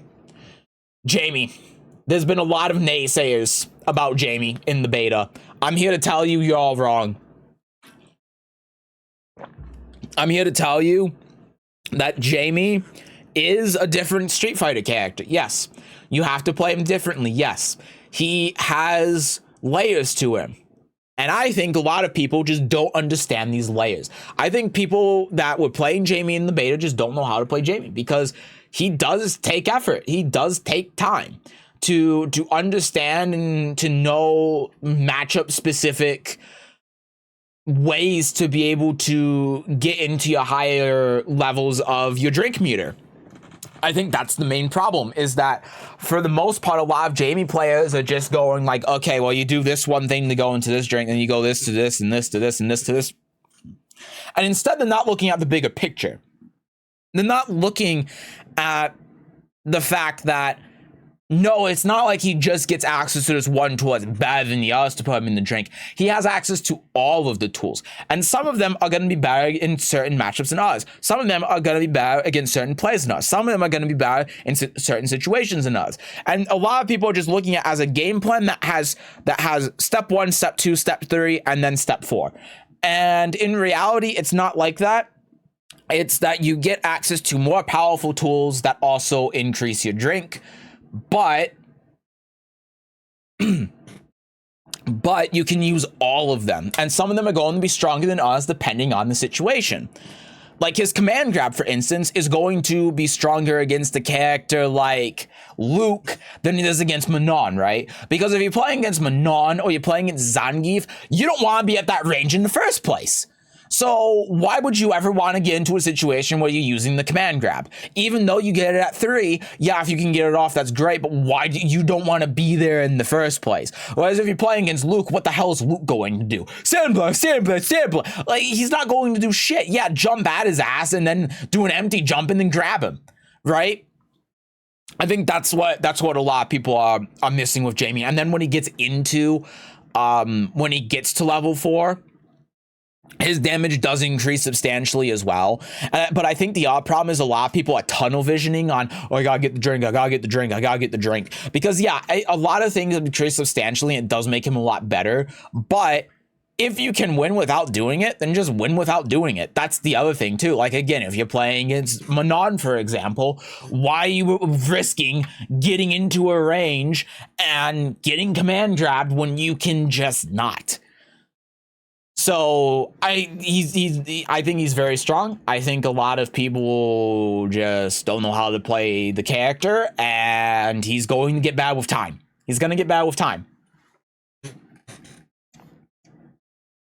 All right. Marisa, another S tier character.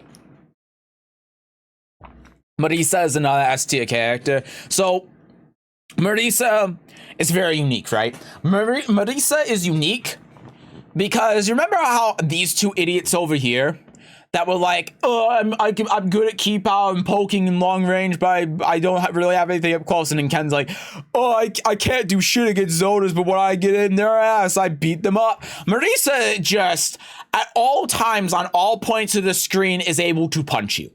You understand what I'm saying? No matter where you are on the screen, no matter what you're doing, no matter what time of day it is, Marisa is sitting there charging a core circle forward heavy punch, and she will punch your ass. She will punch you across the screen, and you will die.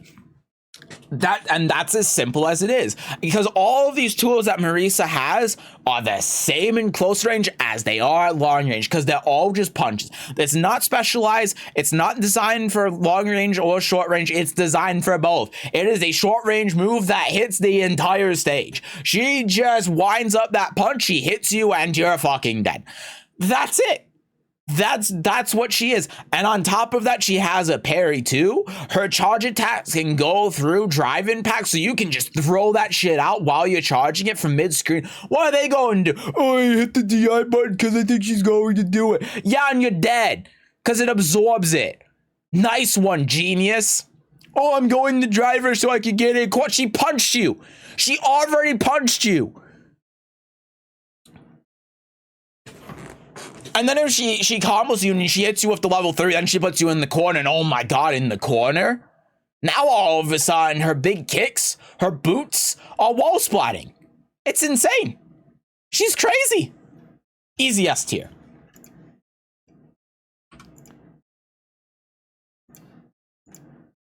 Alright, Chun. Chun is another one I'm throwing an S. Chun is another one that's really, really strong. Chun is another one that I'm throwing an S because of her mix-up potential, right? She has the slow-moving fireball, as always, which allows her a lot of space control. It allows... She can use it in a variety of different situations and matchups, right? Like, it allows her to outzone zoners at times. It allows her to break through zoners' fireball. Like, it allows her to break through Dhalsim's fireballs, for example. But it's slow enough that she can use it to approach if you have a good keep-out character like Luke, for example. What's Luke going to do if Chun-Li is approaching with a slow fireball? Simple. Yeah, it just trades with it. That's it.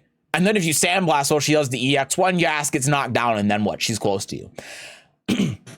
And then you also think about her range. Have you seen that standing heavy punch? Her standing heavy punch is really strong. And then some of the pokes that she has in her low stance as well are really, really solid. She has easy access to an easy DP as well, an easy invincible DP with just 2-2 kicks, so you cannot jump at her.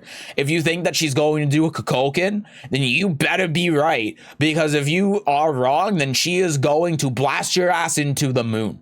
And even if she's approaching with the fireball, it's so slow and she's walking behind it, what are you going to do, jump over it? Then she just DPs you again? And then again, her stance mix-ups, like I was saying before, are really strong. Because if she gets on you and she's approaching with the fireball, as soon as that fireball hits, she goes into stance and then she's able to mix you up. Her drive rush as well, she's able to combo a lot of those into drive rush. Like, she's able to go into drive rush off of the overhead, while allowing her to combo off it, but then you have to watch out for the low. Lots of very, very strong tools. Not a lot of weaknesses. She can cover basically all points on the screen. Very good and easy anti-air. Great approach tools. Strong mix-ups. Just has pretty much everything. Really, really good. She's really, really good.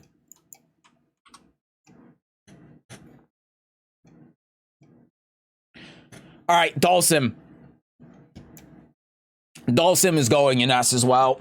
Dhalsim, how are you going to deal with Dhalsim? How are you going to deal with Dhalsim?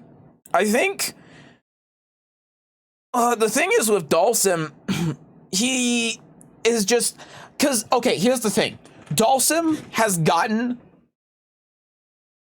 was the best character at the end of Street Fighter V. And a lot of the things that made him really strong is still there. Not everything. Some things have certainly changed about Dhalsim, and this is a new game, so there are new mechanics and such. But Dhalsim was the best character at the end of Street Fighter V.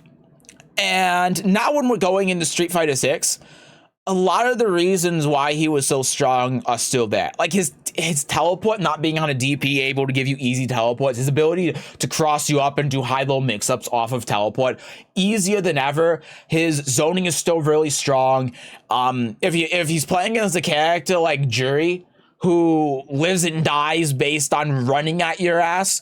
Yoga fire, yoga fire, yoga fire, right? It just shuts down one of the core mechanics of the game entirely.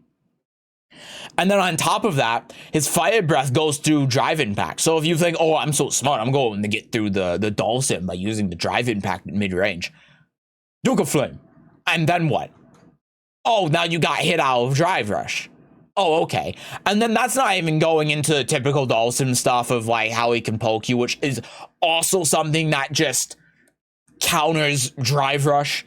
It's just one of the core mechanics of this game you basically can't do against Dhalsim, which is a lot. And now Yoga Mummy, you can special cancel off of Yoga Mummy. Right, so you can do Yoga Mummy, you can teleport, go behind them, and then do Jumping Heavy or something to mix them up again.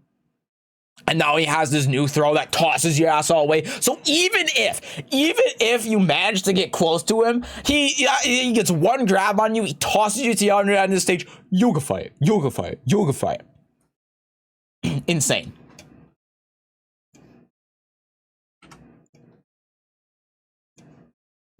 All right, next is Blanca. We're finally out of S. I'm gonna talk about characters not so good. Blanca just, like a lot of the other characters here, just has a lot of glaring weaknesses, right? He only has Blanca Ball. He barely has anything to really be able to mix you up.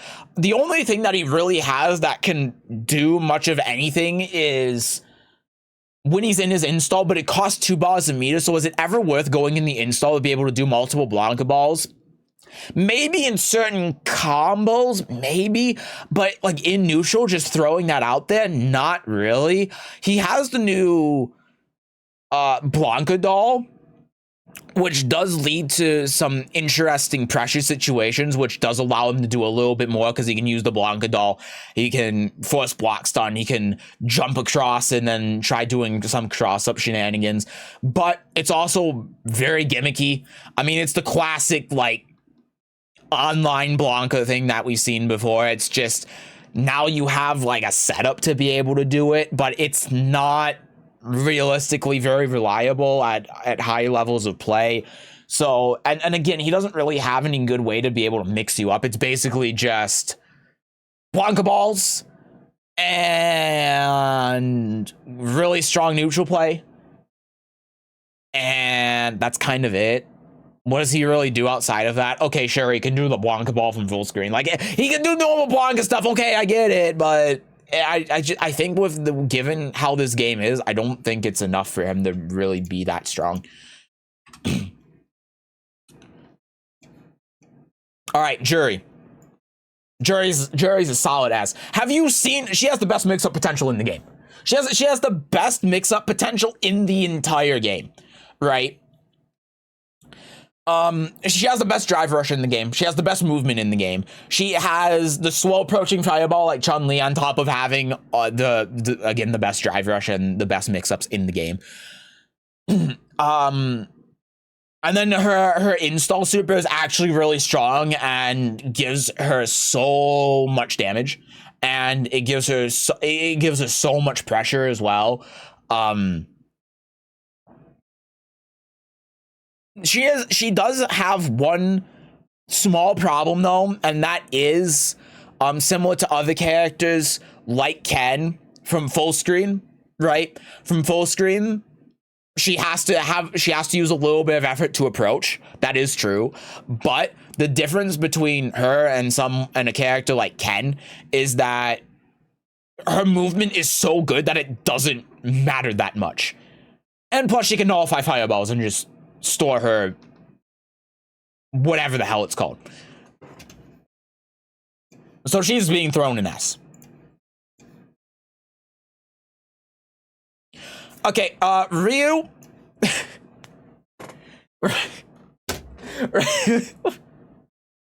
Why there's so many characters in S? Ryu is also S tier.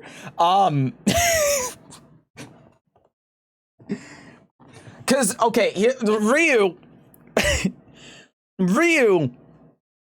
has his little install that doesn't cost any meter, which gives his fireball more priority than any fireball in the game, which just allows him to approach much easier than pretty much any character in the game because he doesn't have to use meter for it or anything like other characters. Like if we're talking about Chun-Li, she has to use like EX Kokoken, right, to get through fireballs. Ryu can just go focus and then throw out the fireball and then that's it. And then he can do focus again and then he gets really, really big combos and he has decent poking and good overheads and good use in mechanic. I mean, he's just the all-around character like normal Ryu, but that install I think does a lot for him, so S tier. All right, Kimberly. Elephant in the room, Kimberly. Kimberly was divided in the beta for sure. Kimberly was a character that was very divided in the beta. You had a lot of people calling her the best character in the game along with Guile, and then you had Kimberly players who were saying that she was bad, and then you had people saying that Kimberly players were downplaying her. Listen, let's not worry about the beta, let's worry about the facts now. She lost her invincible reversal. And that hurts. That hurts a lot because now she can the only thing that she can do as a reversal is use meter. And that was one of the main things that made her so strong, is that she was able to just ignore a lot of situations. She was able to ignore Oki. She was able to power right through Drive Impact with her EX Tatsu. And now she can't do any of that. So now she does have more glaring weaknesses. Like if you're just sitting there playing Kimberly and you're just throwing shit out there, like if you throw out a cancelable move, you can't just go, oh, I go into the run up, or I go into or I do Drive Impact if they drive, because now if they, or not Drive Impact, but I do the EX thing if they do like whatever, right? You know what I'm saying? Now she has to respect situations a little bit more. Probably wasn't a good example because I said Drive Impact, but you know what I mean, right? Like she can't just ignore these situations now, and she's able to dictate the pace of the game and play her own game. And she was already a character that was divisive, and at the end of the day, when the game is more fleshed out, she would probably be in like the A tier, because other characters that are more appeal would probably be more fleshed out, whereas Kimberly, it's kind of obvious where she what she can already do, and it's just sort of solidifying that, whereas other characters maybe not so much, because a lot of the characters, it's more to do with the system, and we're still trying to figure out the system, but Kimberly kind of plays her own game outside of the system, if that makes sense. But with that big nerf on top of the odd changes that they've had to her, I think that's enough to bump her down the B. It's not like she's unusable, but yeah, definitely worse. All right, now I'm going to put out the first C tier here, right? I'm going to put out the first C tier here, and maybe the only C tier. It's Lily. It's Lily. Lily just, what does Lily even do? What does Lily even do? Yes, she just gets to ignore neutral. Yeah, she can run in if she has the win stock and just be +1. But like after that, what does she do, right? She command grabs you and then activates another one and then is able to just go in on you. Or she doesn't and she dies. Because you jump over the command grab. And it's not like you can do the command grab every time. So it's like, sure, you say fuck neutral and you go into the spiral, and assuming that they block it and they don't jump over it or parry it or whatever, okay, now you do the throw or you do a move, and you're not going to win that every time, and if they jump over the grab, then you die. And if they block whatever move that you're doing, then okay, well, now you can't get the win stock back, and now you have to work to get back into a situation where you can use the win stock. And some characters, it's going to be easier to do that than others, but at the same time, think about if you're playing against a character like, again, Manon, right? Or you're playing against a character that's really good at close range, like, I don't know, Honda. Honda's a good character that at close range. Then what does she do? Because outside of just the basic ass, oh, I do command grab, what? You going to EXDP? Is that your answer? You're going to EXDP. Okay, dude. Sure. Go for it. See what happens. I mean, maybe it'll work. but then again, this is also assuming that you're not just going to be in the same sort of. This is also assuming that they're not just going to like parry the spiral, whatever the hell. And on top of that, her drive rush sucks because she has an overhead, but it's so seeable. She's not going to be able to do anything with it. So your entire way to be able to do damage to the opponent is so predictable and one-dimensional that actually getting in and doing damage with Lily is going to be difficult. And the only thing that she really has going for her is that she can just say fuck neutral. But outside of that, she really doesn't have anything going for her. So she's sitting right there in C tier.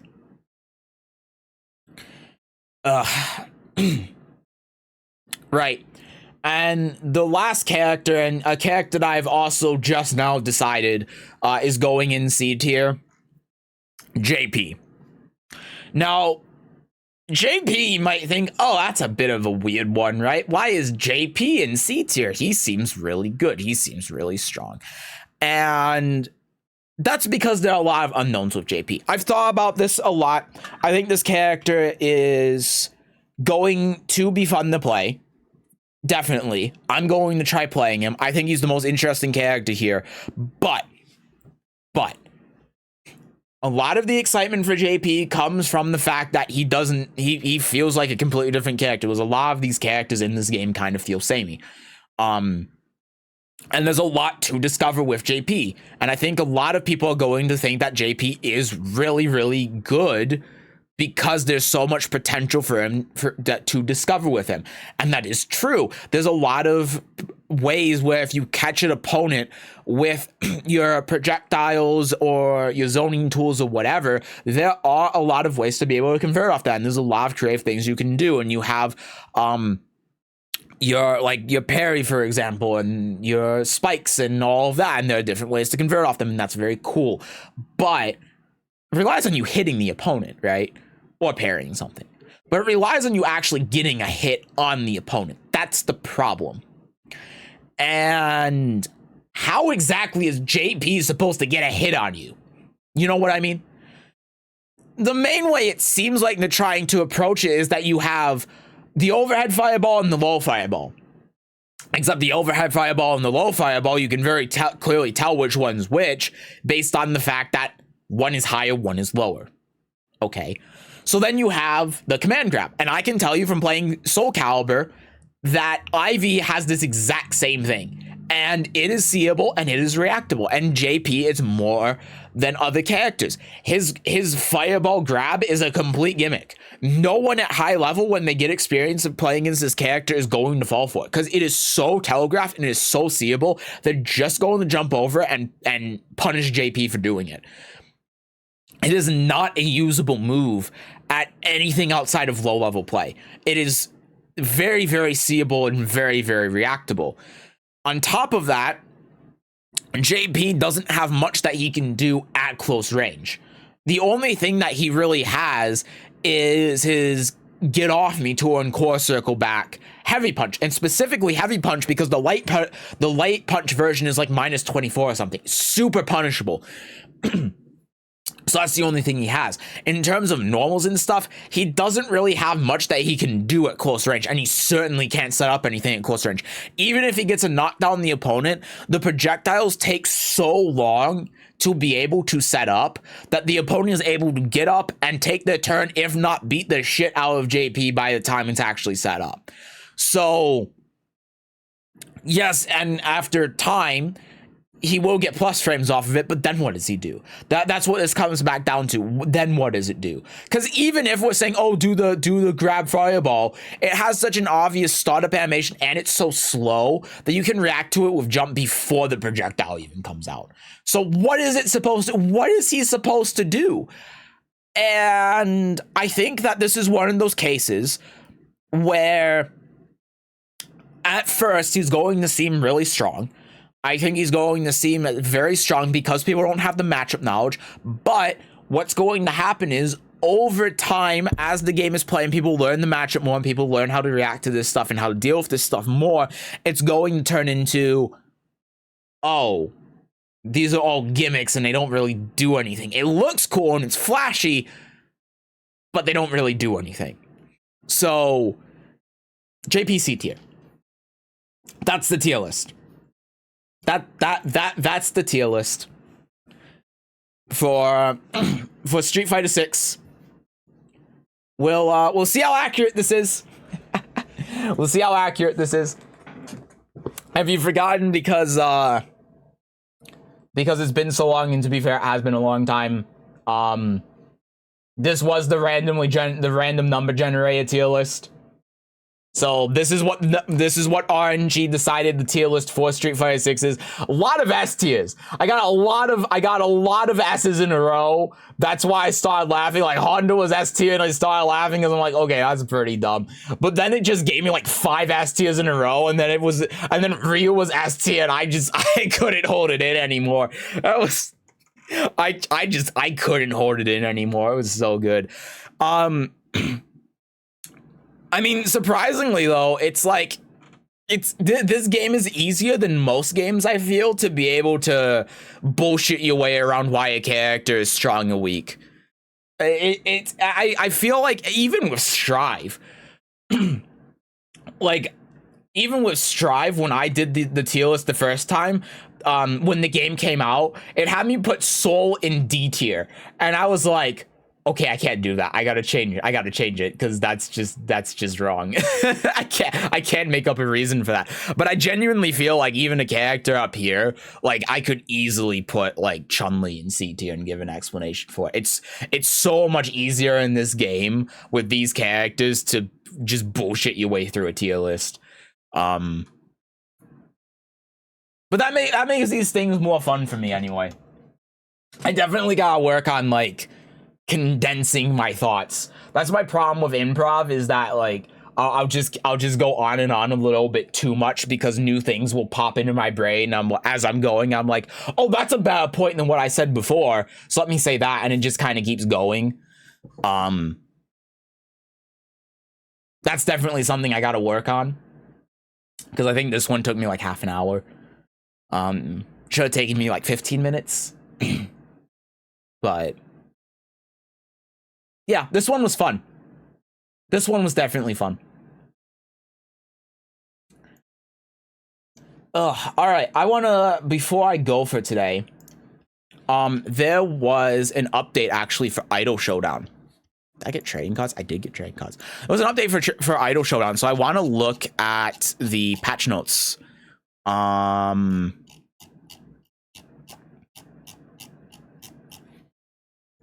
So let me switch to just chatting real quick. I'll definitely be back with I'll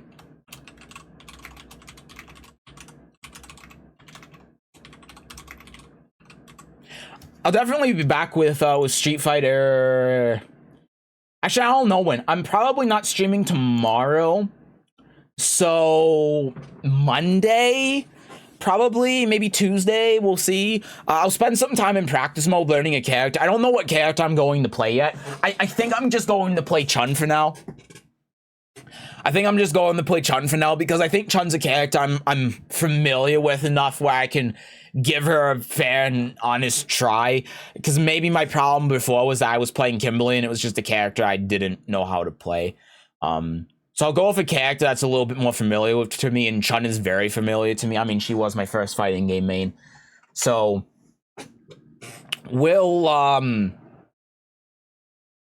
I'll do that on my off time, and then we'll come back and then we'll play some online with at least her, and maybe we'll try someone else or something. We'll just mess around, right? That's the idea. I'll do World Tour at some point as well, because I just bought Street Fighter 6 for a laugh. So why not? Why not see if it's actually good or not? And if it's not good, then we can laugh at it. That's the plan though. So I'll probably do that Monday. Definitely not tomorrow. Tomorrow I'm going to have work. So and I also would want to spend time just trying the lab stuff tomorrow. So that's the plan. So let's end off on Idol Showdown patch notes. We've received more playtesting this first month than we had ever imagined. However, as a result of this playtesting, actually, can we go to here? This might be easier to read. Oh no, it's the same thing. Okay. However, as a result of this playtesting, we have uncovered several system issues and unintended character exploits. Yeah, so Korone, if you don't know, if she has Ame as her assist, she can do a full 50% combo off of a normal grab. It's insane. It's insane. I only saw one person do it. I only came across it once, but when I saw it, I'm like, okay. All right. And I went to look and I tried it, and it's like a 2-frame input window to be able to do it. You have like 2 frames, and you can't do it at the start of the grab. You have to do it in the middle of the grab animation. It was clearly unintended. I'm like, this is insane. Because once you get the timing, it's not that hard, but it's like a 2-frame window. It was ridiculous. These patch notes are actually pretty long, so I'm gonna run to the restroom real quick before I read these. I'll be right back.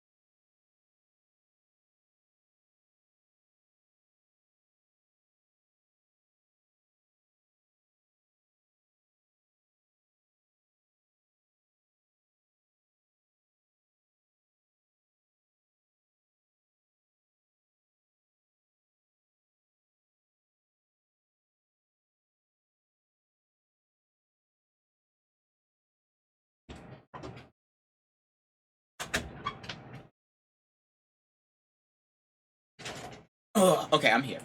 Hello. Hello. Green screen moving. I'm here. Hello. Okay. Nature of this patch will contain primarily nerfs to problematic moves and strategies. Thank you. Oh my god, devs that actually nerf and aren't afraid to nerf. Thank you. Oh, I get so frustrated when people say that nerfs are bad and you should only buff characters. I get so frustrated because what I say every time is, okay, if we just buff characters, then what would happen if every character in the game has a move that just one-shots you? Or TODs you or something like that. Oh, well, that would be bad. Okay, then we shouldn't only buff. Sometimes it's good to nerf. I hate that mentality that's like, oh, we can't nerf anything. We should only buff because nerfing just makes characters less interesting to play or whatever. No, that's not true. Sometimes there are things that are fucking broken and not fun that need to get nerfed. I heard people saying that shit about well, no, I'm not saying that shit, but the fucking DNF dual devs did that. Where they're like, oh yeah, Swiftmaster is fucking broken, so let's just make every other character, we'll just buff every other character and leave him alone. It's like, no, because he's not, it doesn't matter how buff the characters are, he's not fun to play against. Because you block one thing and then you're just stuck in the corner for 20 years, just blocking, and now you can't play the game. Oh, anyway, thank you. Although there are not many direct buffs to weaker characters, system-wide changes in this patch are intended to benefit weaker characters. Thank you. See, this is exactly, this is perfect.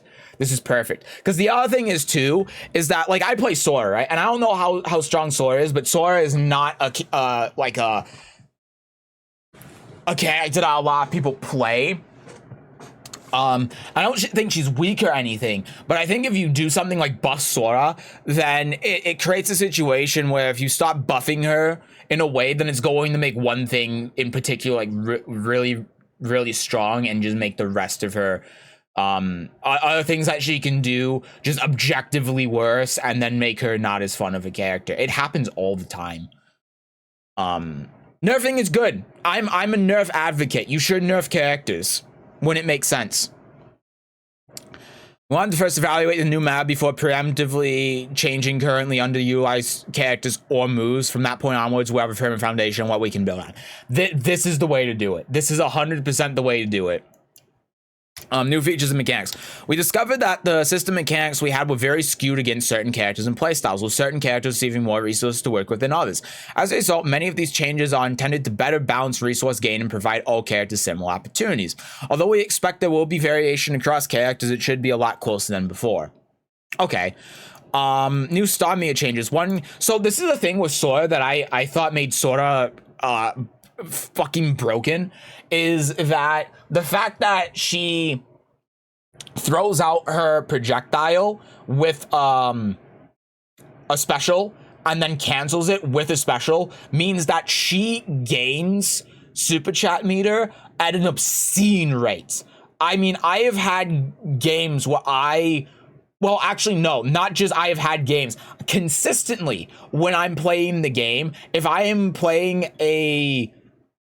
using an assist that costs 3 bars, I can use it twice in a round with her because of how fast you build it.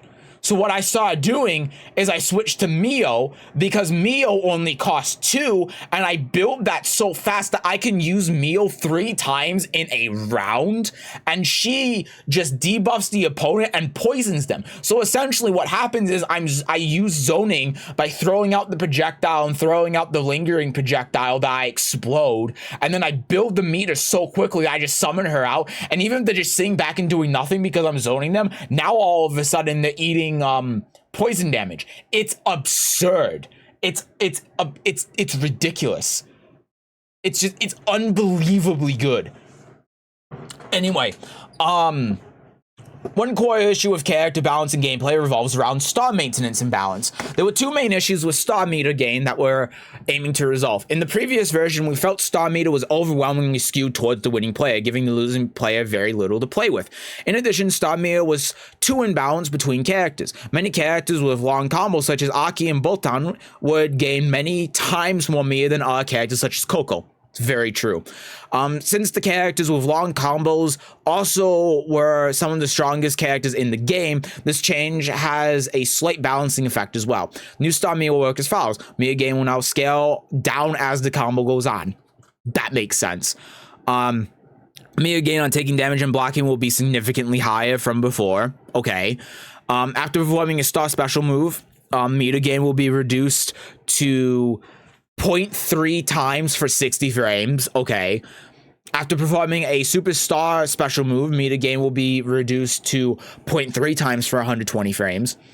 After performing a call-in, meter gain will be reduced to 0.3 for 3. Yeah, so this is just, and dashing will no longer gain meter. Okay. So yeah, this is just, you know, if you're a character that does long combos, or block strings, then you don't get as much meter. Makes sense. It's a good change. It's a good change. Super chat meter has similar issue to the star meter game where the amount gained was too imbalanced between characters. 100% true. In particular, the motion input super chat condition needed to be reevaluated. Sora, no, I don't get to use meal 3 times in a round. Ah. These changes also it was very funny though. It was very funny being able to use Ame twice in a single round. It was very funny, but it was also broken. These changes are also intended to better balance super chat gain across characters. In addition, we have rebalanced the super chat conditions and add new conditions in order to encourage neutral play. Finally, we add the ability to gain super chats from burst in order to provide an alternative use for burst and provide opportunities for interesting decisions. So it's going to be like gold burst. Okay, sure. Super chats gained from performing motion inputs can now vary between special moves. Okay, so, well, let me read the rest of it. Overall, the average amount of super chats gained from motion inputs has been reduced. The average amount gained has been reduced from 5 to 3. Okay, so I'm sure that's specifically to nerf Sora. Because I'm sure that they noticed that with Sora and they were like, "Oh, this is bad," but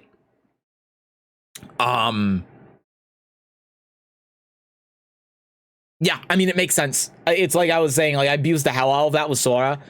And it's cool that you can do that on one hand, but on the other hand, the fact that I can just zone with her and throw out projectiles willy-nilly and then just poison the opponent and debuff them without doing pretty much anything is dumb. It's funny and I like it, but it is dumb. Anti-S super chats increased from 10 to 15. Counter hits increased from 5 to 10. Punish increased from 5 to 15. Grab breaks increased from 10 to 15. New condition for successful normal throw is now 5. Okay. So that's, I'm sure, the buff Coco in particular.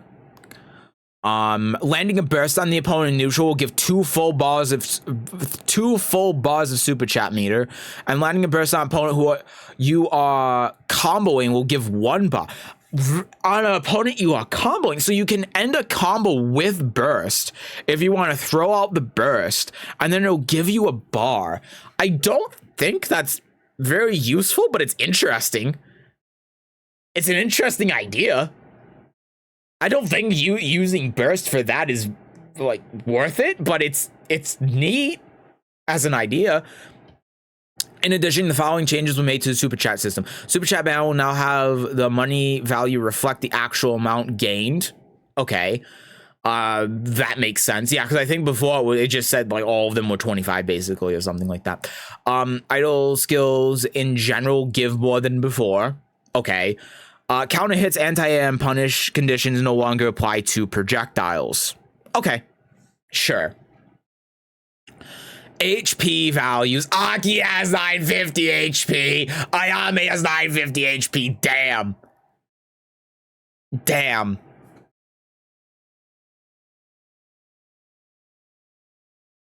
And then Goku has 1100, makes sense. Korone has 1050. That's interesting. I wonder why Korone has 1050.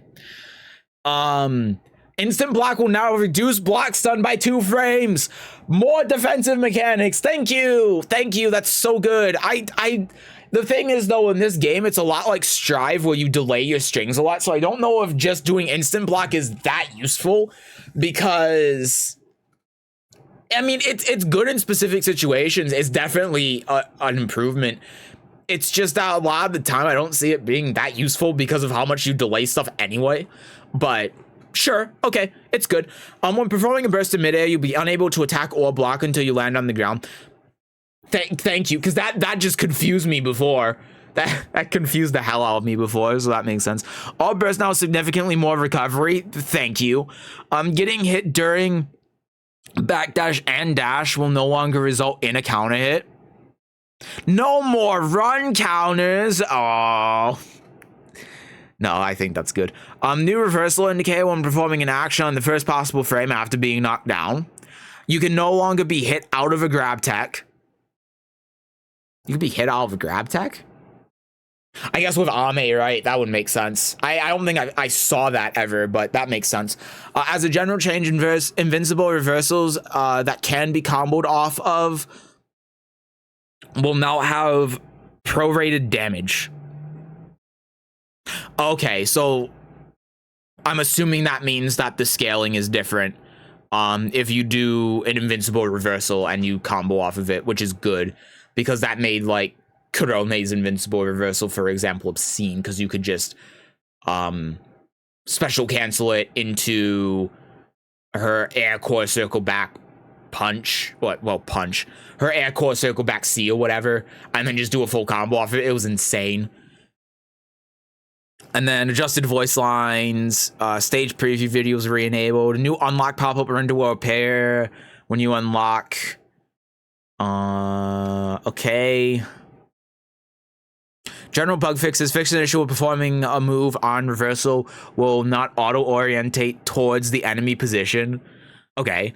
No longer able to summon collabs during your opponent's grab animation. No, you can still summon them during your own grab animations. Sad. But makes sense. You're no longer able to summon collabs during Super Freeze animations. The collab will instead come out the moment Super Freeze stops. Damn, it was funny though, because when you were playing like Bolton and you were in the plane and you were shooting them, you could summon out Ame, and then as you were shooting them, you just had Wee! It was funny. It was funny. I'm assuming though that there was a character you could do that with where it was broken. I don't know, but I'm assuming there was. But it was funny. Fixing issues with characters were slightly above. Oh yeah, there was the problem where if you timed it correctly and you killed an opponent with it, then it would launch them towards you on like the start of the next round. That is true. I didn't even think about that. Fix issue with characters slightly above the ground on round stop. Fix issue where you can perform air attacks on the ground if the attack was performed very low to the ground. Fix an issue where you could grab with negative edge input. Really? Huh. Fix issue of bursting a multi-hit attack could result in you being stuck in a hit stun state. I have seen that. Anti-air grabs no longer count as strikes for grab, strike, and vulnerability. Meaning that you no longer have grab and vulnerability during active frames. Huh. Okay. Fix issue where projectiles would allow you to bypass move cancel priority. Weird. Fix rollback issue that will occur on KO screen where the camera remains zoomed in after a KO. Fix issue where hits that locked in your positions, such as crouching heavies, could interrupt moves with super armor. Strange. Adjusted down motion input detection. Okay. Other fixes. Mouse cursor will now disappear after 5 seconds of inactivity. Fixed issue with rebinding play 1 and play 2 controls where delete binding and other keys would interfere with player's binding. Weird. Controls picking up the wrong binding. UI. Train mode bug where dummy record could cause players to reload in the wrong direction. Okay. So, character changes. Aki, oh my god, this has more explanation than Tekken patch notes. Jesus Christ. Aki ended up being much more powerful than I intended. You don't say, with the infinites and the unreactable cross-ups from full screen. Our current direction refers to focus on zoning strengths while toning down her other strengths. As such, we nerfed her approach, mixed up pressure tools, and made her DDS, I almost read that as DSS, more cohesive power for zoning game plan. Also tweaked our zoning tools and made more interesting zoning than what previously existed. Ooh. See, that was my problem with Aki, was that I didn't think her zoning was that interesting. It was as they described, like she has a lot of other things that were a lot more powerful, like the teleports and the full screen cross-ups and the unblockables and stuff, and the TODs that were interesting, but the zoning, which is what I was interested in playing her for, was lame to say the least. So I'm really interested. Crouching medium, no longer jump cancelable. Okay. Crouching forward medium, no longer jump cancelable, but is now special cancelable. I don't remember what a crouching forward medium looks like. Jumping medium, reduced horizontal range, more landing recovery. Jumping down medium, the Aki drill, block stun increased by 2 frames. All core circle forward specials increased recovery from 20 frames to 27 frames. That makes sense because her zoning was kind of brain dead and absurd because you could just throw that shit out without thought because of how fast it was. Projectiles will now disappear upon contact with the opponent. The light, adjust the angle of the projectile below, making it worse. It can covering aerial approaches. Adjusted angle of projectile be higher and extend upward hitbox, making the projectile better at covering aerial approaches. Projectile has also been slowed down. Okay. So making it so you can't just do the light and cover most of the screen and use the medium as like something that you do sometimes. Now you actually have to think about it. Okay. Oh, Mookie relay moves will now Mookie disappear if Aki is hit. That's a big nerf. That's a huge nerf. Core circle back medium, stop increased by 1 frame. Recovery increased by 6 frames, and chip damage reduced from 20 to 10. Okay. New effect, Aki will now knock the opponent towards her. This means Aki will sacrifice space upon hit or block. This is intended to make Aki need to more carefully consider when to summon Muki. Huh. And then the teleport specials are now 14 frames instead of 9. Weird. Weird. Okay. So this is the teleport, all grounded variations. Invincibility frames reduced from 9 to 2. Down, light, hold. Recovery is now slower than the tap variant by 5 frames. Wow, okay. All hold variants of teleport. All kicks will now have held property. This would result in the kicks whiffing on characters who are performing the down heavy attacks. Sure. Visual hit stop increased from 20 to 24. Jumping S. Invincibility removed. Idle skill. Startup reduced. Okay, that makes sense. New effect instead of granting the homing ability for the next projectile, it will now make all projectiles for the next 360 frames have the homing ability. That makes a lot more sense. Considering it's the skill, right, and it's already slow, giving all of them the homing ability I think is a lot more interesting, because it means that you like it does make the zoning a little bit more interesting, because now there's a game that you play when you're zoning where you're trying to decide if they're going to start approaching you or not, and if you think that they're not, then you can use the skill to give your projectiles homing, which allows you to do a little bit more. I'm just afraid that what this does is it means that she basically can't open up the opponent, right? So if the opponent has the health lead and they just stand there, then as Aki, what do you really do? Because if the core circle back medium makes the opponent go towards you, and the teleports are slower and they have more recovery, and the infinite is gone, not the infinite, the unblockable is gone, I don't really know how she's supposed to open up an opponent that's just sitting there and blocking. But maybe this is one of those things where I'm reading the patch notes and then I would go into the game and look, and I'd be like, oh, okay, that makes sense. Ayame is playing similarly to how we intended. However, she has some noticeable quality of life issues. Her box being juggled is now the same as our characters. No Ayame only combos. Sad. Crouching heavy, now air unblockable. And is head invulnerable, meaning it can't be hit by okay, so now she has an anti-air outside of her DP that she can already combo off of. That's kind of weird, but alright. I think if I remember correctly, crouching H is more diagonal. Like if you think Kohaku, for example, her core circle forward, like I think it's a core circle forward B, whatever the one that's diagonal. I think her crouching heavy is like that, but her anti-air is vertical. I've never heard of this game. It's free and it's pretty good. It's a free fan-made game and it's pretty good.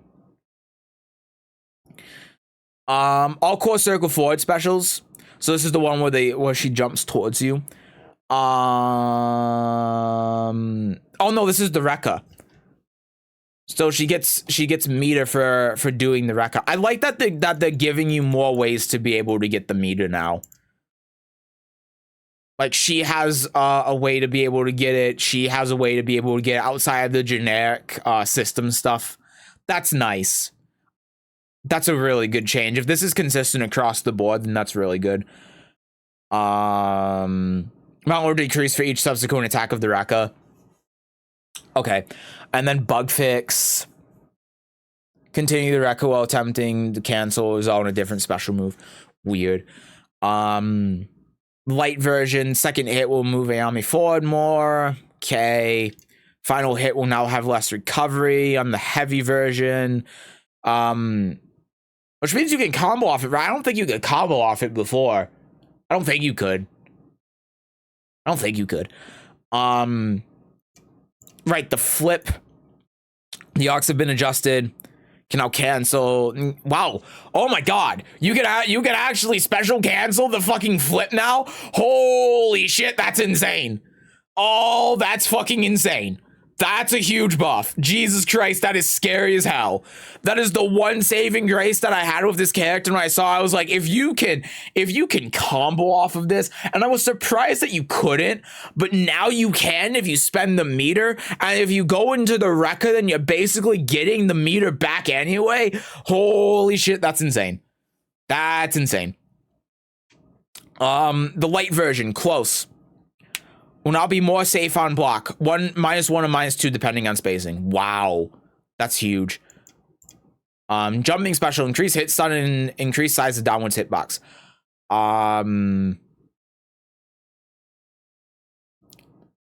Shin demon. What is DDH? Oh, down heavy. That's a weird way to put it. Down heavy. This is her her invincible anti-air. Now applies 50% damage proration on hit. Good. Good. Right, and the idle skill gain. Yeah. I think they no, it was for something else. Never mind. So Botan is meant to be high risk, high reward. In previous version in the game, we felt Botan had no clear weaknesses.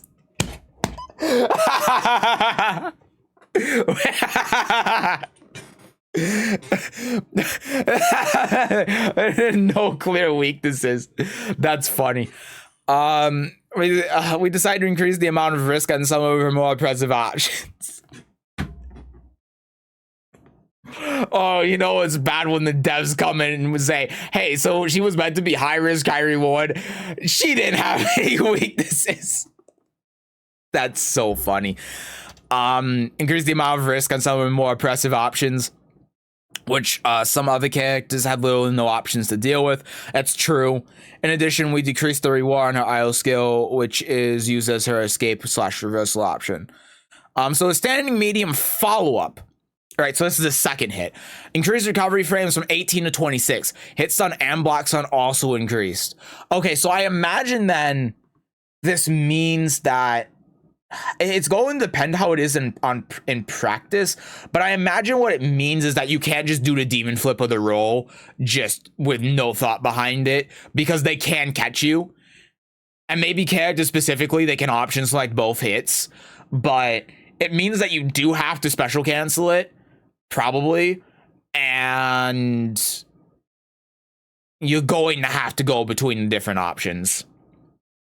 Jumping heavy, increased landing recovery. New properties will now only be a single hit instead of a multi-hit. Oh, that makes it a lot harder to actually convert off of now. You have to hit a lot lower, because before you could just do that shit all the way up in the air and it would just hit. And you could just combo off of it. Jumping down heavy. Increased landing recovery from 4 to 10. Visual hit stop reduced. Jesus. That's... Yeah, so this was the one where you could just jump up and then go, and then it would be the one where it's essentially like a fast fall, but it actually has a an attack on it. So going from 4 to 10, honestly, it isn't a big deal, but it means that you can't just create a wall of gun anymore. I mean, you still can, but what it means is that some characters just didn't have a good way of being able to deal with it. But now that it's 10 frames out, it means you can't just mindlessly jump and then do jumping down heavy, which is a good change. And I think it's just right with the landing recovery, where it's enough that the move is still usable, but you can't just use it as a wall, which is good.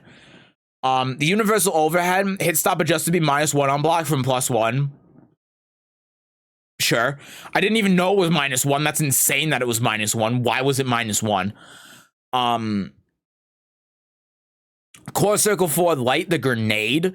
Now limited to 1 grenade on screen at a time? No. Oh wait, 1 light grenade on screen at a time. Oh, so you can still throw the light in the medium. Oh, okay, that's not that bad then. I thought it was just a grenade in general. No, it's 1 light grenade at a time. Okay, that's not so bad.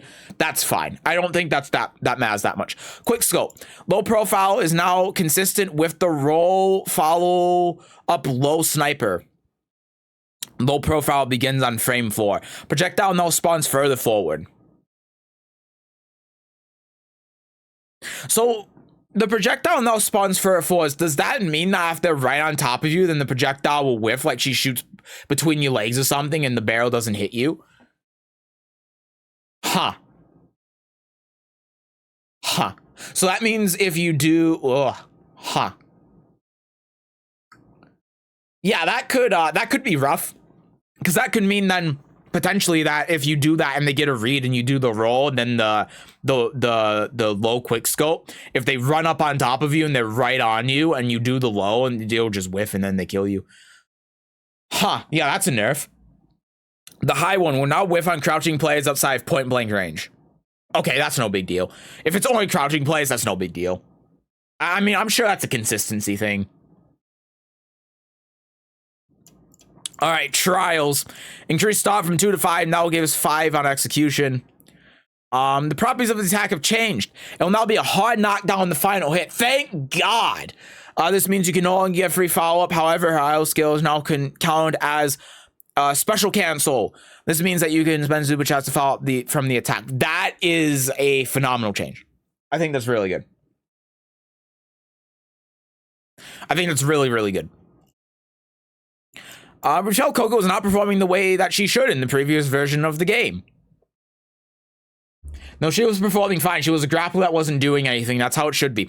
In this update, we gave her some small quality of life updates. While we realize these changes seem very insignificant, we're working hard on a rework. Okay. The issue, this includes a new mechanic for her, which will be released in the next major update. Okay, so this doesn't really matter because they're balancing this around an entirely new mechanic that she has. Okay, sure.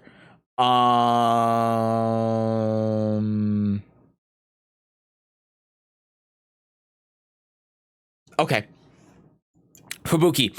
So aside from some extremely strong techniques, which mainly came from the fact that she was probably the best character at the game at doing air resets after you teched up until the last patch where they got rid of that. She could very easily basically TOD you, because if you teched in the air, she could just reset you and then kill you. It was insane. Can't do that anymore since the last patch though. Mostly satisfied with how Fubuki worked in the previous version of the game. As such, we're adjusting how her instant overhead works and tuning some of her auto moves to be easy to deal with for some characters. Staying medium increase pushback. Jumping heavy will now have a sour spot with weaker properties than the original hit. The sour spot has the following properties: reduced damage, no longer knocks the opponent on the ground, no longer bounces, smaller hitbox that cannot cross up. Okay. Sweep now moves Fubuki forward slightly. Okay, so it's just more consistent to punish. Sure. I'm reading this as sidestep right. What is SSR? Oh right, the actual core circle forward light medium knocks the opponent down instead of launching them up. Core circle forward heavy knocks the opponent down second hit. All jumping special variations decrease size of second hitbox, reduce pushback. Jumping special aerial blizzard. First hit non-lucky variation, hit stun reduced from 60 to 15. Wow. Using only the first hit off of instant overhead, now use Fubuki punish one hit. Fubuki retains the ability to combo off of instant overhead off of lucky version of this move. And then the SSR is a bug fix, causing the opponent to be stuck if the move was interrupted. Down heavy, now apply the invincible reversal. And then the skill now does fit 10. I could have sworn that in the tutorial they said that these would already give you super chat on use and they didn't. Maybe it's just a bug fix across the board. I feel that Korone is not extremely strong in the previous version of the game. She did have strategies which were impossible to deal with for some characters. God, I love the wording on this. I love impossible to deal with some characters. Are you going to bring up did they not? They didn't change? No. I'm gonna have to launch the game and see if they actually changed this. Wait, they didn't change the grab? In some, yeah, I just love the use of the word impossible. In some matchups, Corona could get in the range of a standing M and repeatedly use this move with little counterplay. We adjusted the properties of standing M to allow 4 counterplay. To balance out this change, we increased the reward on hit by reducing the scaling of her air chainsaw. We also gave the first power forward M target combo a lower cancel priority, opening up the conversions. That makes sense. Yeah, Sora was a character that I felt when playing Sora that it was impossible for her to do anything against Corona. That was my experience with it. When I was playing Sora, Corona just had so much air mobility and her DP and her damage was so strong. And she was able to just so easily punish you from full screen with the chainsaw. If you ever tried setting up anything, that was just... yeah. Standing M. Increased hurt box, stays out for slightly longer, increased pushback on block. Recovery increased by 2 frames. Block stun increased by 1 frame. That change advantage is -1 from before. Okay. Crouching medium. Increased range with adjusted animation. Increased pushback on block. Sweep. Low profile now starts on frame 4 instead of frame 1. Forward M. First hit now has the medium cancel property. Okay. Jumping special reduced the effects of damage scaling 75 to 85. Landing recovery is reduced from 10 frames to 7 frames, still minus but not punishable. Wait, so wait, they reduced the scaling of her air chainsaw. What the fuck? Oh, her invincible reversal to 75% scaling instead of 50 now. Is that good or bad? I have no idea, honestly. I don't know if 75% is means that it's better than other characters or worse.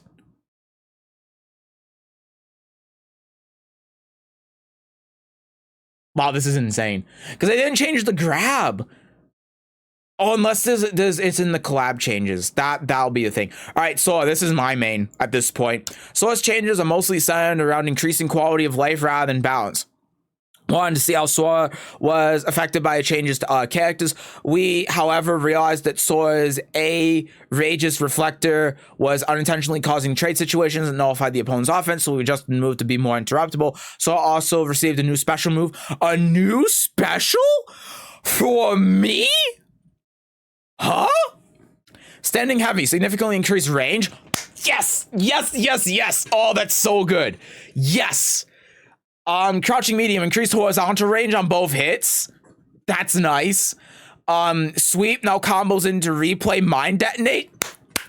I'm winning. All of these other characters are getting nerfed. I'm winning. I'm winning. Down medium.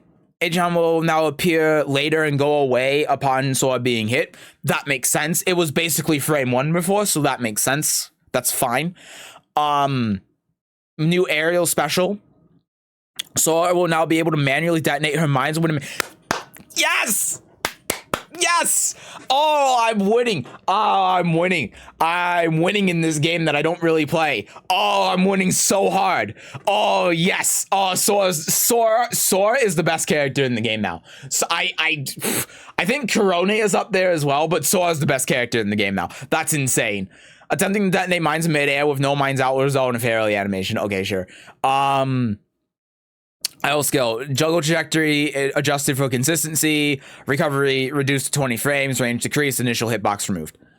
What was her idle skill anyway? I don't think I ever really used it.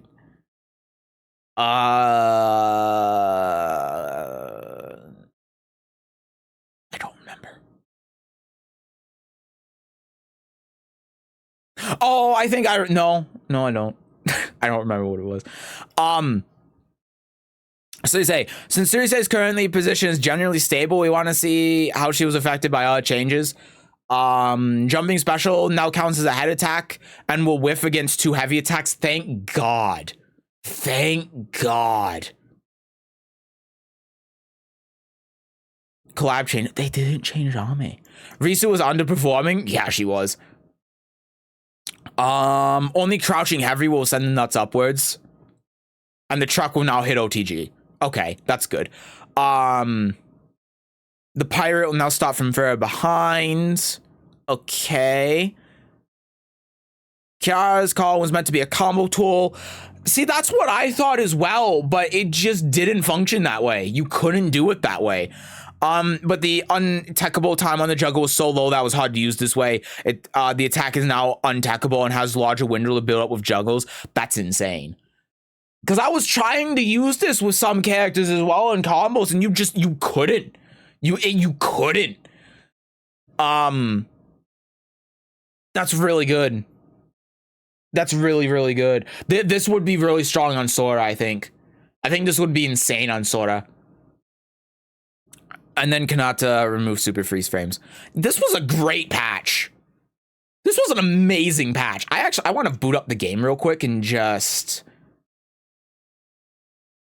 I want to boot up the game real quick. Oh, God. It's giving me some bullshit. I want to see, though. I want to see the thing with Sword. I want to see if Corona can still combo off of normal grab with Ame. Because if she can, that needs to get fixed. That's... of all of the things in this patch, I was expecting that to get changed, and it didn't. Okay, the game isn't launching. Hold on, I'm stopping the game. I'm gonna have to do whatever they want me to do to get the game to actually run. Yes.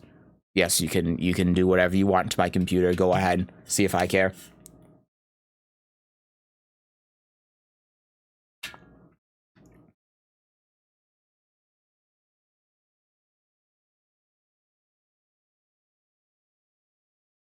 Give it a minute. It's installing .NET framework right now. Like every other game.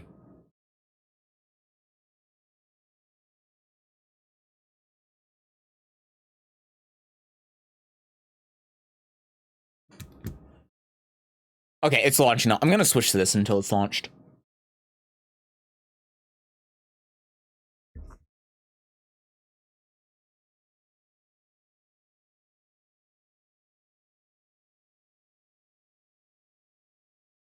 The game just isn't launching.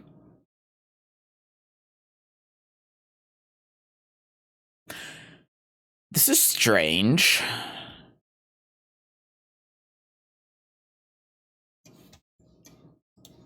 Well, this is disappointing. I want to look at the changes, but the game is just refusing to launch. No. Cloud Sync? No, it's not Cloud Sync. It's just the game isn't launching. Steam says that I'm playing the game. Is it showing up in... It's showing up in Task Manager.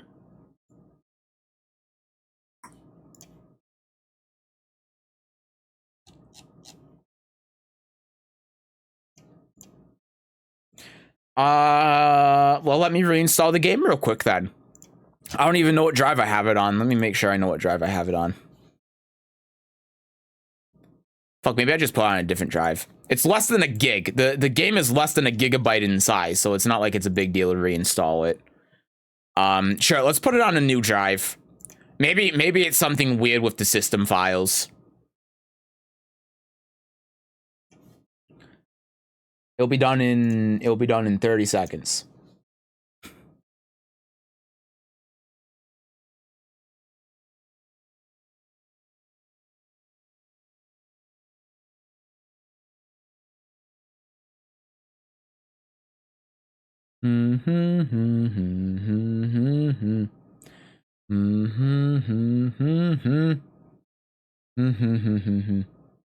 Okay, great. Where are you? There you are. All right, let's try it now.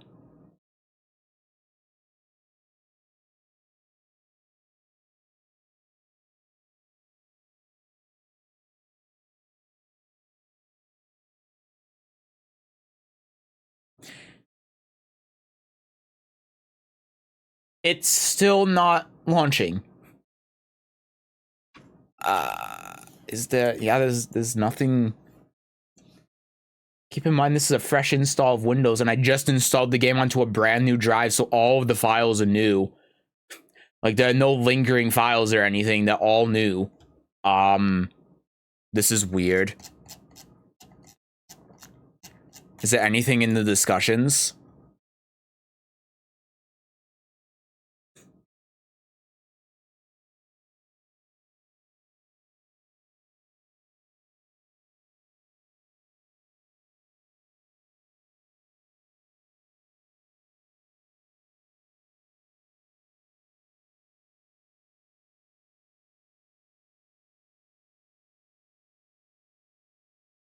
The game is still trying to launch, by the way. I just wanted to point that out.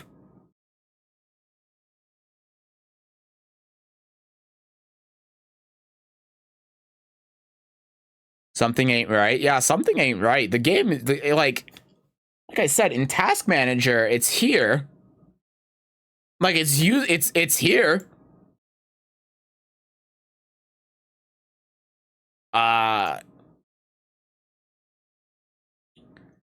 I mean, let me try running it as an administrator. Maybe that'll do it.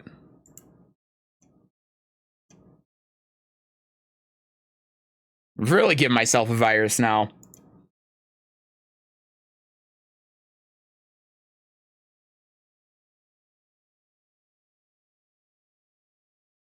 The changes are in the beta branch anyway. Huh. I tried running the game as an administrator, and it's running, but it's not showing in Steam that it's running. This is so weird. Let me...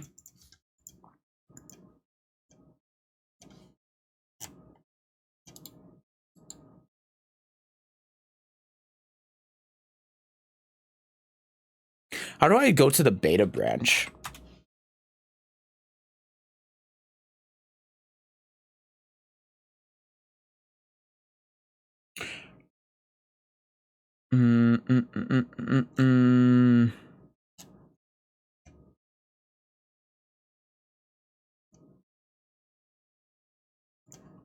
Here we go. I have to put in a code for some reason, so let me put in the code.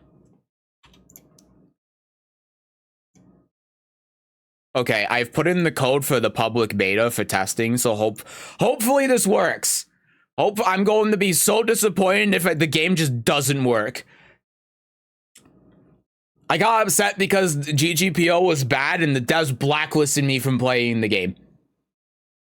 Very sad. Very upsetting. Now the game just... The game just doesn't launch.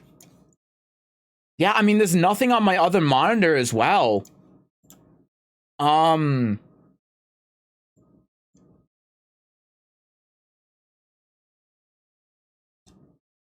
These are the same devs, yeah.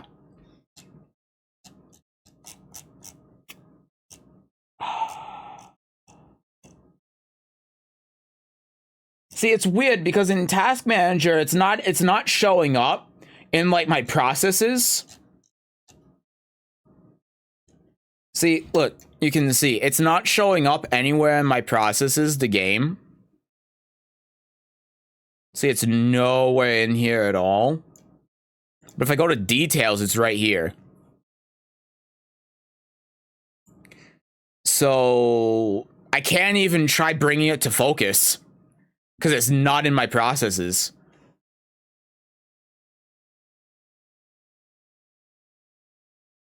And then again, if I open file location, close Steam entirely. Yeah, that's really the last thing to do at this point, right? That's the only thing I really can do. So weird though. I can't even end task now. Oh, now I can. Weird. Okay. Yeah, let's try closing out Steam. Past that would probably be restarting the game, and I don't want to bother with doing that, at least right now. This is already taking longer than I would have liked.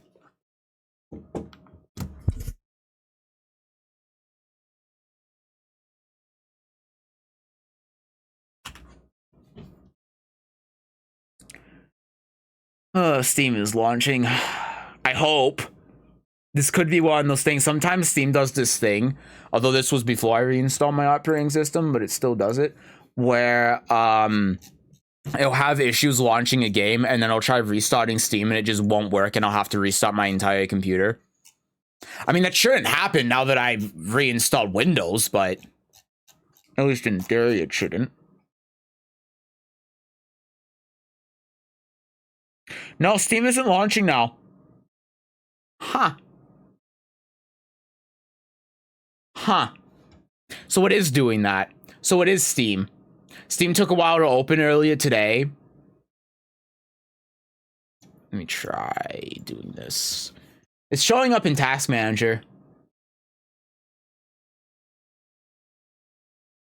It's doing the thing where it starts loading Steam and then it just stops. And usually when this happens, it means I have to restart my entire computer in order to be able to launch Steam.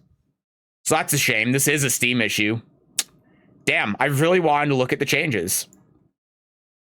Fuck, I think I might be able to just... I think I might be able to restart my computer and then it would stop before the stream ends. I just don't want to restart the stream just to look at the changes, but I also want to look at the changes. Really sucks.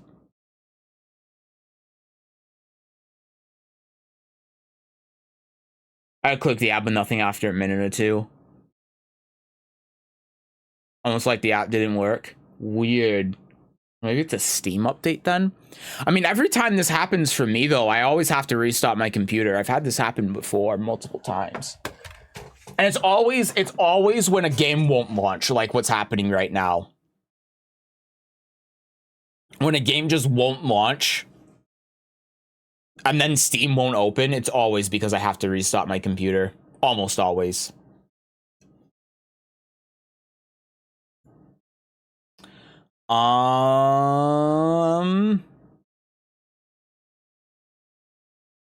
Although sometimes when I restart my computer in this kind of situation, my computer fucking dies.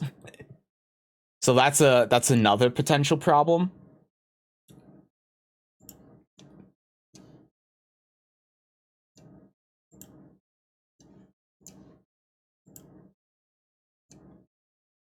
Ugh. Yeah, it's still not starting. I'm going to attempt then. I'm going to attempt to very quickly restart my computer. Your computer dies? Yeah. That's the only way to really describe it. My computer just refuses to function. So I'm going to make an attempt to restart my computer. My camera settings are going to be all incorrect, but cross my fingers and hope for the best because I want to look at these changes. You know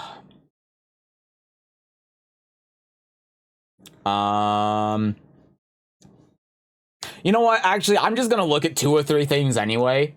Maybe I'll just have a stream while I play the game. Maybe I just won't look at the changes and then I'll actually look at the changes when I play the game.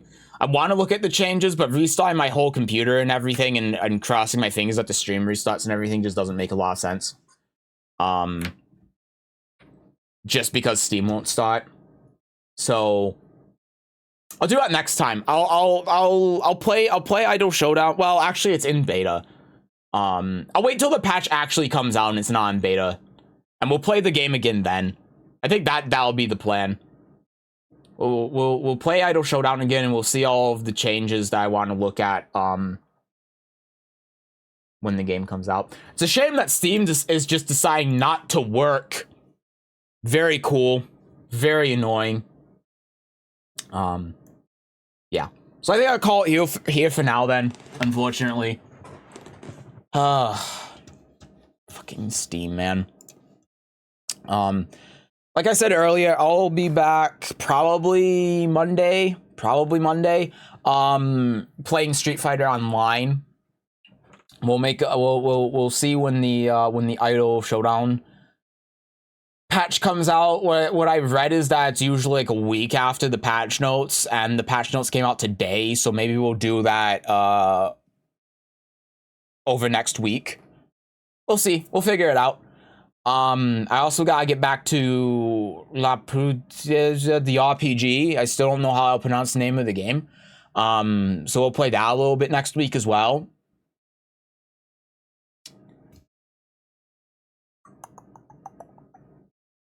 I think next week I'm not streaming tomorrow. tomorrow, Wednesday, Thursday, and Saturday. Those are the days I work. We'll see if one of those days I cut in to play to stream a little bit later. I think one of the days I start working a little bit later. Wait, isn't Summer Games Fest this week? It is. That's going to be a weird one because it's on a day that I work, but it starts like 2 hours before I have work. But they go. So I think what's going to happen is that on the day I have Summer Games Fest, or the day that Summer Games Fest happens, I am going to restream it, but I'm not going to restream the whole thing. I'm just going to restream it until whatever Tekken announcement there is, and then kind of be done with it because I'm gonna stream it and then I'm gonna have work. We'll see. Anyway, hope you have a great rest of your night. You too. Thank you, Gabe. Yeah, have a good night, everyone. I'll see you on Monday. Bye-bye.